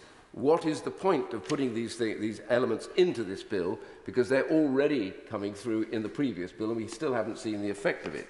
So what we are putting at risk here is the prosecution first and foremost, of all of those traffickers and bringing them to justice for something which is almost certainly not going to happen. And if it did happen, there is plenty of scope for that evidence to come forward, for there to be subsequent to work through statutory instruments if necessary, but I don't believe that will be the case. And the reality is that it is impossible for people, I'm told endlessly that people will come through and give false claims, but let me remind everybody that referrals can only be made by official first responders who suspect the person is a victim, first and foremost. And in 2022, 49% of referrals were made by government agencies. Ironic, isn't it, really, that it was the government themselves that decided they were victims. So this idea that any person can come forward and just suddenly say, I'm a victim and therefore I'm going to get all this time, it's not. The test of evidence is very tough. And I must say also that, remember, this amendment of ours is about those who are trafficked and abused here in the UK. So that means the evidence base is almost certainly going to be incredibly strong because it's based around what we know existing here in the UK. I understand it's difficult when people are trafficked from abroad, but here these are people in the UK and their evidence is clear for all of us to see. So under the changes made to the NRM, statutory guidance on 30 January 2023, which is again, we've yet to see the full effects of that, the threshold for a positive reasonable grounds decision has been raised to require objective evidence of exploitation. So again, my question is, this is an unnecessary element of this bill completely because we have yet to see the effect already of the previous act that came through, and I believe that is already having effect, and the police believe that is the case too, which is the other point. So I'm going to complete my comments because others want to speak. I just simply want to say we should proceed with caution when it comes to modern-day slavery. I, for one, am deeply proud of what we did and what my right honourable friend brought through because it deals with those who are victims, people who cannot speak for themselves, that are being used and abused by others. And we were the first country in the world to do it, and others have followed suit. We need to send the right signals about this, and I think the problem with this bill right now is it's unnecessarily now targeting a group of people that are not the problem, themselves will suffer, and ironically, we will fail as a government through the Home Affairs end of it because the police simply won't be able to get those prosecutions. So on every grounds, this is wrong. And I have to say, their new amendment 95 is a disastrous attempt to make it almost impossible for anyone to feel confident in the country before they give evidence. And I really, really ask the government, before we make a decision about whether this is moved, to make it very clear at the end of this debate that they will take this away and they will genuinely look to see what those unintended consequences are now coming together to become and make sure they make that case to us. SNP spokesperson, Alison Thurs. Thank you very much, Mr Deputy Speaker. I rise to move the amendment standing in my name and those of my honourable colleagues. And it's interesting following the honourable gentleman for Chingford and Moodford Green, and I hope very much that given the concerns he's outlined about this bill, that he'll be joining us in the lobbies later on, because I don't expect he's going to get the assurances he hopes for from the Minister. This illegal migration bill remains an affront to human decency and to our obligations to our fellow human beings. It rips up hard-won international protections and is in breach of the European Convention on Human Rights, the Refugee Convention, the Council of Europe's Convention on Actions Against Trafficking in Human Beings and the UN Convention on the Rights of the Child. Scotland's Children and Young People's Commissioner has said that the illegal migration bill represents a direct assault on the concept of universality of human rights and the rule of law. Organisations have lined up to condemn it, from the UNHCR, Liberty, Amnesty International, trade unions and medical bodies. It seeks to turn ship's captains and train drivers into border guards, and it creates a subclass of people in immigration limbo forever. This refugee ban bill is based on myths, mistruths and the myopic pursuit of clicks and tabloid headlines. There is no evidence whatsoever to support the wild claims made by the Home Secretary and her acolytes. The bill will not meet its stated aims, but it will cost lives, and it fails to provide safe and legal routes. It will cause, Mr Deputy Speaker, untold suffering. It diminishes the UK in the eyes of the world, and it yanks on the thread that will unravel refugee protections across the world. It delivers people trafficked back into the hands of those who would exploit them. And the Immigration Minister this morning descended yet further in his article in Conservative Home, speaking of those with different lifestyles and values cannibalising compassion. Mr Deputy Speaker, it's not a dog whistle, it's a foghorn. Hear, hear. The process by which this government has brought forward the illegal migration bill is an insult to democracy and to this House. Rushed through without a full committee stage, no evidence sessions, no evidence whatsoever from the government about the things that they have put forward. Swathes of government amendments brought forward today in haste, and not yet even an impact assessment, even at this very, very late stage. That is unacceptable, that we are being asked to vote on something without an impact assessment. And my honourable friend for Cumbernauld, Kilsyth and Kirkintilloch has requested an impact assessment umpteen times in this House and via an FOI request, and nothing has yet been forthcoming. And I know the honourable member for Bristol West has also been tireless in pursuing this for the bill, and it's testament really to this government's dogged evasion of scrutiny and not to their lack of effort that this has been fruitless. Mr Deputy Speaker, we as members of Parliament in this House are guarantors of rights. The SNP's Amendment 45 seeks to hold the UK Government to its international obligations. How utterly bizarre and reprehensible that we even have to put in an amendment to ensure this, and to attempt to have the provisions of the bill line up with convention rights, the Refugee Convention, the European Convention on Action Against Trafficking, the UN Convention on the Rights of the Child, and the UN Convention relating to the status of stateless persons.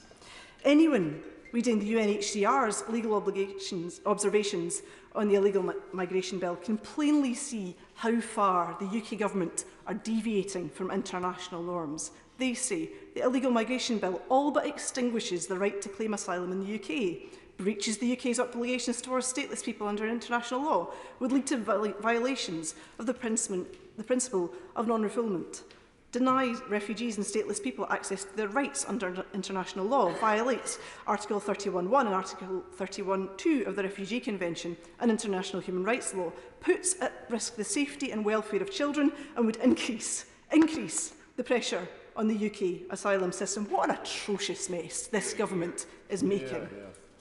Further to this condemnation from the UNHCR, the Council of Europe's group of experts on action against trafficking in human beings stressed that, if adopted, this bill would run contrary to the United Kingdom's obligations under the Anti-Trafficking Convention to prevent human trafficking and to identify and protect victims of trafficking without discrimination. And the Home Secretary appears to misunderstand the very nature of modern slavery and human trafficking, as honourable members opposite have outlined also. Perhaps this could be accounted for by the lack of an independent anti-slavery commissioner, the post now standing vacant for a year. And the previous holder of this post, Professor Dame Sarah Thornton, gave evidence to the Home Affairs Select Committee last week on how the national referendum mechanism actually works. And I would suggest that the Immigration Minister goes and reads that evidence before coming to this House with such proposals as he has today. New Clause 26 replaces the placeholder Clause 51 and gives the Government the power to ignore interim measures from the European Court of Human Rights and remove people who would otherwise not have been removed. This clause hands powers to government ministers to unilaterally decide whether the UK should uphold its international obligations. Liberty have described this as a concerning shift of power away from Parliament and towards the executive. Yet again, we are seeing the stripping away of crucial checks and balances, another Westminster power grab, which has become the hallmark of this government.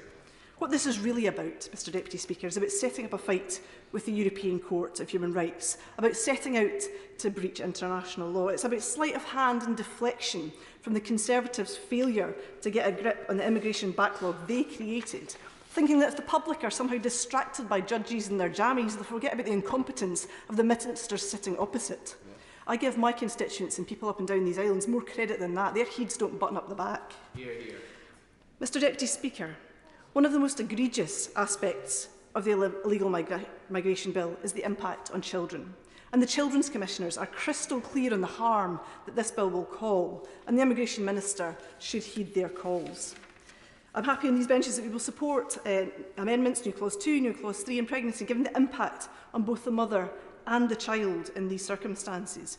Amendment 2 and 3 in new clause 14 on safe and legal routes, family reunion for children. Amendment 5 on unaccompanied children, and new clause 4 on an independent child trafficking guardian. And I would like to commend to the House the work of the Scottish Guardianship Service run by Awer Lower and the Scottish Refugee Council, who do a diligent job in advocating for the young people in their care. And it is beneath contempt that the UK Government would seek to overrule the obligations that the Scottish Parliament has to children and young people, and effectively prevent that system from carrying out its work, rebuilding the lives of unaccompanied asylum-seeking children.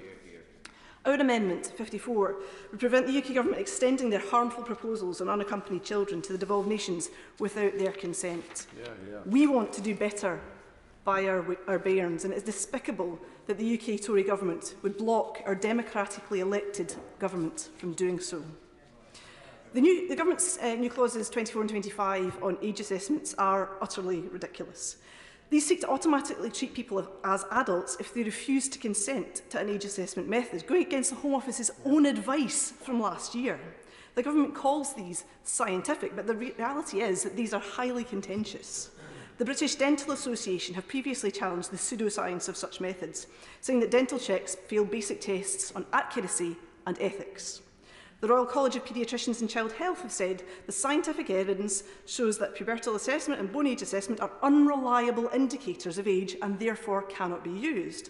And Gemma Jones, the chair of Unison's Science Therapy and Technical Occupational Group, says that the plans break the code of conduct of radiography staff and their legal duties for radiation protection by instructing them to expose vulnerable individuals to ionising radiation without consent and without any medical need for a procedure that is not reliable to determine age. And this is important because this determines whether children get thrown in with adults, a clear safeguarding risk. And the appeals process is practically impossible and the consequences could be catastrophic. And I quote from an example given by the Scottish Guardianship Service of Shireen.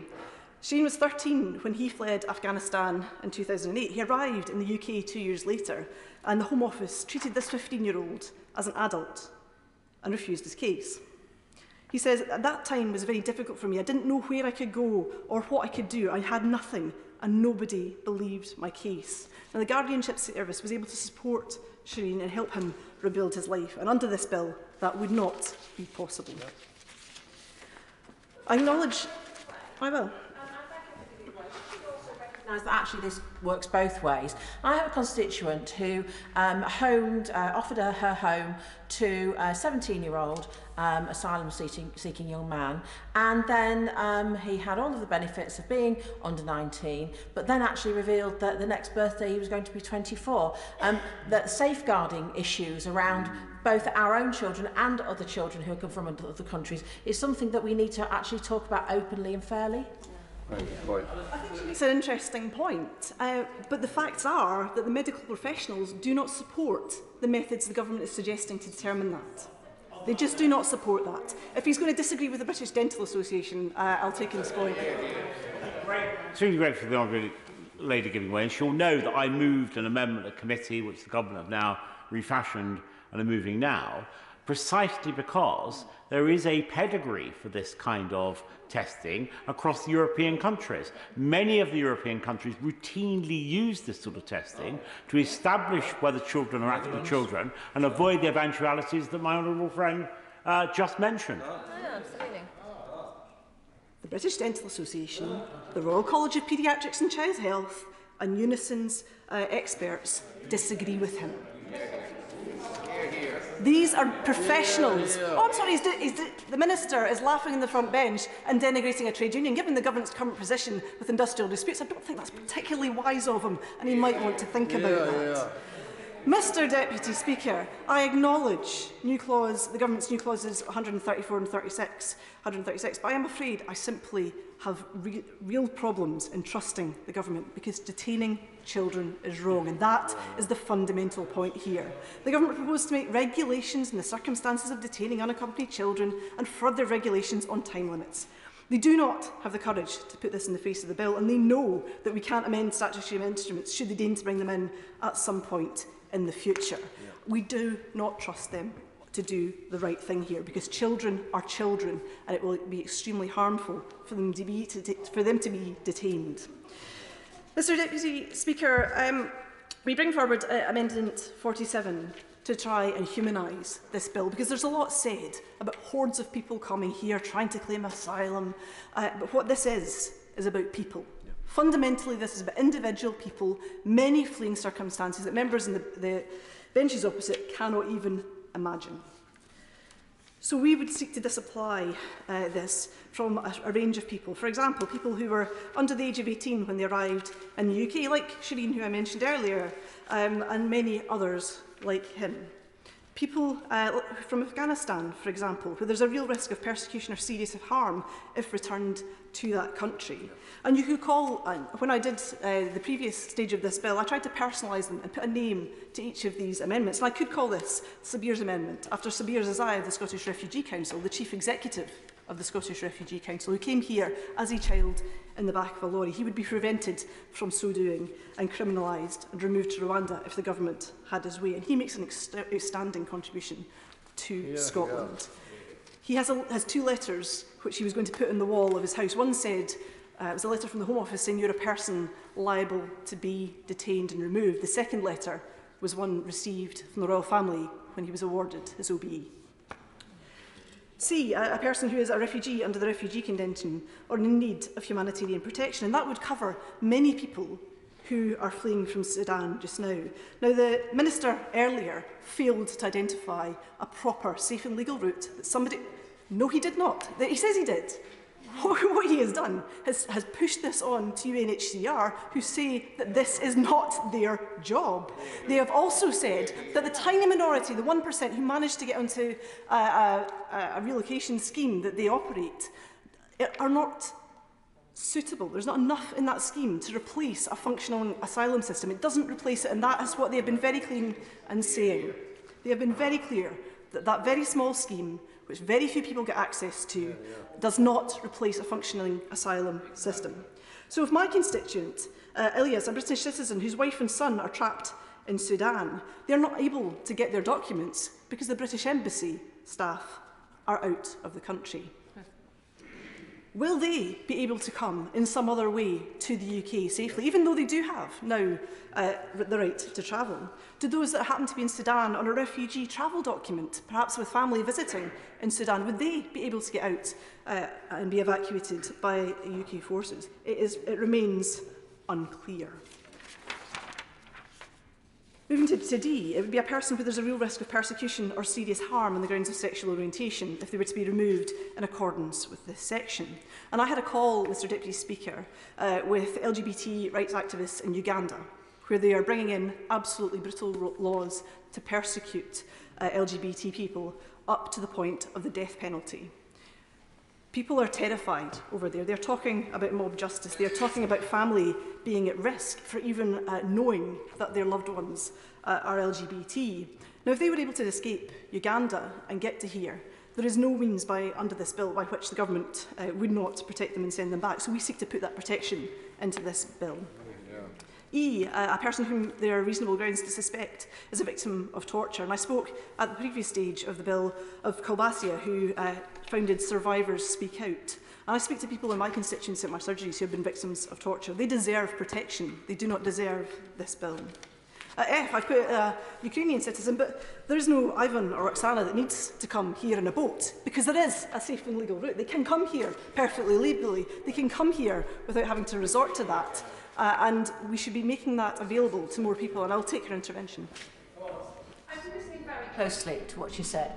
When I was Children's Minister, every single local authority in Scotland, bar one, was refusing to take any unaccompanied asylum-seeking children. Why? It may not be quite as well informed as she hopes she is. True. Every single local authority in Scotland took people under the Syria scheme, and they were proud to do so, and we took a greater proportion than the rest of the UK. We would be willing to take more people if the Home Office would only honour their side of the bargain. And the Minister's looking at me askance here.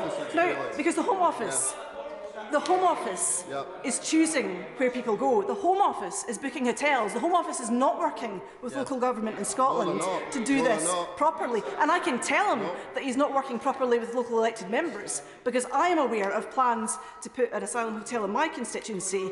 I'm not. He asked me if I'm opposing it. I wouldn't know, because he hasn't given the details of it. I've known about this since January, and he hasn't bothered to get in touch with me as a local elected member to even discuss it. It's absolutely ridiculous. Mr. Deputy Speaker, moving on to a person to whom there are reasonable grounds to suspect is a victim of trafficking or modern slavery. And I mentioned at the previous stage that this could be Eva's amendment, a survivor who was helped, supported by Tara in my constituency, who had come here and ended up trapped in sex work. And those people deserve particular help and support, which will be denied to them under this bill. And services such as Tara will find it very difficult to operate once this bill passes. H could be a person who has family in the United Kingdom who should be exempted, and you could call this Ibrahim's amendment. Ibrahim, being a constituent of mine who had family stuck in Iran, and has found it very, very difficult for them to get there. People shouldn't have to wait in situations of danger for the Home Office to get around eventually to processing their applications, because for many people that is a situation of life and death. They can't wait for the Iranian authorities to come and find them. They can't wait for the Taliban to come and find them. They can't wait to be persecuted or tortured or killed. People are fleeing for their lives, and the Home Office's very slow decision-making puts people at risk. And I could be a person who meets the definition of an adult at risk in paragraph 7 of the Home Office Guidance on Adults at Risk in Immigration Detention 2016, including particularly people who are suffering from a condition or have experienced a traumatic event such as trafficking, torture or sexual violence that would be likely to render them particularly vulnerable to harm. And I talked previously about Priya, a trafficking survivor detained in Yarlswood when she was pregnant and unable to access the services that would have kept her safe. And there are many people like that, and we will see under this legislation, Mr Deputy Speaker, more women, more pregnant women, locked up in immigration detention. Shameful. Moving to Government Amendment 95, saying that it's not necessary for a person to be present in the UK to give evidence regarding trafficking. Now, Professor Dame Sarah Thornton, who I mentioned earlier, the former Independent Anti-Slavery Commissioner, gave evidence to the Home Affairs Select Committee last week on this. And she said asking for people to give evidence after they've been removed to the UK would be astonishingly difficult operationally. Complex and complicated, very, very challenging indeed. And I would question really the very efficacy of this process because there is no recognition of the difficulties that this will cause. Cooperation with people once they've moved away will be practically very difficult. Dealing with police forces in other parts of the world will be practically very difficult. And it's unclear the level of cooperation that will be required to get some kind of exemption to this removal and then give evidence after. What will those compelling circumstances be? And there is also within this no recognition of the trauma that this will cause to people. And Dr. Katarina Schwartz of the Rights Lab presented evidence this morning about the impact that this could have on prosecutions to the Home Affairs Select Committee. She said, if a survivor is heavily traumatised and being questioned by the police, they will not be able to give good testimony. She also said, the impact of decreasing support for survivors on both their own experiences in recovery and integration and on their ability to testify is enormous. She spoke of the benefit of doing it right to the person, to the prosecutions, and economically to the UK for having people come through a process and do well from it.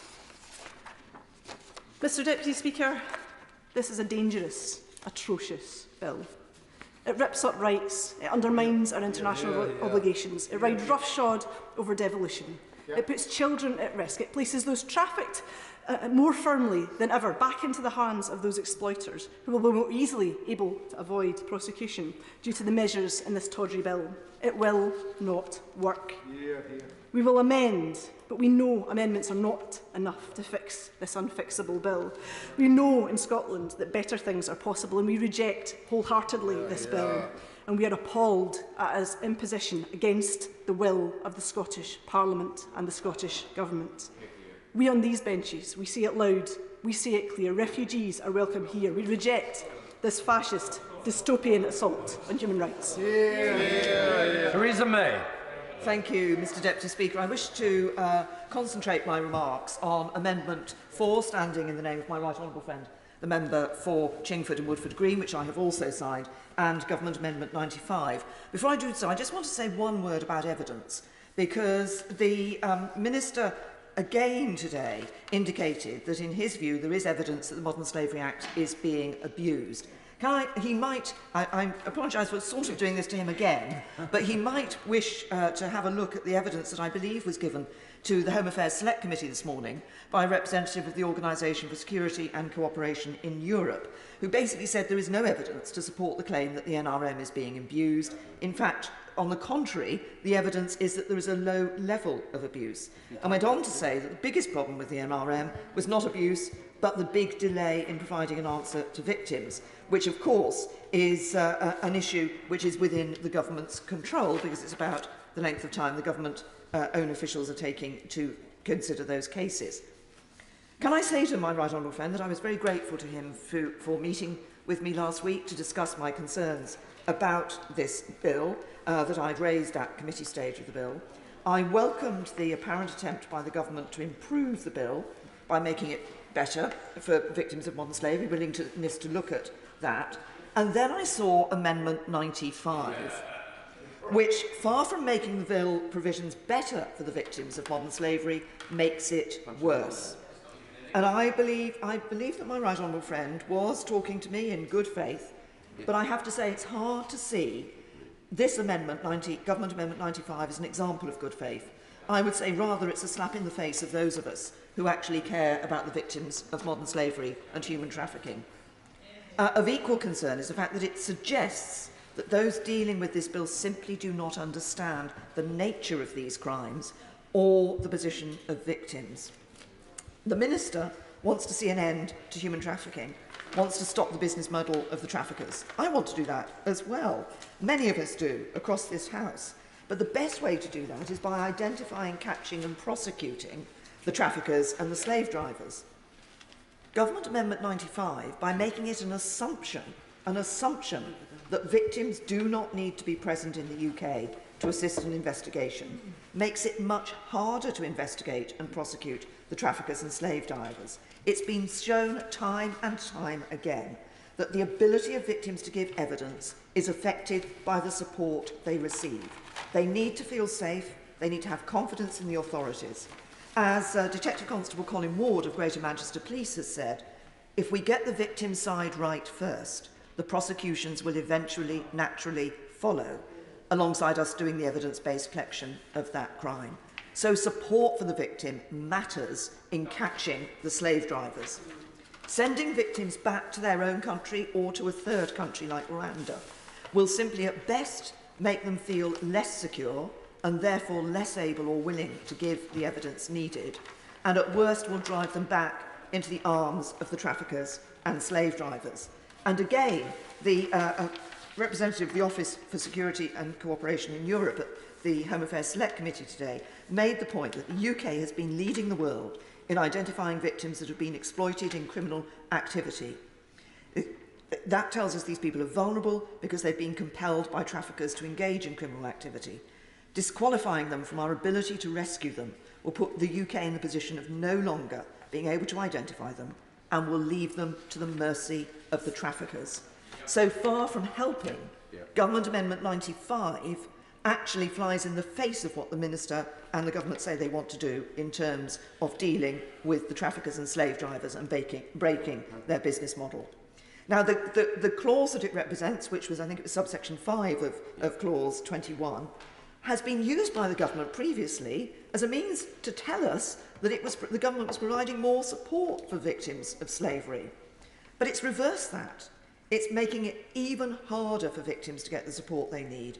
And as I say, I think that will be a setback for the fight against the slave drivers and traffickers. Now, I will now turn to Amendment 4. The purpose of this... Just to make the point with her, because of course she's making a very good speech, the reality is that this poses the threat. So straight away the assumption of 95 is you go. Not the assumption is you have to prove anything. You go first and then somebody has to prove you have to be here. So what are they going to do when they look at that? They're going to say, we're off. So why do we give evidence? Yeah, well, my right honourable friend makes a very important point. And this is why I think it's, I hope it's an unintended consequence of the government's amendment. But I fear, given the government's brought the amendment forward, that they knew all too well what they were doing with this amendment, because they just want people to leave the UK. But this, making people, assuming, as my right honourable friend says, that if somebody is identified, they are going to have to leave the United Kingdom, means they are less likely to give evidence. We will not catch so many and prosecute so many traffickers and slave drivers. And sadly, all too often, those individuals will return to a country where they will be straight into the arms of the traffickers and slave drivers again. Now, on Amendment 4, the purpose is very simple, which is to ensure that those victims who are in exploitation, in slavery, here in the UK, are able to continue to access the support they need, which will enable them to find a new life here, or indeed in their home country, because not everybody who's been trafficked here for slavery wants to stay in the UK. Many of them want to return home, but be given the support that enables that to be possible. But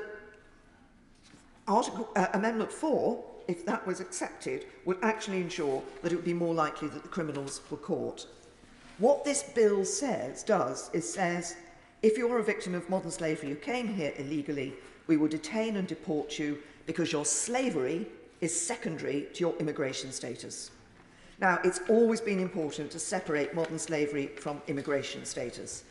Modern slavery is not a migration issue, not least because more than half of those are referred to the NRM here in the UK as for modern slavery are actually UK citizens here in the United Kingdom. Modern slavery is the greatest human rights issue of our time. The approach in this bill, I believe, will have several ramifications. I believe it will consign victims to remain in slavery. The government will be ensuring that more people will stay enslaved and in exploitation as a result of this bill, because it will give the slave drivers, it will give the traffickers another weapon to hold people in that slavery and exploitation, because it would be very easy to say to them, don't even think about trying to escape from the misery of your life, from the suffering we are subjecting you to, because all the UK government will do is send you away and probably send you to Rwanda. The Modern Slavery Act gave hope to victims. This bill removes that hope. I genuinely believe that if enacted, as it is currently proposed, this bill will leave more people, more men, women and children in slavery in the UK.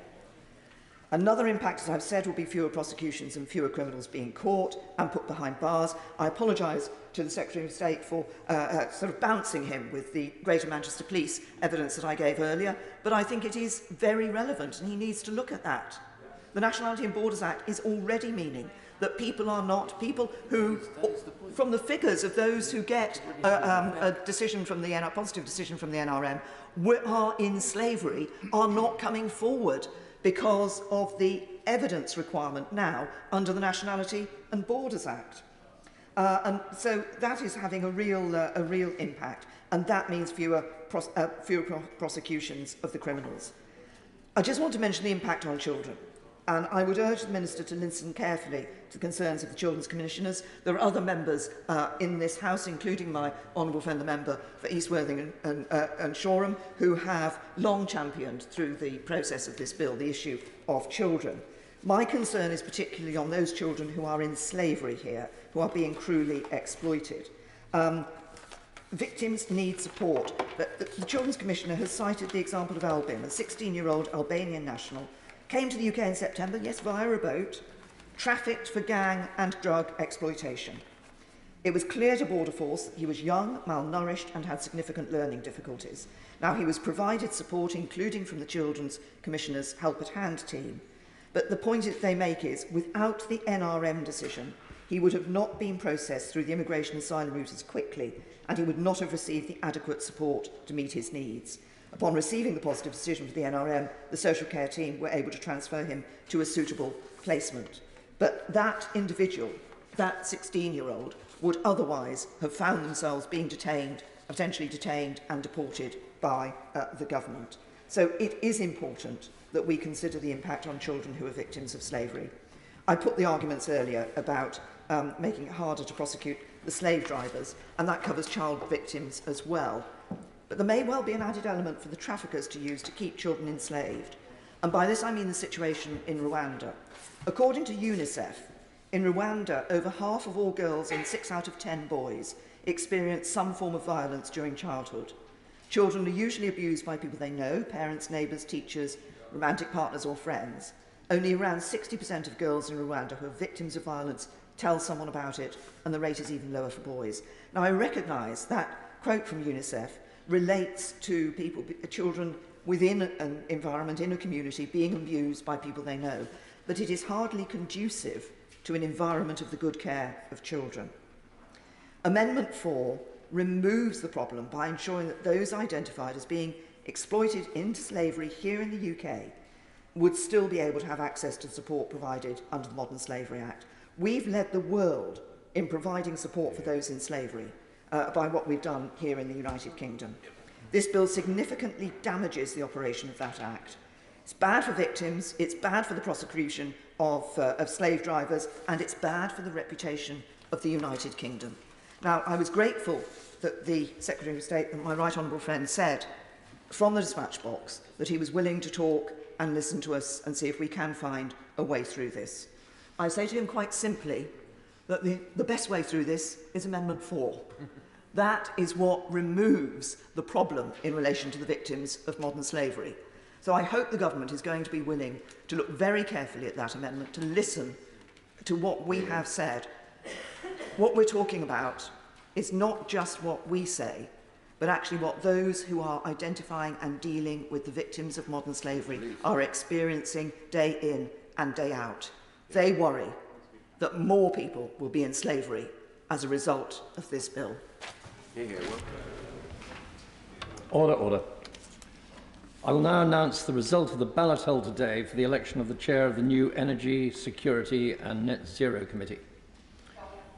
384 votes were cast, none of which was invalid. There were 2 rounds of counting. There were 362 active votes in the final round, excluding those ballot papers whose preferences had been exhausted. The quota to be reached was therefore 182 votes. Angus Brendan McNeill was elected chair with 188 votes. He will take up his post immediately, and I congratulate him on his election. The results of the count under the alternative vote system will be made available as soon as possible in the vote office and published on the internet. I'm now going to call Dame Diana Johnson, after which I shall have to impose a 5-minute limit on speeches. Dame Diana Johnson. Thank you, Mr Deputy Speaker. And it is a great pleasure to follow the Right Honourable Lady for Maidenhead. And can I thank her for highlighting the evidence that we heard this morning at the Home Affairs Select Committee on the issue of trafficking and modern slavery, and just again pay tribute to the work that she did around that pioneering piece of legislation in 2015. I think she's actually right that the government don't fully understand the law in this area of modern slavery and trafficking. And I want to support what she said about Amendment 95 and Amendment 4. I noted that the Minister, when he started, said that it is important that we get this bill right. And it is absolutely important that we get this bill right. And I want to again express my concerns about the lack of an impact assessment on this bill as we enter this final stretch for this House to have the opportunity to debate and amend this bill. The bill's impact assessment is now 7 weeks late, and it is wholly unacceptable that the House is being forced to pass this very significant legislation with no firm analysis on whether this will actually work and what the cost will be. According to the Refugee Council, the bill could be as much as £9 billion over the next 3 years. And I just want again to refer to the Home Affairs Select Committee report on small boat crossings, where we were very clear about the need for evidence-based policy making. And it is very regrettable that we have this bill, which is being forced through really at breakneck speed, with no time for pre-legislative scrutiny, And I know the Minister is now having to bring lots of amendments forward, government amendments, to deal with issues that perhaps should have been thought through before. And of course, we've heard that he's going to reconsider the issues around modern slavery and trafficking as well.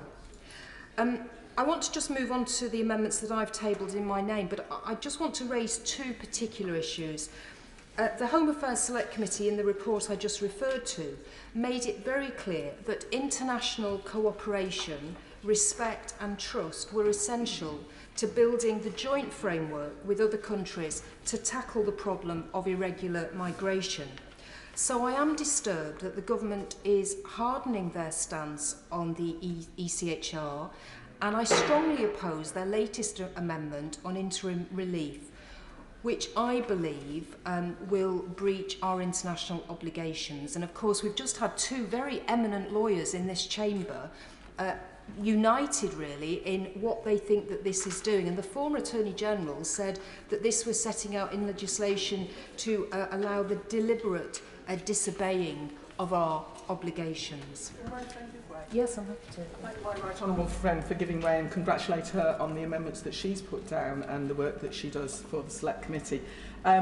Would she agree with my constituents who've written to me that precisely on the issue she's just talking about, this really risks our reputation internationally as providing safe haven for those who seek protection from persecution, and that really we need to do all we can to make sure that that reputation is maintained?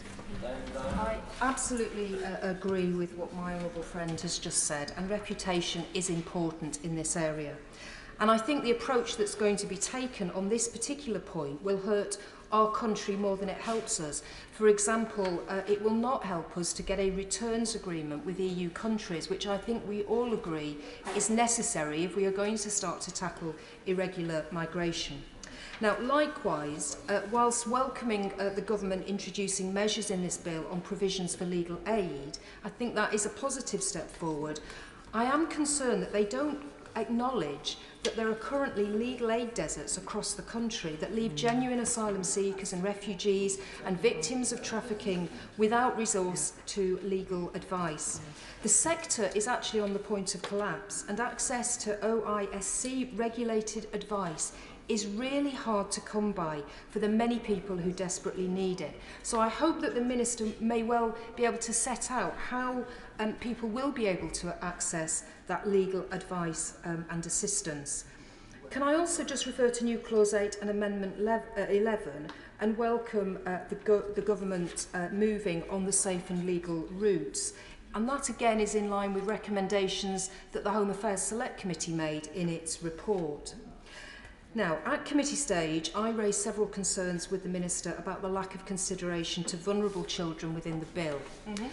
This bill creates broad powers to detain unaccompanied children, removing essential safeguards and time limits that had previously been enacted by this House. Now, I know the Minister said in his opening remarks that he was going to support the amendments tabled by the Honourable Member for East Worthing and Shoreham on the detention of unaccompanied children, and I'm very pleased to hear that. But unfortunately, the bill as drafted at the moment will still allow the unlimited detention of pregnant women, ending the 72-hour time limit currently in place, and that was put in place by the government in 2016. It also abolishes necessary safeguards for children who are accompanied, undoing the protection put in place by the government in 2014. Now, the Equality and Human Rights Commission, the Children's Commissioner and the Refugee Council have all raised serious concerns about these proposed changes.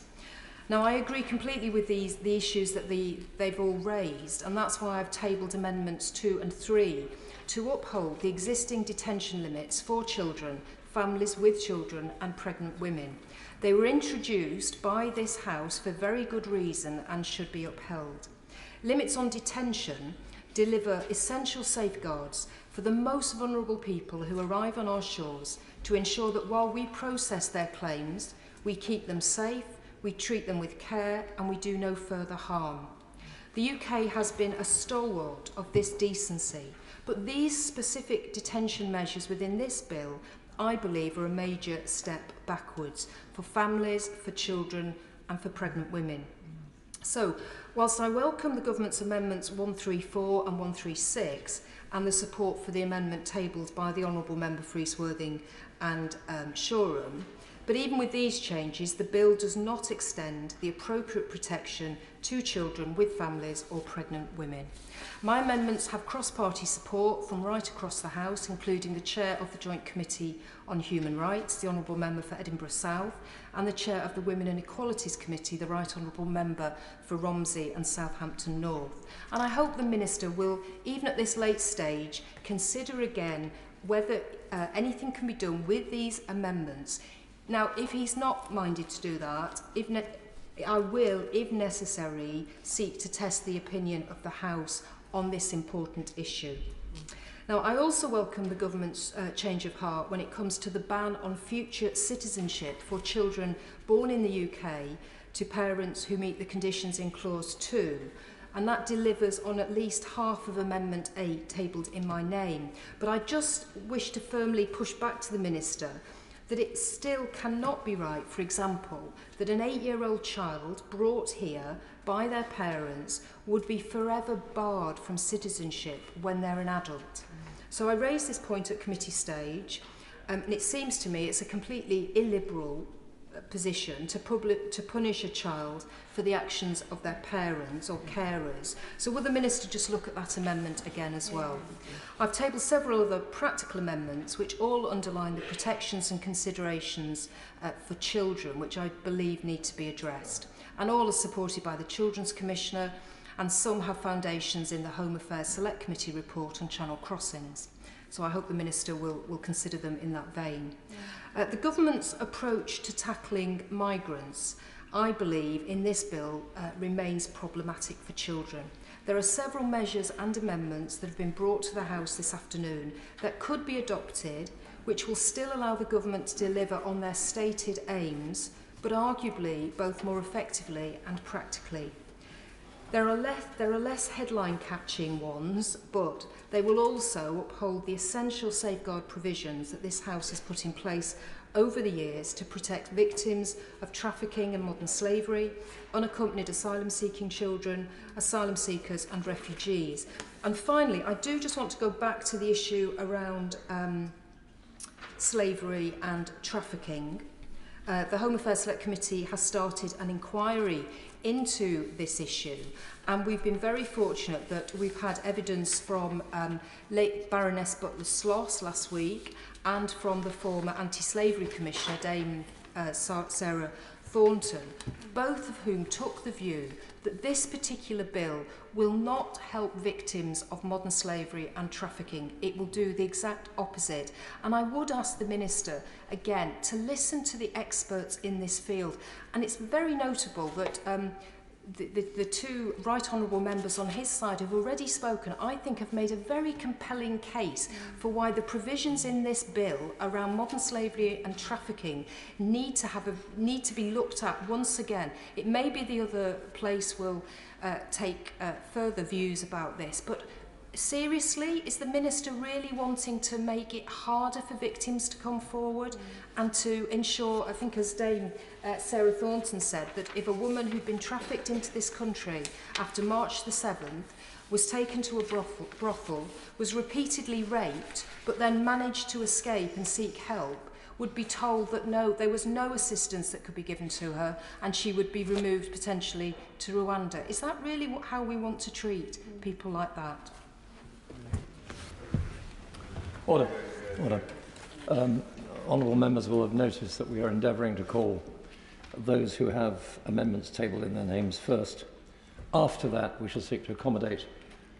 I and my successor will accommodate as many members as is possible. Natalie Elphick.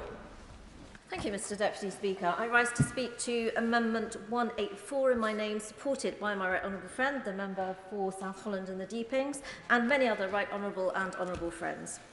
The Stop the Boats Bill is important to my constituency of Dover and Deal because it specifically focuses on the problems of small boat arrivals. It does this by dramatically reducing the pull factors that draw people to the United Kingdom, namely that once people are here, it's very hard to remove them. This bill cuts through all that. Plainly and simply, it says that if you've arrived here illegally, you won't be allowed to stay. I've long said that the small boats crisis will only end when migrants and people smugglers alike know that they will not succeed. It's the right and compassionate thing to do to stop the boats. It will save lives being risked in the Channel. And the amendments today and the bill, particularly new Schedule 1 and other measures being taken, will send a clear, unmistakable message to would-be Channel migrants. If you are thinking of breaking into Britain in a small boat, don't bother. Save your cash and stay safe on land. So let me turn to the details of Amendment 184. Clause 4, to which Amendment 184 relates, sets out the circumstances when human rights and other protection cases can be excluded. Put simply, if a person arrives through the small boats route, they will not be allowed to try to stop their removal through endless legal appeals paid for by the British taxpayer. Amendment 184 specifically focuses on those who would put our public safety or national security at risk. This is in line with the UN Refugee Convention and the European Convention on Human Rights that has always allowed countries to protect themselves from those who would cause the most serious risk of harm to them and to their countrymen and women. So Amendment 184 would apply whether or not the country of origin can be identified. For example, if someone is undocumented, perhaps because they have eaten their identity papers or thrown their passport in the Channel, or, as border officials tell me has shockingly been the case, has taken razor blades to their fingers to damage and destroy their own fingerprints to avoid identification. At the front line of my constituency in Dover and Deal, this is not a matter of open borders fervour or pro-migration ideological dogma, as some contributions today suggest. It is a matter which directly affects my constituency and our country's safety, security and peace of mind. A key reason why the Small Boats Bill and Amendment 184 matters is that when Dover and Deal residents raise matters of concern, the party opposite, the official opposition, doesn't back them and doesn't even believe them. When migrants ran amok and broke into a woman's house before being apprehended in a bedroom, the leader of the Labour group on Dover District Council went on TV to cast doubt on residents' accounts, dismissing them as misreportings. He said that we should be, and I quote, more generous to illegal Channel migrants.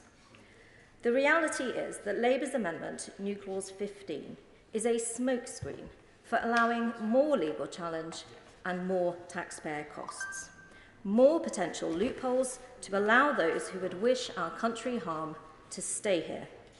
Subsection 2 of Labour's New Clause 15 would require a Secretary of State to consider putting illegal migrants suspected of terrorism on the Terrorism Protection and Investigation Measures, the TPIMs, if they can't remove them. But as the Minister has already said, the government is doing this anyway, and it will always act to protect the national security of the country. If the benches opposite want to ensure our country's safety and security, they should back the government's Stop the Boats bill, and they should back swift removals. Because their amendment pretends to be tough, but in fact it would result in fast-track appeals. It would result in slower appeals than the fast-track process that the government has set out. In my constituency, we see Labour's true colours. It's an open borders, pro-immigration party. It doesn't want to stop the boats. Just like Brexit, so on small boats. Labour cannot be trusted, and it doesn't listen. I thank the Minister for engaging with us on Amendment 184.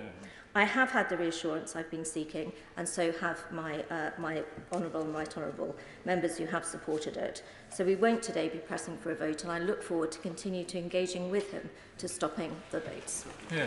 Stella Peter.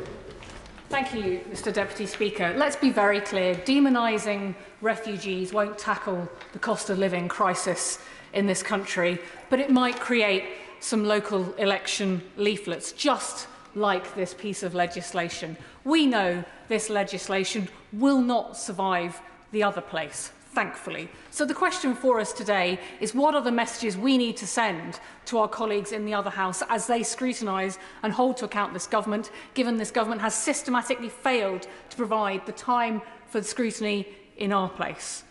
First of all, we need to tell them this government has no idea how to solve the problem that we all want to fix, which is stopping the boats and stopping the traffickers. Nothing in this legislation targets the traffickers themselves. There's no increase in actual deterrence to them, no increase in sentencing, nothing about joint enterprise, for example, nothing about those people who are illegal overstayers here that could have been brought in to deter the traffickers. I agree with the member for Maidenhead when she said this will simply help those who engage in trafficking because it will allow them to threaten those people who might come forward.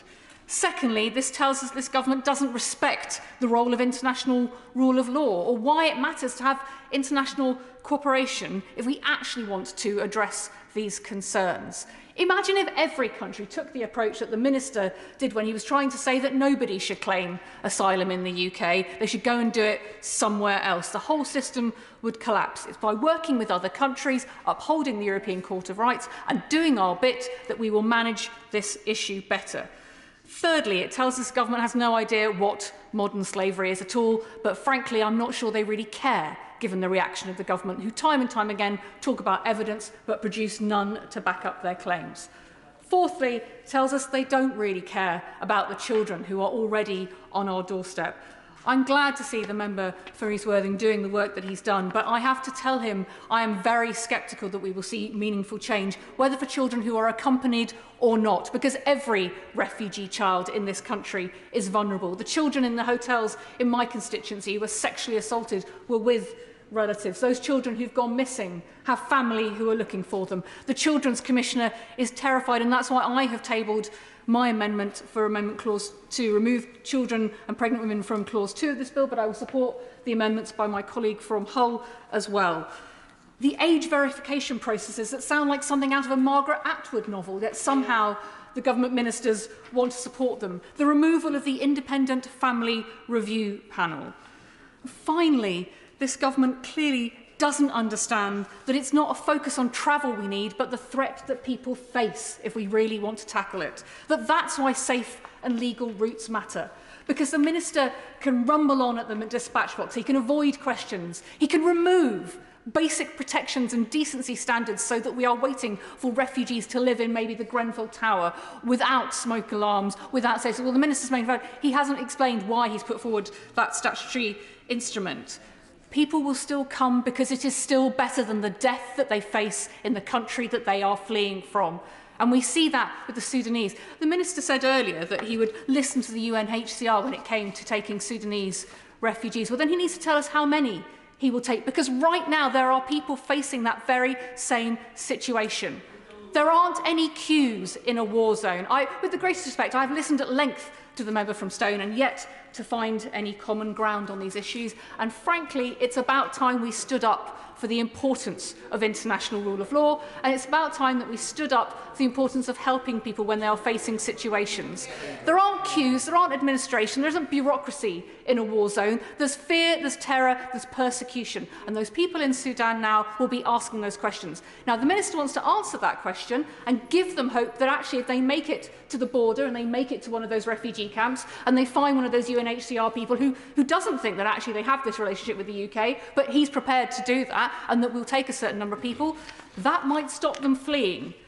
This legislation will not, and more people will keep coming, whether they come from Afghanistan, where the government has failed to bring in a safe and legal route, and where the government still fails to listen to those of us who have constituents who've been affected by that. They will come from Eritrea. They will come from the war zones, the persecution, the people whose religion means that they are at risk. They will come because they see what we did with the Ukrainians, they see this country, and they know that there is a better way of doing it. The Lords will take this legislation on. That's probably the point of it for the government. But let nobody be under any illusions. This is just about May the 4th. This is not actually about resolving this problem. Tim Lawton. Thank you, Mr Deputy Speaker. It's difficult to know in 5 minutes how to address the 5 amendments which I have with my name at the top, including those 2 which have been leapfrogged by the Home Secretary, and particularly given the many hours I've been cosseted with the Immigration Minister and others to try and get some of the adjustments here. I'm grateful for the time that he's spent to try and get us to a better place. I certainly don't have time to respond to the very extensive assurances which he aimed to give me from the dispatch box earlier, but I support safe and legal routes. I'm glad we now have them on the face of the bill. We need a balance, because I support this bill. If we're to be tough on the abusers of our immigration system, we have to make sure that we are open and generous to genuine asylum seekers to whom we owe a duty of care. So the amendments on safe and legal routes are also very timely, because we needed to address the question which I posed to the Home Secretary some months ago about how the 16-year-old orphan from East Africa with relations in the UK made it to the UK. This week, that apocryphal scenario became a reality. So the measures which the Minister will be bringing forward need to address that question. He's going to consult with local authorities about capacity. That is essential. But he also needs to consult with refugee organisations and others about the type of the schemes that we're going to come forward with. How will they operate? Who will qualify for them? How will people access them? And let's make sure they're in place sooner rather than later in 2024, even though I'd like them to have been contemporaneous. Here we have a deal on safe and legal routes, but we need to see some real and workable details in the coming months and as the bill goes through the Lords. I have no time to talk about the Amendment 181 on return of children or 182 on best interest and welfare checks. My real concern has been on child detention, so I was grateful for the assurances that the Immigration Minister gave me, because as the measures stand, they do not differentiate between children and adults on detention terms. They ride roughshod through the 2014 immigration safeguards on child detention, which specifically under this government specified the 24-hour limit on the face of the bill. And they don't even offer to put the maximum detention times for children on the face of the bill. So that is a must when it comes to any amendments which the Minister is able to bring forward in the House of Lords on the face of the bill. I will, of course. I'm very grateful to our honourable friend and very much agree with the points that he is making in support of children.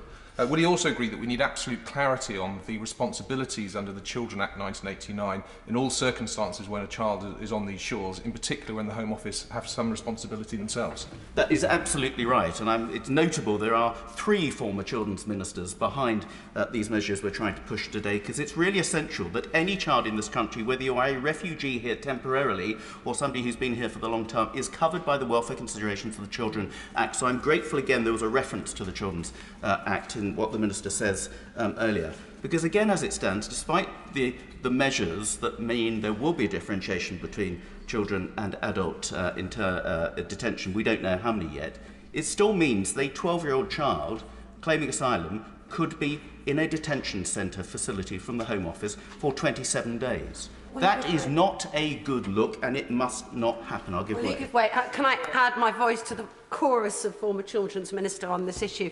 Does he agree with me that this period for which a child could be detained when they first arrive in order to find them suitable accommodation needs to be a matter of days, not a matter of weeks, and needs to be on the face of the bill? I agree, and that's what we put on the face of the bill. The then Immigration Minister, now Transport Secretary, in 2014. So what has changed between 2014 and 2023 that apparently we have to treat children definitely? So we need timescales on the face of the bill, as we did in 2014. I appreciate there are problems, practical problems, about age verification for those who have a challenge. We may have to have a 2-tier system, but certainly those children who are recognised generally as children should not be locked up in detention centre, in Home Office facilities, and that has got to be made absolutely clear when this bill goes to the Lords. We also need to know how and where the government plan to accommodate those children once identified. The accommodation does not exist at the moment, and they've only a few months to magic it up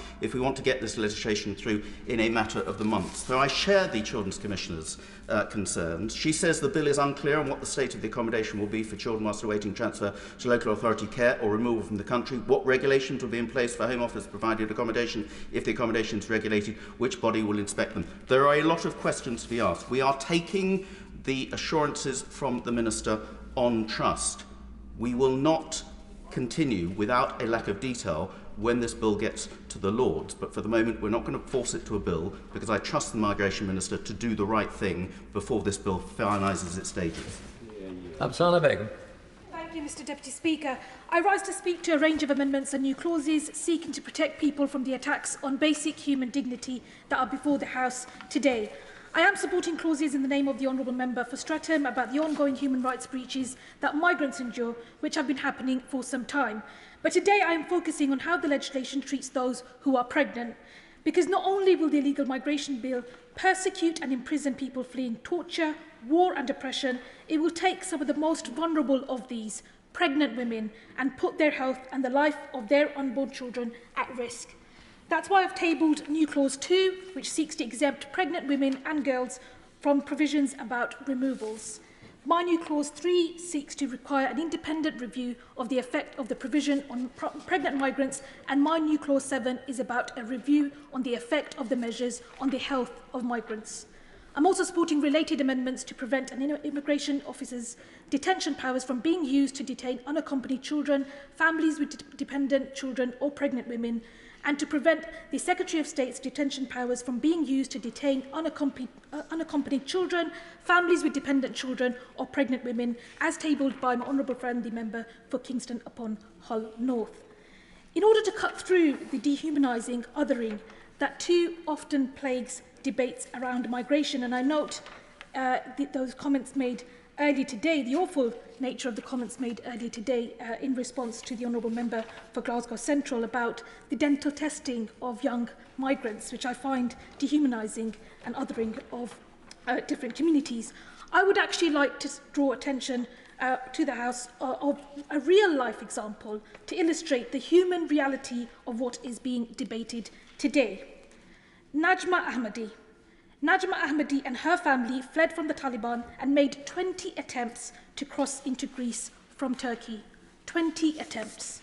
On 2 occasions, Najma nearly drowned, once while pregnant with her baby daughter. She did finally arrive in the UK last July on a boat, her terrified 1-year-old baby girl clutched against her. Najma and her family were entitled to asylum, which was granted last December. But we must not forget that there are also those pregnant women escaping persecution who have died seeking refuge. For example, Johanna, an Eritrean woman thought to be about 20 years old, who gave birth as she drowned alongside many others when the boat she was travelling on, trying to get to safety, capsized. And there are many other women who remain unnamed. These women are not criminals, Mr Deputy Speaker, but this government is proposing today to treat them worse than criminals. And this is despite knowing that such women are in fact victims of foreign policy failures and the simple, indisputable fact that there were no safe routes for them. They're fleeing countries such as Afghanistan, and Afghanistan's barely had a mention today. And I mention Afghanistan because as of last month, there were, and I raised this at the previous stage of the bill, there were 22 people that were granted asylum through the Afghan resettlement scheme. If that figure has changed, I'm more than happy for the Minister to address it in his closing remarks. But that's such a small number, unless, of course, the government have changed tact and don't think that there are women trying to escape the Taliban in Afghanistan and that they don't deserve safe routes for them to escape.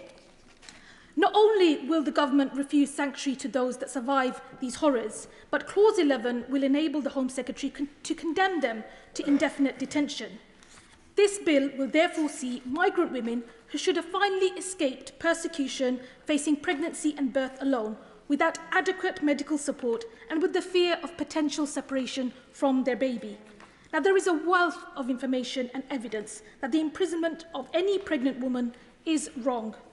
We know that pregnant women in prison are almost twice as likely to give birth prematurely, and that pregnant women in prison are five times more likely to experience a stillbirth.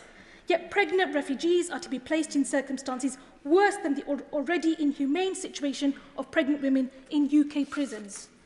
In places like Manston, where there are outbreaks of illness and disease, reports of assault and drug use by guards, which last year was estimated to be detaining thousands of people arriving in Britain via small boats, some for as long as 40 days or more. No one should be detained in such places, never mind those who are pregnant. And the BMA, the Royal College of Midwives, and Maternity Action have all raised that healthcare in immigration detention is often very poor. In 2014, 99 women were locked up in Circle Run, Yarlswood Detention Centre while pregnant, and research by Medical Justice found that they often missed antenatal appointments. The honourable lady is out of time. David Simmons. Thank you, Sir Roger, Mr Deputy Speaker. There are many things one could say about this bill, and certainly my extensive backstory really in dealing with issues of asylum and migration means that there are many elements that I think it's appropriate to draw the House's attention to. But it's important to start by saying, as many colleagues have said, that we all share the aims that this bill sets out to achieve. We cannot allow a situation to continue where significant numbers of people are putting their lives at risk, and in some cases, tragically losing their lives in the English Channel. We need to find a better, more robust and effective way of managing our migration process.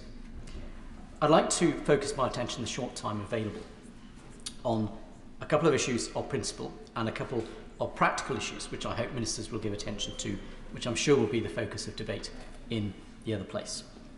I certainly commend the work that's been done for the member for East Worthing and Shoreham and the Right Honourable Member for Maidenhead, and very much welcome the assurances that have been received in response to the work that they have done.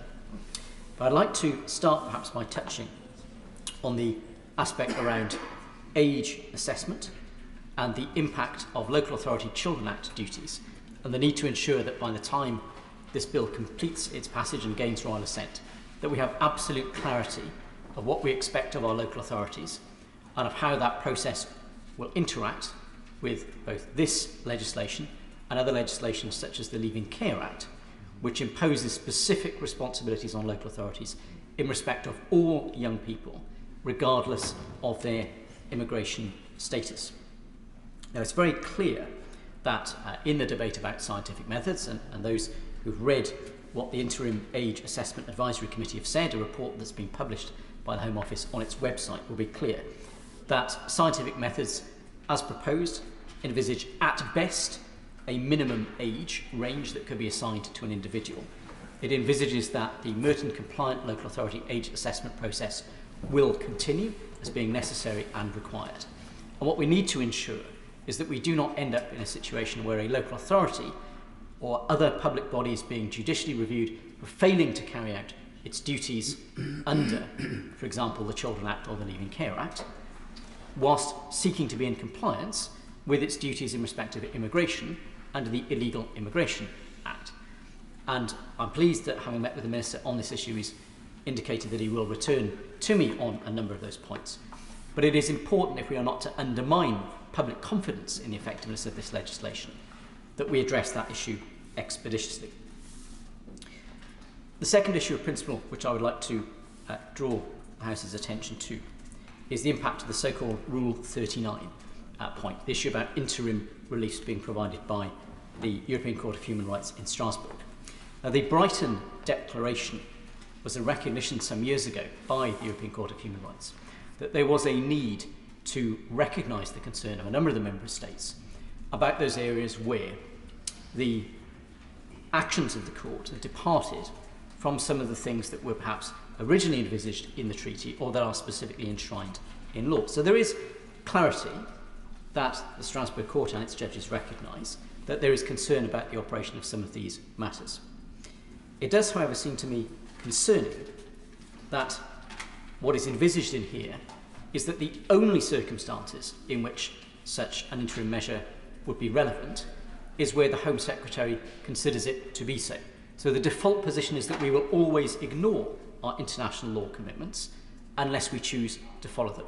And that is something which, as a party that seeks to uphold in all cases and all circumstances the rule of law, we should be concerned about. I draw the House's attention to my register of interest in the respect that the next point on our links with other countries, and in particular returns agreements, I've had the benefit of a lot of research support looking at the relationships which the United Kingdom has with other countries. And clearly, if we're not to create a situation where significant numbers of people find themselves at very significant taxpayer cost in detention in the UK for long periods of time. We need to go immensely beyond what is envisaged in the Rwanda Agreement and established returns agreements in particular with EU neighbours and other countries as well. But all of those points, it is my understanding from the assurances that I've received from ministers and the government, will be addressed over the process of the passage of this legislation. And in order to achieve that point, which we all share, I therefore will be supporting it tonight. Sir Chris Bryan. Thank you, Sir Roger. I hate the crossings. I hate every single aspect of the crossings. It's a traffic for a start. It turns people into a commodity, in particular extremely vulnerable people. I've heard stories that often the traffickers deliberately buy dinghies that are more dangerous because they are hopeful then that they will be picked up by other people. That is despicable. They are deliberately putting other people at risk. It's also a sign of international failure of diplomacy in other parts of the world. In Afghanistan, most notably, Iran, Syria, no doubt we'll have people from Sudan in the not too distant future as well. It's chaotic, it's unregulated, there's no opportunity of justice or proper priority for those who are most in need. So I absolutely hate it. And of course I know that emotions run extremely high. Emotions on behalf of those who are being trafficked themselves. Most notably, they're in fear for their lives. They're terrified of being spat at, of being hated, of being in an environment which they don't know, where they don't speak the language properly, and all the rest of it. But also, of course, for many people in this country who watch it, they have compassion mixed with anxiety, mixed with fear, all of that, which is why I just say that I think that language that we use about this is so, so important. And I say very gently to the Minister, I really didn't like when he started using the language about breaking into this country in a previous debate. And using the word cannibalise, I think, in relation to this today is very, very unfortunate. I just urge him to think, I know he's a decent man, I just urge him to think about that language. I don't incidentally buy the fundamental premise of the bill either. If it really were trying to prevent some kind of deterrent, then I think this would have been thought through much more carefully. I don't believe deterrent is really the matter of it. The push factors are far more significant in determining who ends up on a boat than the pull factors in the UK. And insofar as there is any evidence as to what the pull factors are, they are that we speak English in the UK, and lots of people who are more likely to speak English than French or German or Italian or Spanish. Secondly, that they already have other family connections in the UK, so they think they might be able to base themselves here more easily. And thirdly, we have the rule of law. And all of those things are not going to change. I passionately dislike the interaction with the modern slavery legislation in the UK. The Right Honourable Member for Maidenhead has said it far more effectively than I. But I just look at Amendment 95. This is the worst piece of gobbledygook I've ever seen introduced. The Secretary of State must assume for the purposes that it is not necessary for the person to be present in the UK unless she considers that there are compelling circumstances. And in determining whether there are compelling circumstances, she must have regard to guidance issued by herself. I mean, she's going to be in an endless discussion with herself.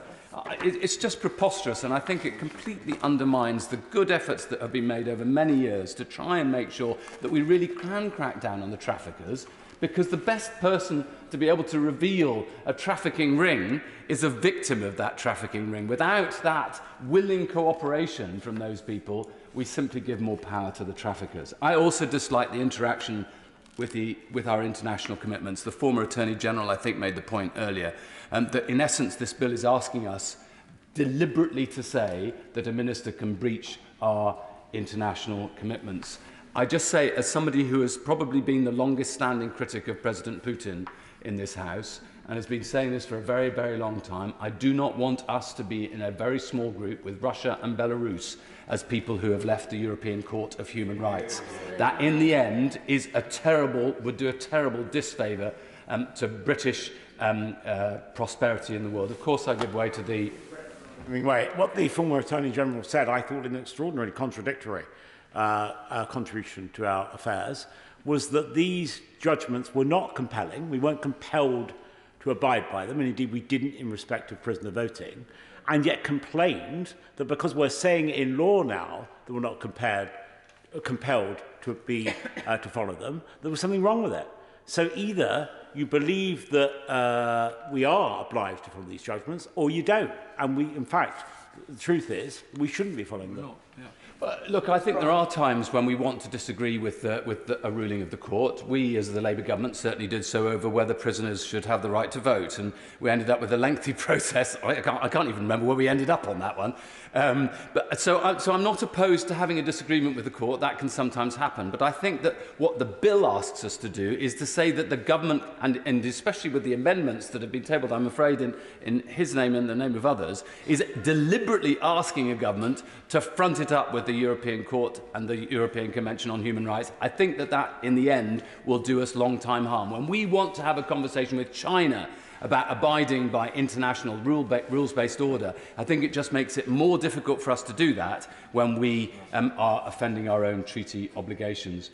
It's a perfectly legitimate question that Labour MPs often get asked, well, what would you do? If you don't believe in this bill, what would you do?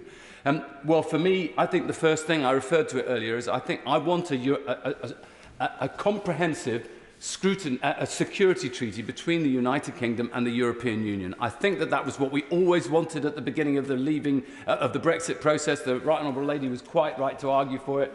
I don't know why that isn't on the table again now. It would solve many of the problems that we're seeking to address here.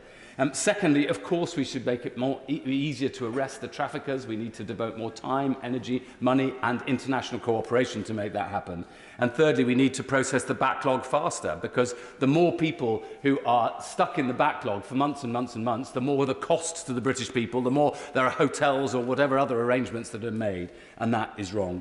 Finally, I honestly don't think that anybody will be proud of this legislation in 5 or 10 years' time or 20 years' time. I think it will all be undone, I hope, by a future government. But I don't even think that the Immigration Minister will be mentioning it in his memoirs. Sir John Hayes.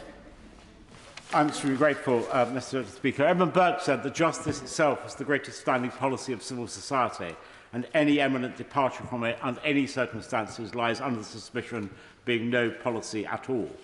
Mr. Speaker, defending our borders and our ability as a sovereign nation to remove people who have no legal right to be here is a matter of justice. Legally just and socially just. And so, by the way, is our right as a parliament and a government to say how many people should come here lawfully. And I just suggest gently to the Minister that he needs to look next at legal immigration and the record numbers of people who are coming here and the visa system which allows that. All of that matters to my constituents. I humbly propose that it matters to the constituents of members of this House from Ruislip to Rhondda, from Worthing to Walthamstow, just as much. Because every poll that's taken, every test of public opinion, says that the British people want to stop the boats crossing the Channel. Because, as the Honourable Member for Rhondda said, not only does it endanger the life of those people in the boats, it also offends the principle that I just set out, that a nation is no nation if it can't control its borders. Now, there are those on the opposition benches, despite the rhetoric we've heard, who really are paying lip service to immigration controls.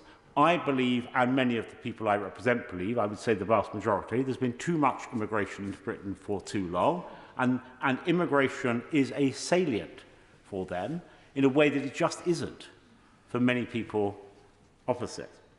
And outside this place, the shrillest opponents of this legislation, the fiercest critics of the Home Secretary, include those who are deluded and those who are devious.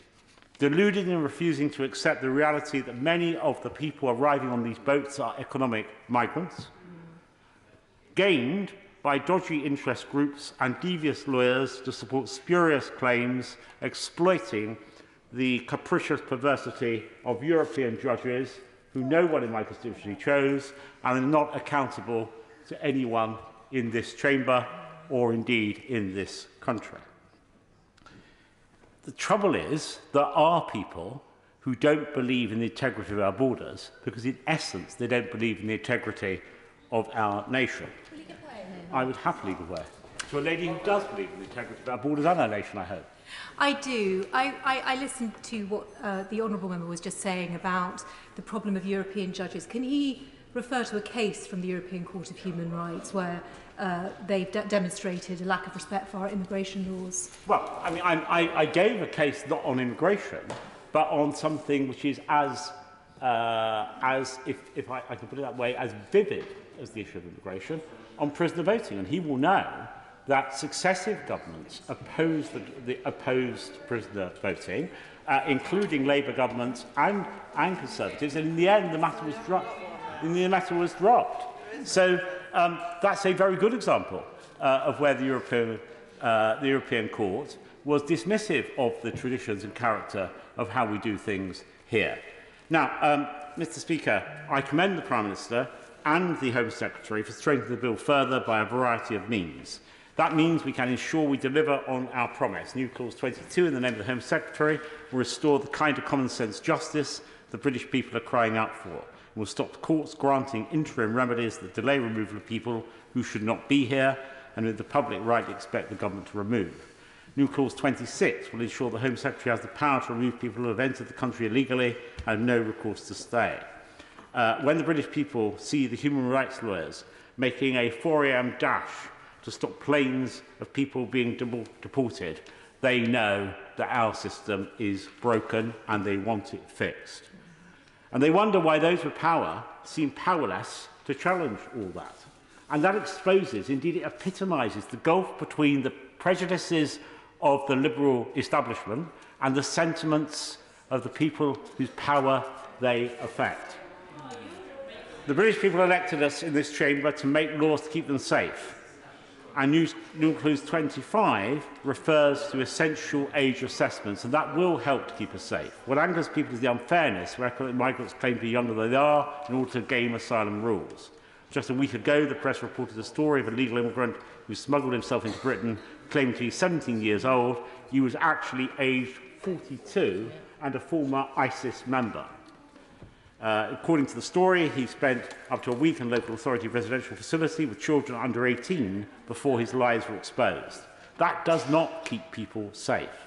In a scientific age, assessments can be carried out and are carried out in countries as varied as Finland and France, in Sweden and in other European places. They are well established and they work. I won't because time does not forgive me. The amendment that I moved in committee and has now been brought forward by the government will do just that, put in place those scientific tests to establish beyond doubt the age of claimants. We've seen almost 90,000 people come here in small boats in recent years. It costs £6 million a day to accommodate them in more than 300 hotels. In order to re-establish the faith of the British people that the government and this House understands their concerns about all that, it's as simple as this. We must deliver this legislation because we must stop the vote. Yeah. Kim Leppard. Thank you, Mr Deputy Speaker. I'm very interested now as whether I am part of the Liberal establishment. Definitely. I'm also, Absolutely, as a working class girl from Yorkshire, I'm struggling with that concept a little bit. I wonder whether the Right Honourable Lady for the member for Maidenhead is part of the Liberal establishment, of which has been spoken. Oh, yes. Anyway, moving on. On this side of the House, we are very clear that the tide of illegal migration to this country must be stemmed. We're also very clear that the appalling rise in the numbers of people risking their lives in small boats to cross the Channel is a damning indictment on this government's failure to secure our borders, and that deflecting blame for their failure on each and every person who gets in a boat at great risk to themselves because they have no other option is shameful and wrong. I rise to support Amendments 2 and 3 in the name of the Chair of the Home Affairs Select Committee, and in the hope that ministers will recognise the inherent injustice in this blanket approach, and that they will reflect on the need to address the issue on the basis of what works and not on what they believe will reverse their poor poll ratings on immigration. The truth is, Mr Deputy Speaker, that people are sick and tired of hearing from successive Tory Prime Ministers and successive Tory Home Secretaries that they are finally going to get tough and sort out the mess they themselves have made of our immigration system. If we want to address the growing cynicism in the country about promises made from the dispatch box that turn out to be hollow, ministers have to give up their addiction to divisive and dangerous language and headlines and get serious about the issue of illegal migration. Would the Honourable Lady give way on I that will. point? Was the Honourable Lady dismayed as I was by the comment of the Minister earlier today about cannibalism referring to refugees? I thank my honourable friend for her intervention. I agree wholeheartedly. I worry on many levels sometimes about the language that is used in this place and the impact it has on the outside world, and I think that point has been made very well by my colleague, the member for the Rhondda. And we all need to think about the language that we use and the words that we say and the impact it can have on people outside this House. So what we need is a thorough, workable and deliverable plan, which is what we on this side of the House have put forward and which has been brilliantly articulated by the Shadow Immigration Minister this afternoon. And what distinguishes Labour's plan is not only that it is practical and tough on the real criminals, but also that it's rooted in justice and in fairness. I note that ministers have described this bill as the morally just thing to do. I beg to differ. There is absolutely nothing fair or just about detaining children, nor will it do anything to deter the criminal gangs. Equally, as we've heard, imprisoning pregnant women and those with dependent children undermines the moral basis of the policy without achieving any benefit. This would be true whether or not the government had a good record of protecting vulnerable people, either in detention or home office accommodation, which they clearly do not. Justice and fairness cannot be cast aside lightly. They are at the heart of what makes us all proud to be British. They underpin our values and should be the guiding principles behind everything we do in this House. And unless the system is both just and fair, it will fail, like every other so-called crackdown that has done nothing to stop the boats. It will not only fail to work, it will fail to convince the public that the government is serious about stemming the illegal flow of immigration. And therefore, I urge the House to support these amendments. Vicky Ford. Thank you, Mr Deputy Speaker. As I said in the previous debate, I support the premise of the bill. Too many people's lives are put at risk on small boats, and it is important to break the model of the people traffickers. And we're also spending millions, indeed billions of pounds of our aid money on hotel for some tens of thousands of people in the UK, but that money should be being spent on helping millions of people elsewhere, millions of people in countries like Sudan. I've just met Save the Children from South Sudan who are telling me already about their expectation of children coming across the border, children who need help, and where without help these countries will become even more unstable and more people will be forced to flee their homes and more people will try to get on those small boats. The small boat route is also extremely unfair. No country has an unlimited capacity to support asylum seekers, and those arriving by illegal routes reduce and limit our capacity to provide safe and legal routes which will help the most vulnerable. As I said in the previous debate, the introduction of the new safe and legal routes does need to go hand in hand with closing down illegal routes. I'm very grateful to the government listening to this and have co-signed new Clause 8. On the issue of how children should be treated, I'm extremely grateful to the Minister for meeting me and my honourable friend, the member for East Worthing and Shoreham, and listening to our concerns. I know that my right honourable friend, the Immigration Minister, takes the issue of the welfare and safeguarding of children very seriously. And I understand we must be careful not to create perverse incentives to people traffickers which would force them to target even more children and send them on small boat crossings. But the issue of depriving a child of their liberty is a very, very serious issue. And we have very strict rules in this country regarding the protection of children. I'm very proud of those rules, and many of them were introduced by this Conservative-led government. Depriving a child of their liberty can have a serious and long-lasting effect on their mental health, and therefore there do need to be very strict rules. This is why I signed Amendment 183, which makes it clear that a child's liberty can only be restricted for a very limited period of time. I am grateful to the Minister who's listened to the concerns of myself and other former children's ministers on this subject, and I listened closely to what he said at the dispatch box.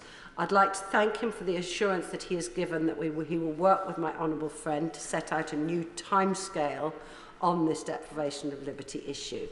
This needs to be very clear, it needs to be in the face of the bill, and it should be a handful of days, not a number of weeks. That is to make sure that children are prioritised, because children are often those most at risk. We do also need to be wary, and I agree, we need to be wary of the risk of creating an increased incentive for more adults to claim to be children. I recognise that some of those who claim to be seeking asylum are actually adults, but it's roughly 50-50 of those who are age disputed are actually children, and many of them will be very vulnerable. So we need to make sure there is proper safeguarding in place for this group where there is age disputed. So short time scales for genuine known children, but proper safeguarding where there is an age dispute.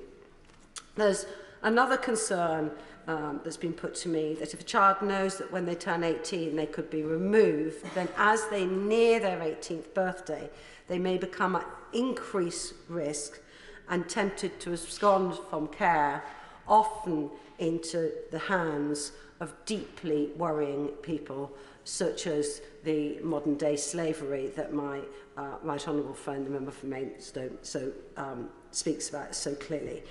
Members do need to consider these risks and make sure that in this bill and in the way it is implemented, we're not making vulnerable children even more vulnerable.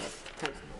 Liz Saville-Roberts. And I rise to speak to new clause 1 tabled in my name, which would give those detained under measures in the bill the right to work in the UK after 6 months. And I'm pleased that my amendment has received cross-party support and the backing of the Welsh Refugee Council. Deputy Speaker, words matter, and I do hope to be as balanced as I can in my language, although there is much about this bill that I find utterly abhorrent.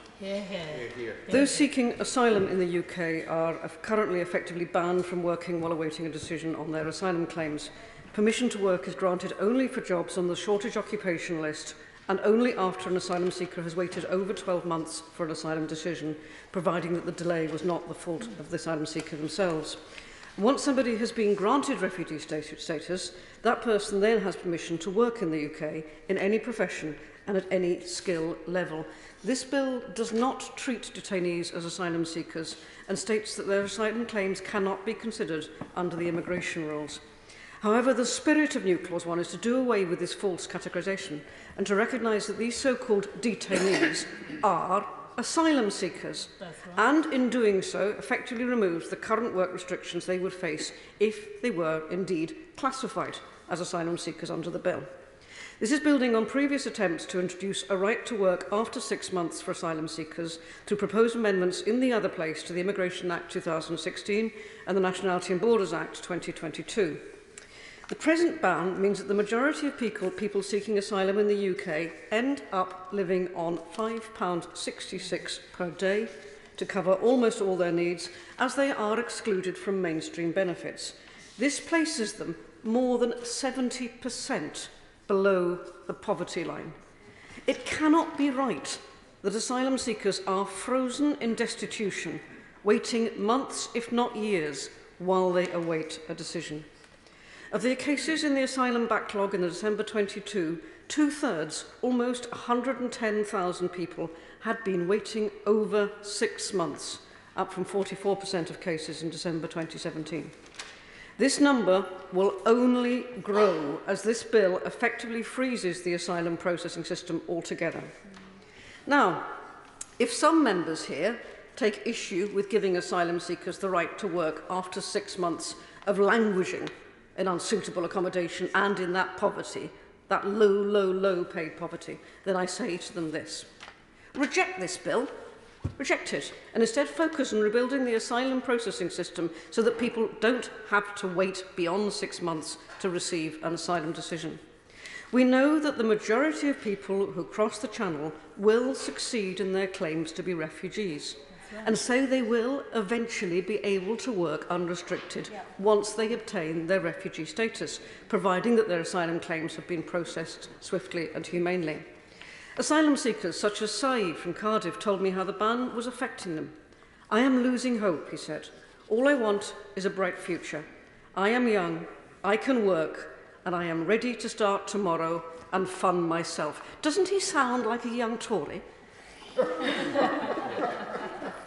Overturning the ban has widespread public support, with a 2020 petition to the Home Office reaching 180,000 signatories and a 2022 poll showing that 81% of the public supports the right to work for people seeking asylum in the UK. I will, of course, give way. I thank the Honourable Lady for giving way, and I think she's making an excellent point.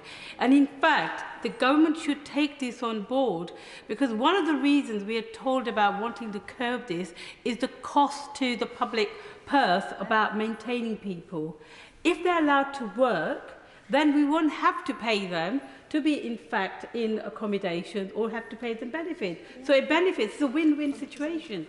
Indeed it is. We know that our economy is suffering from chronic labour shortages, and that, in part, is down to Brexit.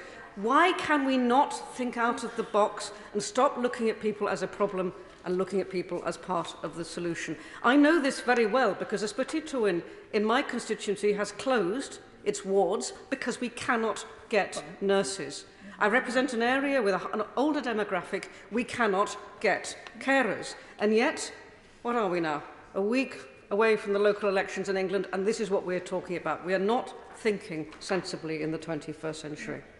Meanwhile, of course, highly skilled asylum seekers are sitting idle in detention centres, eager to work, keen to contribute to our society, but banned from doing so. There are 1.2 million job vacancies in the UK. That's right. Businesses are crying out for workers. 70% of businesses want to give asylum seekers the right to work after 6 months. New Clause 1 allows those people detained for 6 months or more to apply for permission to work, including self-employment and voluntary work. This could do so much. This could be such a boost for our economy, and we are suffering, as I said, after Brexit. This right to work is a fundamental human right, and it's crucial for the well-being of asylum seekers and their integration into society. It is also beneficial for the economy, as businesses want to be able to access the skills and experience of asylum seekers. I call on the government not to look at asylum seekers as a political threat, but to look at asylum seekers as this is the thing that the United Kingdom is proud to do well. Yeah? Proud to do well and proud to hold our heads up high within the global order. We are proud of that, and that these people are a potential. People are a potential. They always are, and people are not a threat. And we should be working with that potential as best we can. Laura Farris. Thank you, Mr Deputy Speaker. I spent considerable time in the last debate addressing the European Convention on Human Rights, and the House will be relieved to hear that I'm not going to do the same thing again. But I will just say one thing. The Honourable Member for South Holland and the Deepings is correct. We have no say over who sits in the European Court of Human Rights, but no MP has any say over who sits in the Supreme Court of this country either. And the reason why nobody is able to give me an example of the European Court interfering with a material change to our domestic immigration laws is because there isn't one. But just in the time that I have, I did want to congratulate the government for reaching an agreement with the member for East Worthing and Shoreham on New Clause 8, which I think gives the bill moral clarity. The aim of this bill is to extinguish a route, not a right. The bill says that if you enter the United Kingdom by small boat or any other illegal route, you cannot claim asylum now or forever, but we are only maintaining compliance with our legal obligations under the Refugee Convention when we can say in parallel that there are safe and legal routes which you could and should have taken as an alternative. It was already clear that this was envisaged by the bill because it's dealt with in the provisions in section 51 in the context of annual quotas agreed in conjunction with local authorities. And it is plain that this is the direction that not just the United Kingdom, but all our European neighbours are moving in, faced with the mass migration flows of the modern day that simply could not have been envisaged when the Refugee Convention was drafted.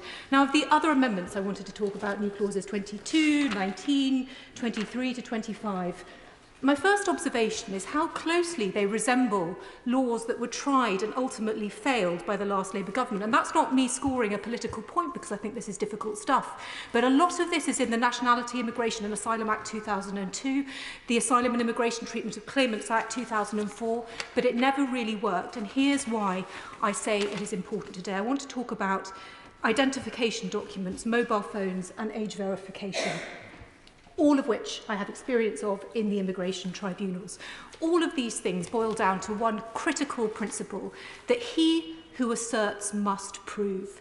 I refer the House to the evidence of Dan O'Mahony, the clandestine Channel threat commander, who appeared before the Home Affairs Select Committee actually numerous times, but in September 2020, he was asked about the method of arrival, and he said, talking about small boat arrivals, "I can't give you an exact figure, but I can tell you almost none have identification documents. Very, very close to none. Generally speaking, encouraged by facilitators, they get rid of any sort of documentation, phones, ID cards, SIM cards, anything, before they're intercepted by border force. They literally arrive in the clothes they are wearing." And I invite the House to contrast that with Operation Pitting, when every single person who left Kabul at haste in the summer of 2021 arrived in the United Kingdom with a form of identification document. The lack of identification documents is a major problem for the Home Office. It makes them entirely reliant on interviews, trying to ascertain background facts and language tests, but the best that it can do is guess whether a claimant is genuine, and that, and I have to say, it leads to a lot of economic migrants being given asylum when they probably would not have proved their case if they had documents. It's contributed to a huge degree of abuse in the system. And the same principle, I think, applies in relation to requiring mobile phones. In an era of mass technology where smartphones are as commonplace in sub-Saharan Africa as they are in London, when 5 billion people use social media, it must be right that an individual who does not give access to their phone that a negative presumption is reached about anybody who does not hand over access to their phone as a way of establishing their identity. And then the final point I wanted to address is age verification. I dealt with this again and again and again in the tribunal, in the appeal tribunal, in the High Court. It is not good enough to rely purely on the Merton compliance test. Until very, very recently, we have had no scientific method by which to establish the age of somebody. Of course, small children don't go through that, but the vast majority of children coming are all claiming to be around 17. We do now have the technology that allows it. I'm afraid it cannot be left as a matter of discretion or an option for the applicant. If they say they are under the age of 18, they must, as these new clauses require, be obliged to undergo proper age verification. Thank you, Mr. Deputy Speaker. Before I begin, I'd like to direct the House to my entry in the Registry of Members' Interests for the support I receive from the RAMP project. I'm speaking in support of amendments tabled by my honourable friends for Streatham, Poplar and Limehouse, Walthamstow and Kingston upon Hull. Amendments that attempt to mitigate the damage this bill will do to some of the most vulnerable people, requiring reports on how it will affect those who are pregnant, those who are victims of modern slavery, how it will affect the human rights of refugees, and how it will affect their health too. New Clause 2 and 3 would safeguard pregnant women and girls from removal. I've spoken to those working on the front line in detention centres, feeling deeply uncomfortable and ill-equipped to deal with the idea of pregnant women in these settings. So these amendments are vital. In fact, they give every woman who arrives a pregnancy test on arrival, because they recognise that where they're working is not appropriate for pregnant women. New Clause 4 would provide support for young people under the age of 18 in their interaction with the asylum system.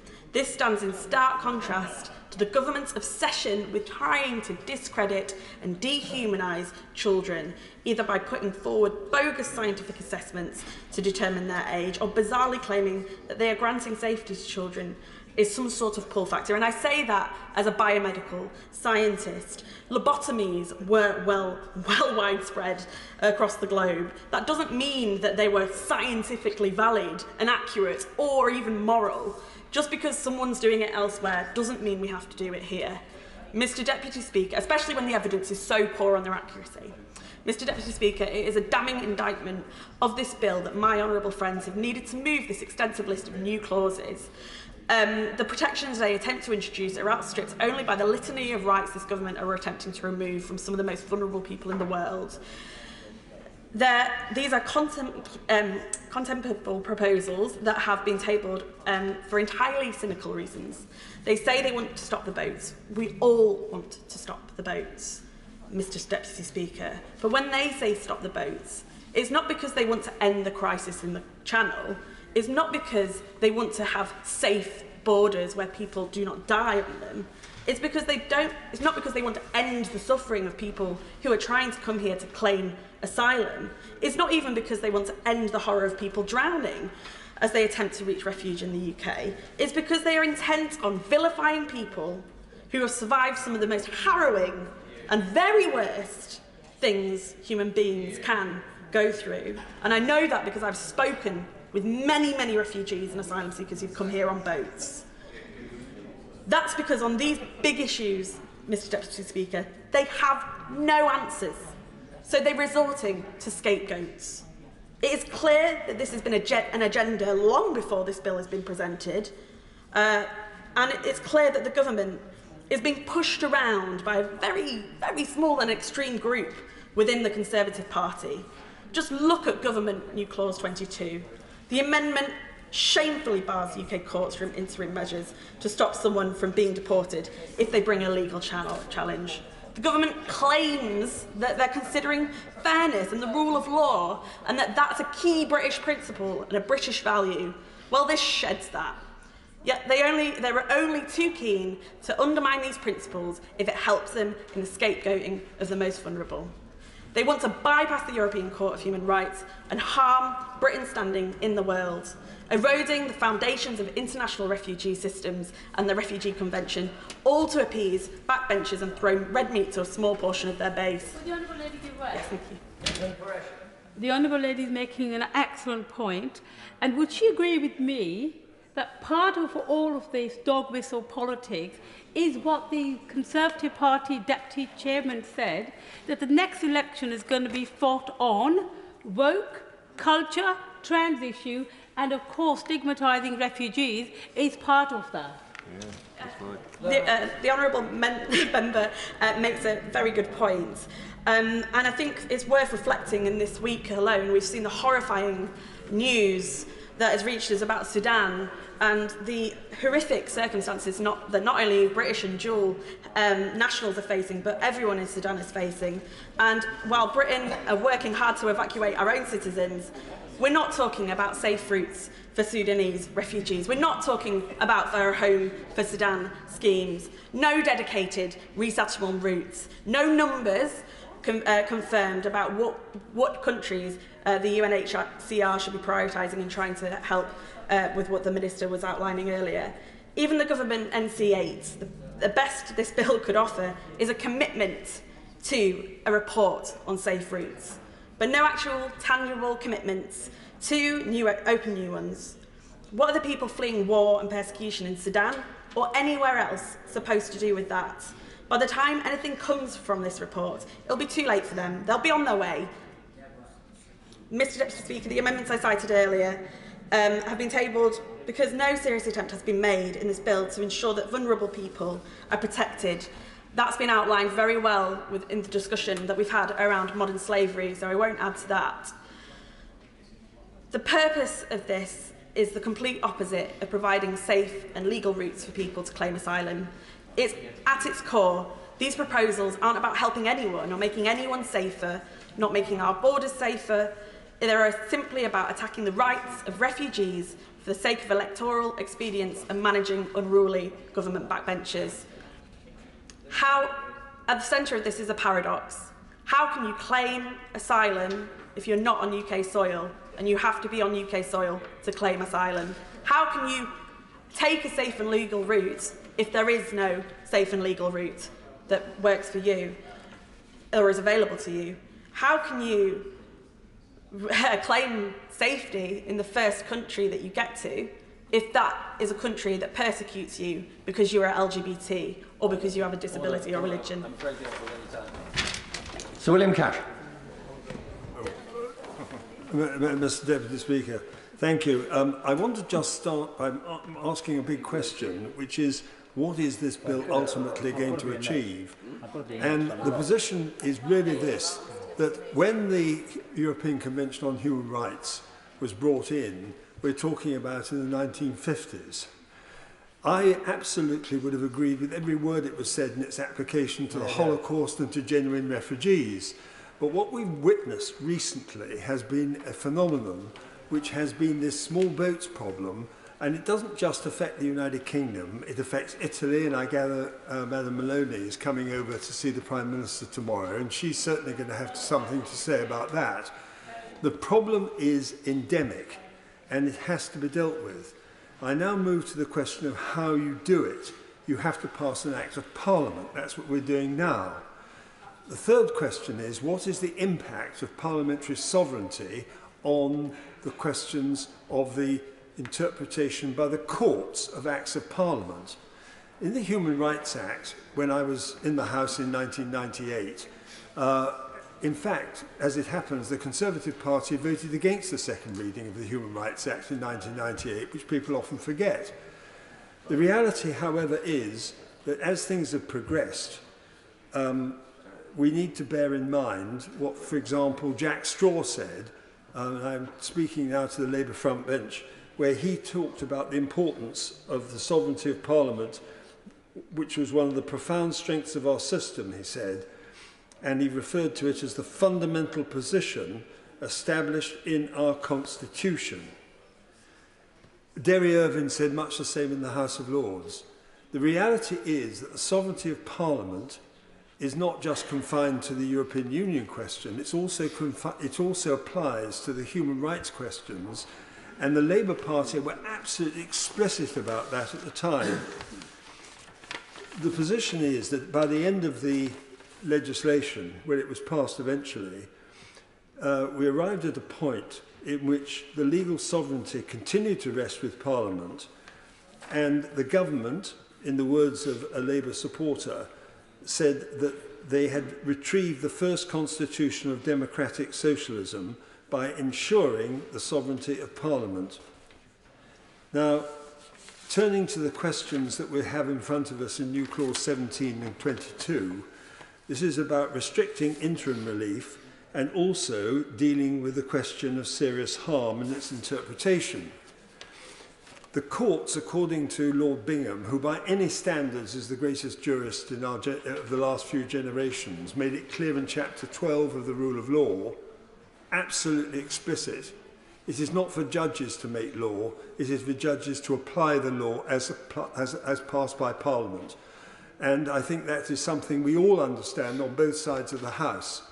So that when we ask the question, what is the manner in which these provisions are going to be interpreted in the courts, I refer now to the New Clause 17, and I'm slightly surprised that at the very end of this debate is the first time that this matter has been raised, because it's about the question of what is or is not to be regarded as serious harm by persons who have been given a third country removal notice, because that's when the crunch comes home in respect of the courts in the application to any individual who is affected by the provisions of this bill.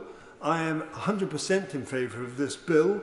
I actually would have preferred the notwithstanding clause, we all know that, but which goes back actually a very long way in parliamentary drafting tradition.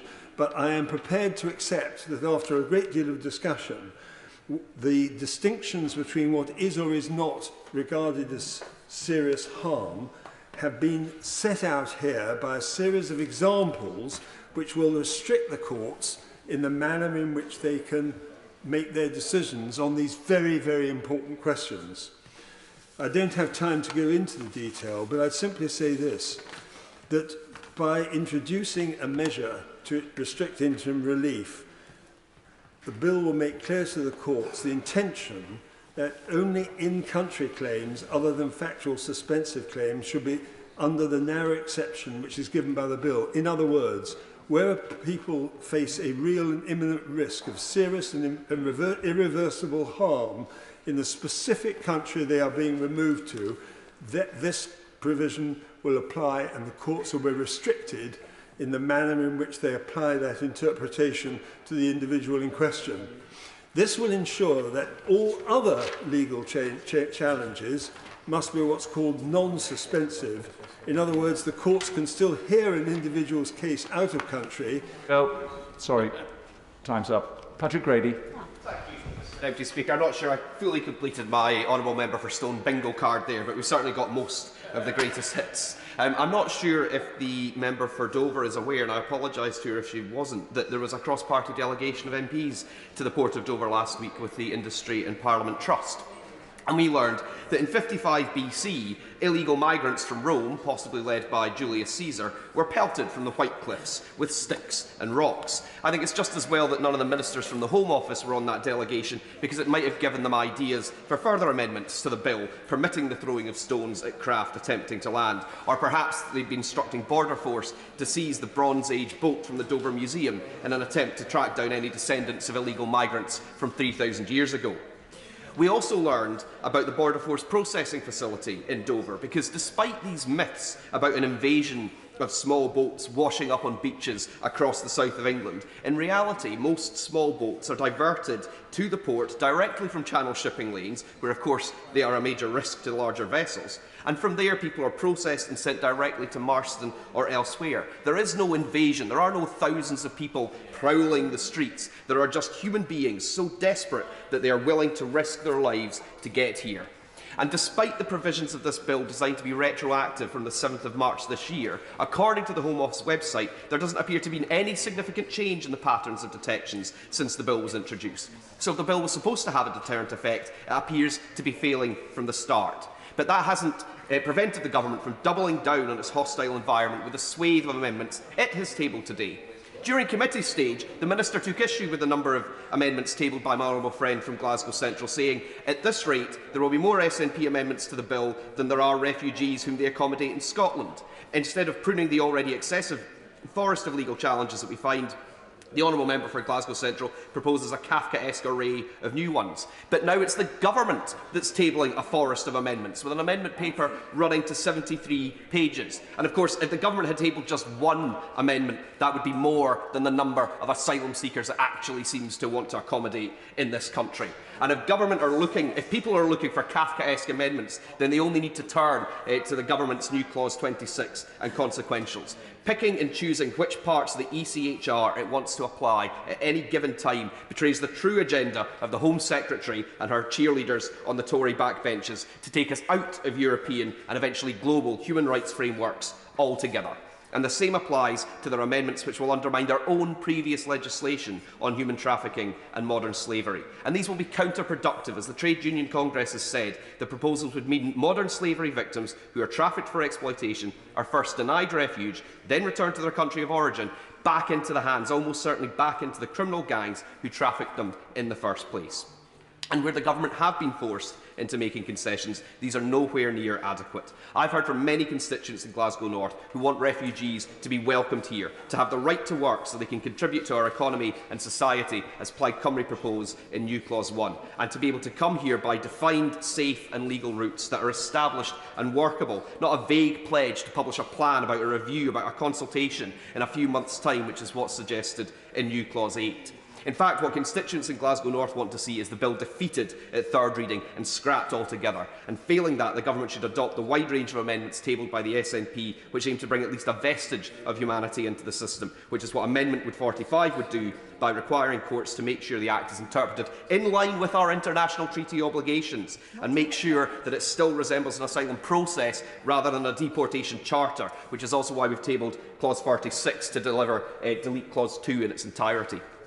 I've asked in this House before, how often have Home Office ministers or their Farageist fanboys on the back benches actually sat down with asylum seekers, people who've come here on small boats, and listened to their stories? There's an open invitation to any of them, front and back benchers alike, to come to Glasgow North and meet the inspiring members of the Maryhill Integration Network, who have come here fleeing war and persecution, and who, despite being met by the most hostile of environments created by the Home Office, are determined to make a new home in Scotland and make our society a better place for everyone to live. And that's what an effective asylum system should be designed to produce. People in genuine need, supported and welcomed to rebuild shattered lives and strengthen our society as a whole. The government amendments today to an already inhumane bill move us further away from that ideal. But it's an ideal that constituents in Glasgow North and across Scotland will continue to aspire to, and which will be the foundation of our own independent asylum and immigration system when Scotland too breaks free of the UK's hostile environment.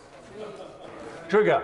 Thank you very much indeed, Mr. Speaker. I'm very pleased to have listened to this very, very interesting and useful debate. And I rise to speak to new clause 22 and new clause 17, which clarify the means by which a suspensive claim may be made to stop a removal from this country. And in this context, I want to briefly reply to my honourable friend, the member for Newbury, who's made a very good speech in the committee stage of this bill, opposing the amendment that I tabled at that stage, which sought to disapply the operation of the European Convention on Human Rights as a means to prevent removals. And her point then was that the English law already included protections which could be used in the same way as the ECHR. And of course, she's quite right. The jurisprudence of the UK does have a set of remedies against unfair treatment, and these still apply. And indeed, they are clarified in this bill. The contradiction to what the Honourable Lady opposite was just saying, the remedies for a suspensive claim against a removal are clarified in this bill, and particularly the principle of non-refoulement, which is in our common law. Even without European rights law, we would have that. And so this policy does not contradict that principle. Indeed, it strengthens it with a clear protection for people who would suffer harm by being returned to their own country, or indeed any country. And now that that relief is in there and clarified, we need to block the spurious use of other domestic remedies which are no longer necessary. I want to thank the Minister and the team for their very constructive engagement. I'm very happy with where we've got to in this bill, and I want to quickly explore the issue at the heart of this debate, which is not really about migration, but about the sovereignty of Parliament to make the laws, including over this essential issue. And it's been established in recent times that, particularly in the judgment in Thoburn in 2002, that some laws in this country have more weight than others, and indeed are not subject to implied repeal. They essentially have the status of constitutional documents. And of course, the European Communities Act had that status until Brexit. And the other act which has this constitutional status is the Human Rights Act, which requires and enables British courts to apply the ECHR. Now that doesn't have a doctrine of implied repeal over it either. And of course, the Human Rights Act requires the courts to follow the judgments made in Strasbourg. Now, Mr. Deputy Speaker, I can live with anomalies. We don't want a hasty, destructive, ideological or populist rejection of the status quo of the legal arrangements of this country. That's not the British way. It's not the Conservative way. We can live with an eccentric inheritance from the post-war era. The problem is when it's not eccentric, but when it's deeply problematic, as it was in June last year, when the European Court put a stop on our removals policy, and that, in response to my honourable friend, is an occasion on which the European Court exercised an interference in our immigration policy. Now, I accept that that was just a rule of the Court, which in my view we could have ignored, but the government seemed to accept the legal advice that it was obliged to give immediate effect to that ruling. So I'm very pleased that we have new clause 26, which gives the Home Secretary the power to disregard Rule 39 interim orders from Strasbourg, but we still remain subject to Article 46 of the Convention, which obliges us to comply with final judgments. And for me, there are two profound problems with our membership of the ECHR. The first is that we have an inbuilt ratchet with Strasbourg rulings. Their treatment of the ECHR as a living instrument to be interpreted in the light of whatever cultural ideas are prevalent or appealing to the judges. And thanks to the Human Rights Act, these rulings form part of English law. And at the same time, we have a willingness among lawyers here in the UK to employ the ECHR to frustrate the will of Parliament, to refer the laws that we make to some higher authority, to an abstract morality rooted not in custom or in the habitual allegiances that we have to each other as citizens of the same country, but rooted in their own liberal fantasies.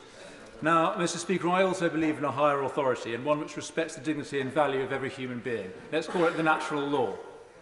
I believe that this higher authority is indeed the source of all our liberties and rights, and indeed of the ECHR, and of every other noble-sounding document in the West.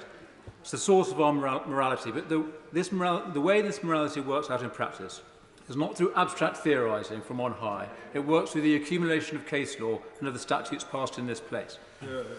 Now, I'm not proposing that we come out of the ECHR now. I'm suggesting that if there is a further challenge to British sovereignty and the supremacy of Parliament, whether in Strasbourg or the British courts applying the Convention, then we have no superior obligation to remain in it. The superior obligation is to our own sovereignty and the supremacy of this place.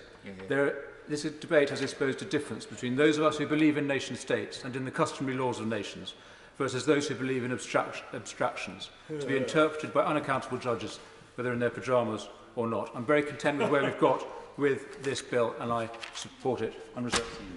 Minister to respond to the debate. Brilliant. Well, thank you, Mr. Deputy Speaker, and I want to thank and commend the Right Honourable and Honourable members on all sides of the House for what has actually been a very measured and thoughtful debate over the course of this afternoon. The bill before us today is probably the most significant immigration bill in my lifetime, and for that reason, it's important that we get it right. The debate today has centred on a number of significant issues, and I won't reprise all of my remarks earlier, having spoken for the best part of 3/4 of an hour and taken many interventions, but I will touch on the 5 principal areas that were discussed on both sides of the House and attempt to provide any further reassurance that's required. The first significant issue was around the removal of minors. And as I said earlier, the approach of the government with respect to children is one where we take the interests of the child extremely seriously. These are morally complex issues, and myself and all of the ministers involved in the preparation of this bill have thought very carefully about how we can protect children, both at home and abroad, in producing this bill and the scheme that belies it. The ways in which we will approach the removal of children now, I hope, are very clear, thanks to the work that we've done with a number of Honourable and Right Honourable members, including in particular the members for Shoreham and Worthing and the member for Chelmsford. We will only seek to remove those children, unaccompanied children, in exceptional circumstances, and the 2 principal purposes, as we've now made very clear, are for family reunion and for safe return home to the loving care of social services in their home country. With respect to the detention of children, again we've taken this issue extremely seriously because we don't want to detain children. We will only do this in the most exceptional circumstances, and the circumstances that we have now clarified in the bill and in the course of the debate, again with the helpful guidance and support of Honourable and Right Honourable members, are for the purposes of initial processing when children and families arrive in the United Kingdom irregularly in small boats or other forms of clandestine entry. And then for the purposes of removal from the country, again, those purposes being the very limited and defined ones I mentioned a moment ago. We understand the desire of many people across the House that there are carefully thought through and limited time limits upon that detention. And the amendment that we've brought forward and the remarks I've made today, I hope give reassurance that we will bring forward that regime and that it will be as short as practically possible. There is a significant exception to that rule, and that is, of course, for those cases where there is a serious age assessment dispute. And here, the undoubted desire to limit the amount of time that a child is ever detained by the state has to be balanced against the equally important safeguarding issue of young adults, indeed not all so young as the right honourable gentleman, the member for South Holland and the Deepings, mentioned earlier with regard to the recent allegation of a 42-year-old posing as a minor. We have to get the balance right so that those young adults are not regularly posing as minors and creating an enormous and very concerning safeguarding risk for our young people. I'll give way to the honourable gentleman. I simply rise to say this, that the engagement we've had with him and his department throughout this process has been exemplary.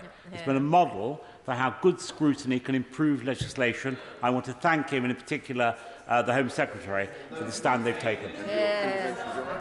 Well, I'm grateful to my right honourable friend and return the compliment that it is important that we in government listen to the expertise that we have on all sides of the House, and I hope that members will agree that that's the approach that we're taking to these sensitive issues. Age assessment certainly is one of those, because I don't want to see a situation where on a regular basis young adults are coming into the UK illegally, posing as children, and then those people are ending up in our schools, in foster care families, in our unaccompanied minor hotels, living cheek by jowl with genuine children. That is an evil that we have to stamp out, and the approach that we're taking in the bill will help us to do so.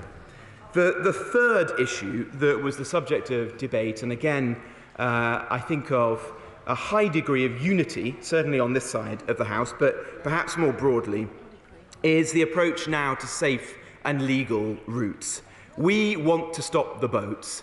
We also want to ensure that the United Kingdom continues to be one of the most respected countries in the world for the way in which we provide sanctuary to those people who are genuinely in need. We're doing that already, as evidenced by the fact that since 2015, 500,000 people have come into our country legally on humanitarian grounds. We have safe and legal routes today, but I appreciate the views of a number of honourable and right honourable members, including, most notably, my honourable friend, the member for Shoreham and Worthing, and that has led us to the agreement that we will rapidly bring forwards the consultation with local authorities that grounds the desire of this House to be generous with the reality on the ground of our communities and councils, and that within 6 months we will bring forward the report that's the result of that, and over the course of next year, as soon as possible, we will set up or expand the existing safe and legal routes so that the UK can be an even greater force for good in the world. Well, I hear the honourable lady laughing at that. Of course, Scotland could step up to the plate as well. And since she tempts me, I would just say that her and her colleagues asked for an extension to this debate today, and then as far as I'm aware, only 2 spoke in the debate. There were fewer SNP members speaking in the debate than could fit into Nicola Sturgeon's battle bus. I'll happily give way to the honourable lady. That the other SNP members had put their names in for this debate because the debate was originally scheduled for Tuesday and the government changed the timing at the last minute. Oh, well, I do find that rather unconvincing, given that so many were able to turn up earlier, and it does rather reinforce the point that the Scottish National Party's approach to these issues is entirely performative. They talk the talk, but they don't act. On this occasion, we didn't even get the talk. I won't give way to the honourable lady. Now, the fourth serious issue that was raised was the one principally by my right honourable friends, the members for Chingford and Woodford Green, and the right honourable lady from Maidenhead, with respect to our mutual desire for the good work that they did in office to establish our world-leading modern slavery framework, to live on, to continue to support genuine victims, and in particular those victims of modern slavery who have been in the United Kingdom for a sustained period of time and have been the subject of exploitation here, rather than in the course of their passage, whether that be in a small boat or otherwise. And whilst it's clear that we are not able to settle the matter today, I do hope that my right honourable friends, in fact they said so in their remarks kindly, will work with the government in the course of the continued passage of the bill to ensure that we get the balance right. I'll give way to the right honourable, but sorry, he corrected me earlier, the honourable gentleman. It's very brief. Can I just suggest that he doesn't move that Amendment 95? I think the House isn't in favour of it. It'll end up being removed in the House of Lords. It would satisfy both the members who are both nodding behind him if he just didn't move it. I'm not going to do that, but I thank him for the advice. The amendment to which he refers enables the government to ensure that those individuals who are the subject of a police investigation or participating in a police investigation with the aim of bringing their traffickers to justice can have that investigation conducted in the United Kingdom, or if it is safe to do so, to have their contribution to that investigation conducted whilst in a safe third country like Rwanda. Well, I'll give way to the right honourable lady. Of course. Friend, he has been very generous in giving way, and I must apologise to the Home Secretary because I think I referred to the Immigration Minister as Secretary of State earlier on in the debate. What Amendment 95 does is not say that people who are here and participating in an investigation can actually be here in the UK and enabled to continue to take part in that investigation and provide the evidence. What it says is the assumption must be that they will be removed from the United Kingdom, and it is only if the Secretary of State reads her own guidance on compelling circumstances that she will enable them to stay in the United Kingdom. It has reversed the original subsection 5 of clause 21. So it's gone back on what the government originally said they were trying to do. The right honourable lady doesn't, I think, agree that Rwanda is a safe place for those who are victims of modern slavery to be supported. But the critical point here is that, of course, we want to support those individuals, and we have no intention of removing them, whether home to their own country or to a safe third country, unless that is a place where there is sufficient safeguards to ensure that they are protected. That's the nature of the agreement that we've struck with Albania, and that's the nature of the agreement that we struck with Rwanda, which was upheld by the High Court, and of course we hope will be upheld by the Court of Appeal.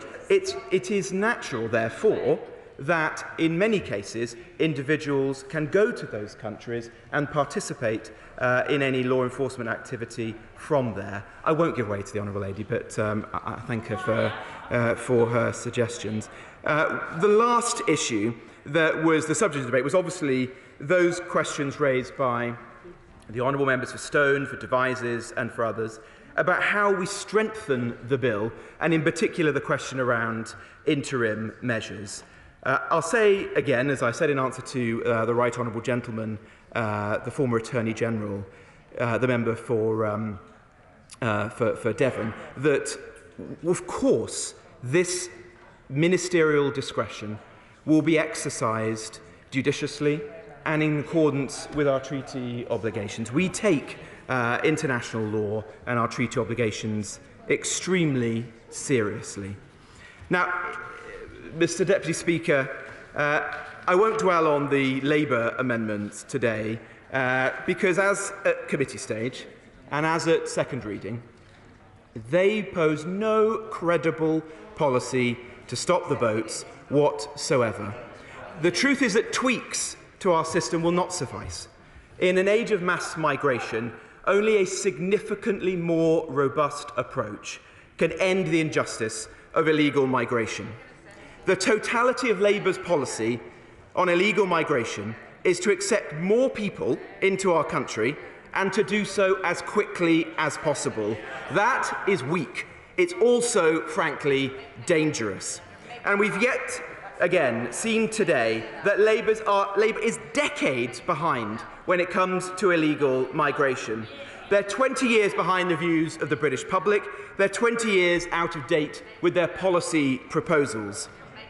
But perhaps this comes as no surprise when they're being led by someone who their own colleagues say should have left politics 20 years ago. One briefed One briefed the papers that she knows where the door is. Given Labour's record on immigration, we can assume that it's an open door. But whilst Labour are fighting each other, the Conservative Party tonight has been united. We are united in fighting the people smuggling gangs. Only the Conservatives are taking the tough but necessary action to stop the boats, because it is only this party that is ultimately on the side of the British public. As my right honourable friend from South Holland and the Deeping said, from Worthing to Walthamstow, the British people want to stop the boats. And the only way to stop the boats is to sever once and for all the link between crossing the Channel illegally and being able to live and work in the United Kingdom. And that, at its heart, is what this bill does. Nothing else will cut it. We have tried it all before. The British people demand that we stop the boats, and only the Conservative Party will do so.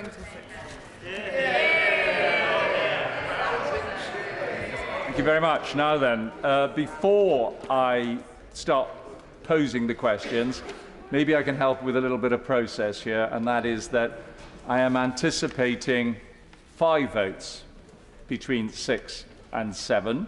The first vote will clearly take 10 minutes, but every subsequent vote thereafter will be 8 minutes. So my strongest advice to everybody is to stay within the parliamentary estate in order that the votes can be taken as efficiently as possible. Because of the number of votes, I will put the whips in, the tellers in rather, as quickly as I possibly can.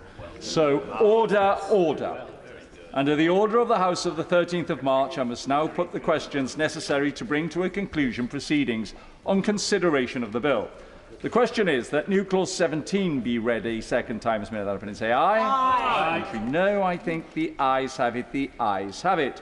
The question is that new clause 17 be added to the bill. As many of that opinion say aye? Aye. No, I think the ayes have it. The ayes have it.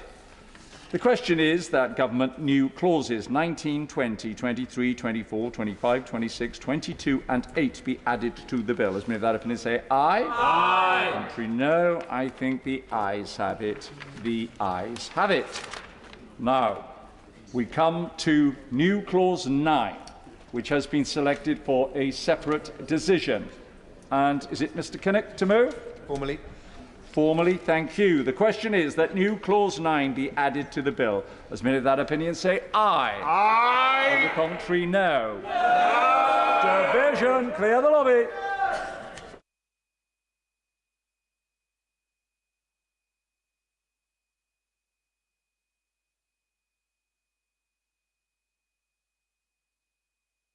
Order. The question is that new clause 9 be added to the bill. As many of that opinion say aye. On the contrary, no. Tell us for the ayes, Mary Glinton and Gerald Jones. Tell us for the noes, Amanda Soloway and Robert Largan.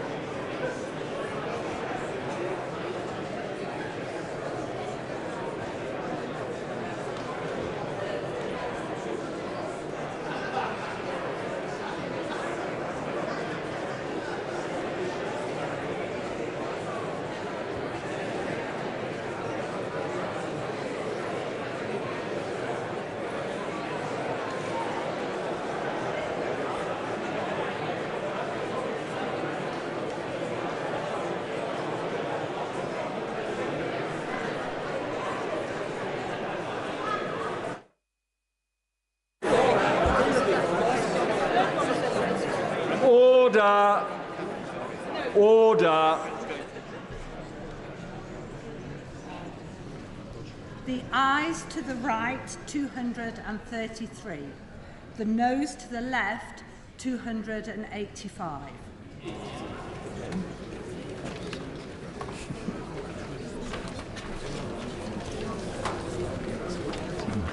Thank you.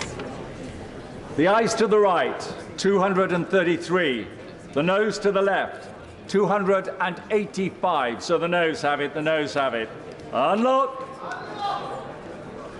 Right, we're now coming to new clause 10, which has been selected for a separate decision. And I call Mr. Kinnock to move. Formally.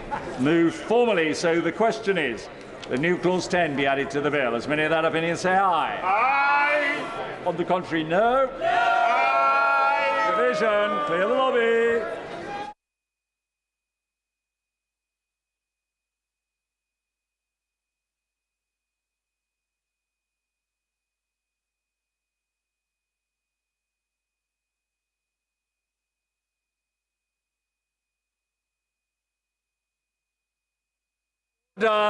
Order. The question is that new clause 10 be added to the bill. As many of that opinion say aye. Contrary, no. Tell us for the ayes, Gerald Jones, Mary Glindon. Tell us for the noes, Amanda Soloway and Robert Largan.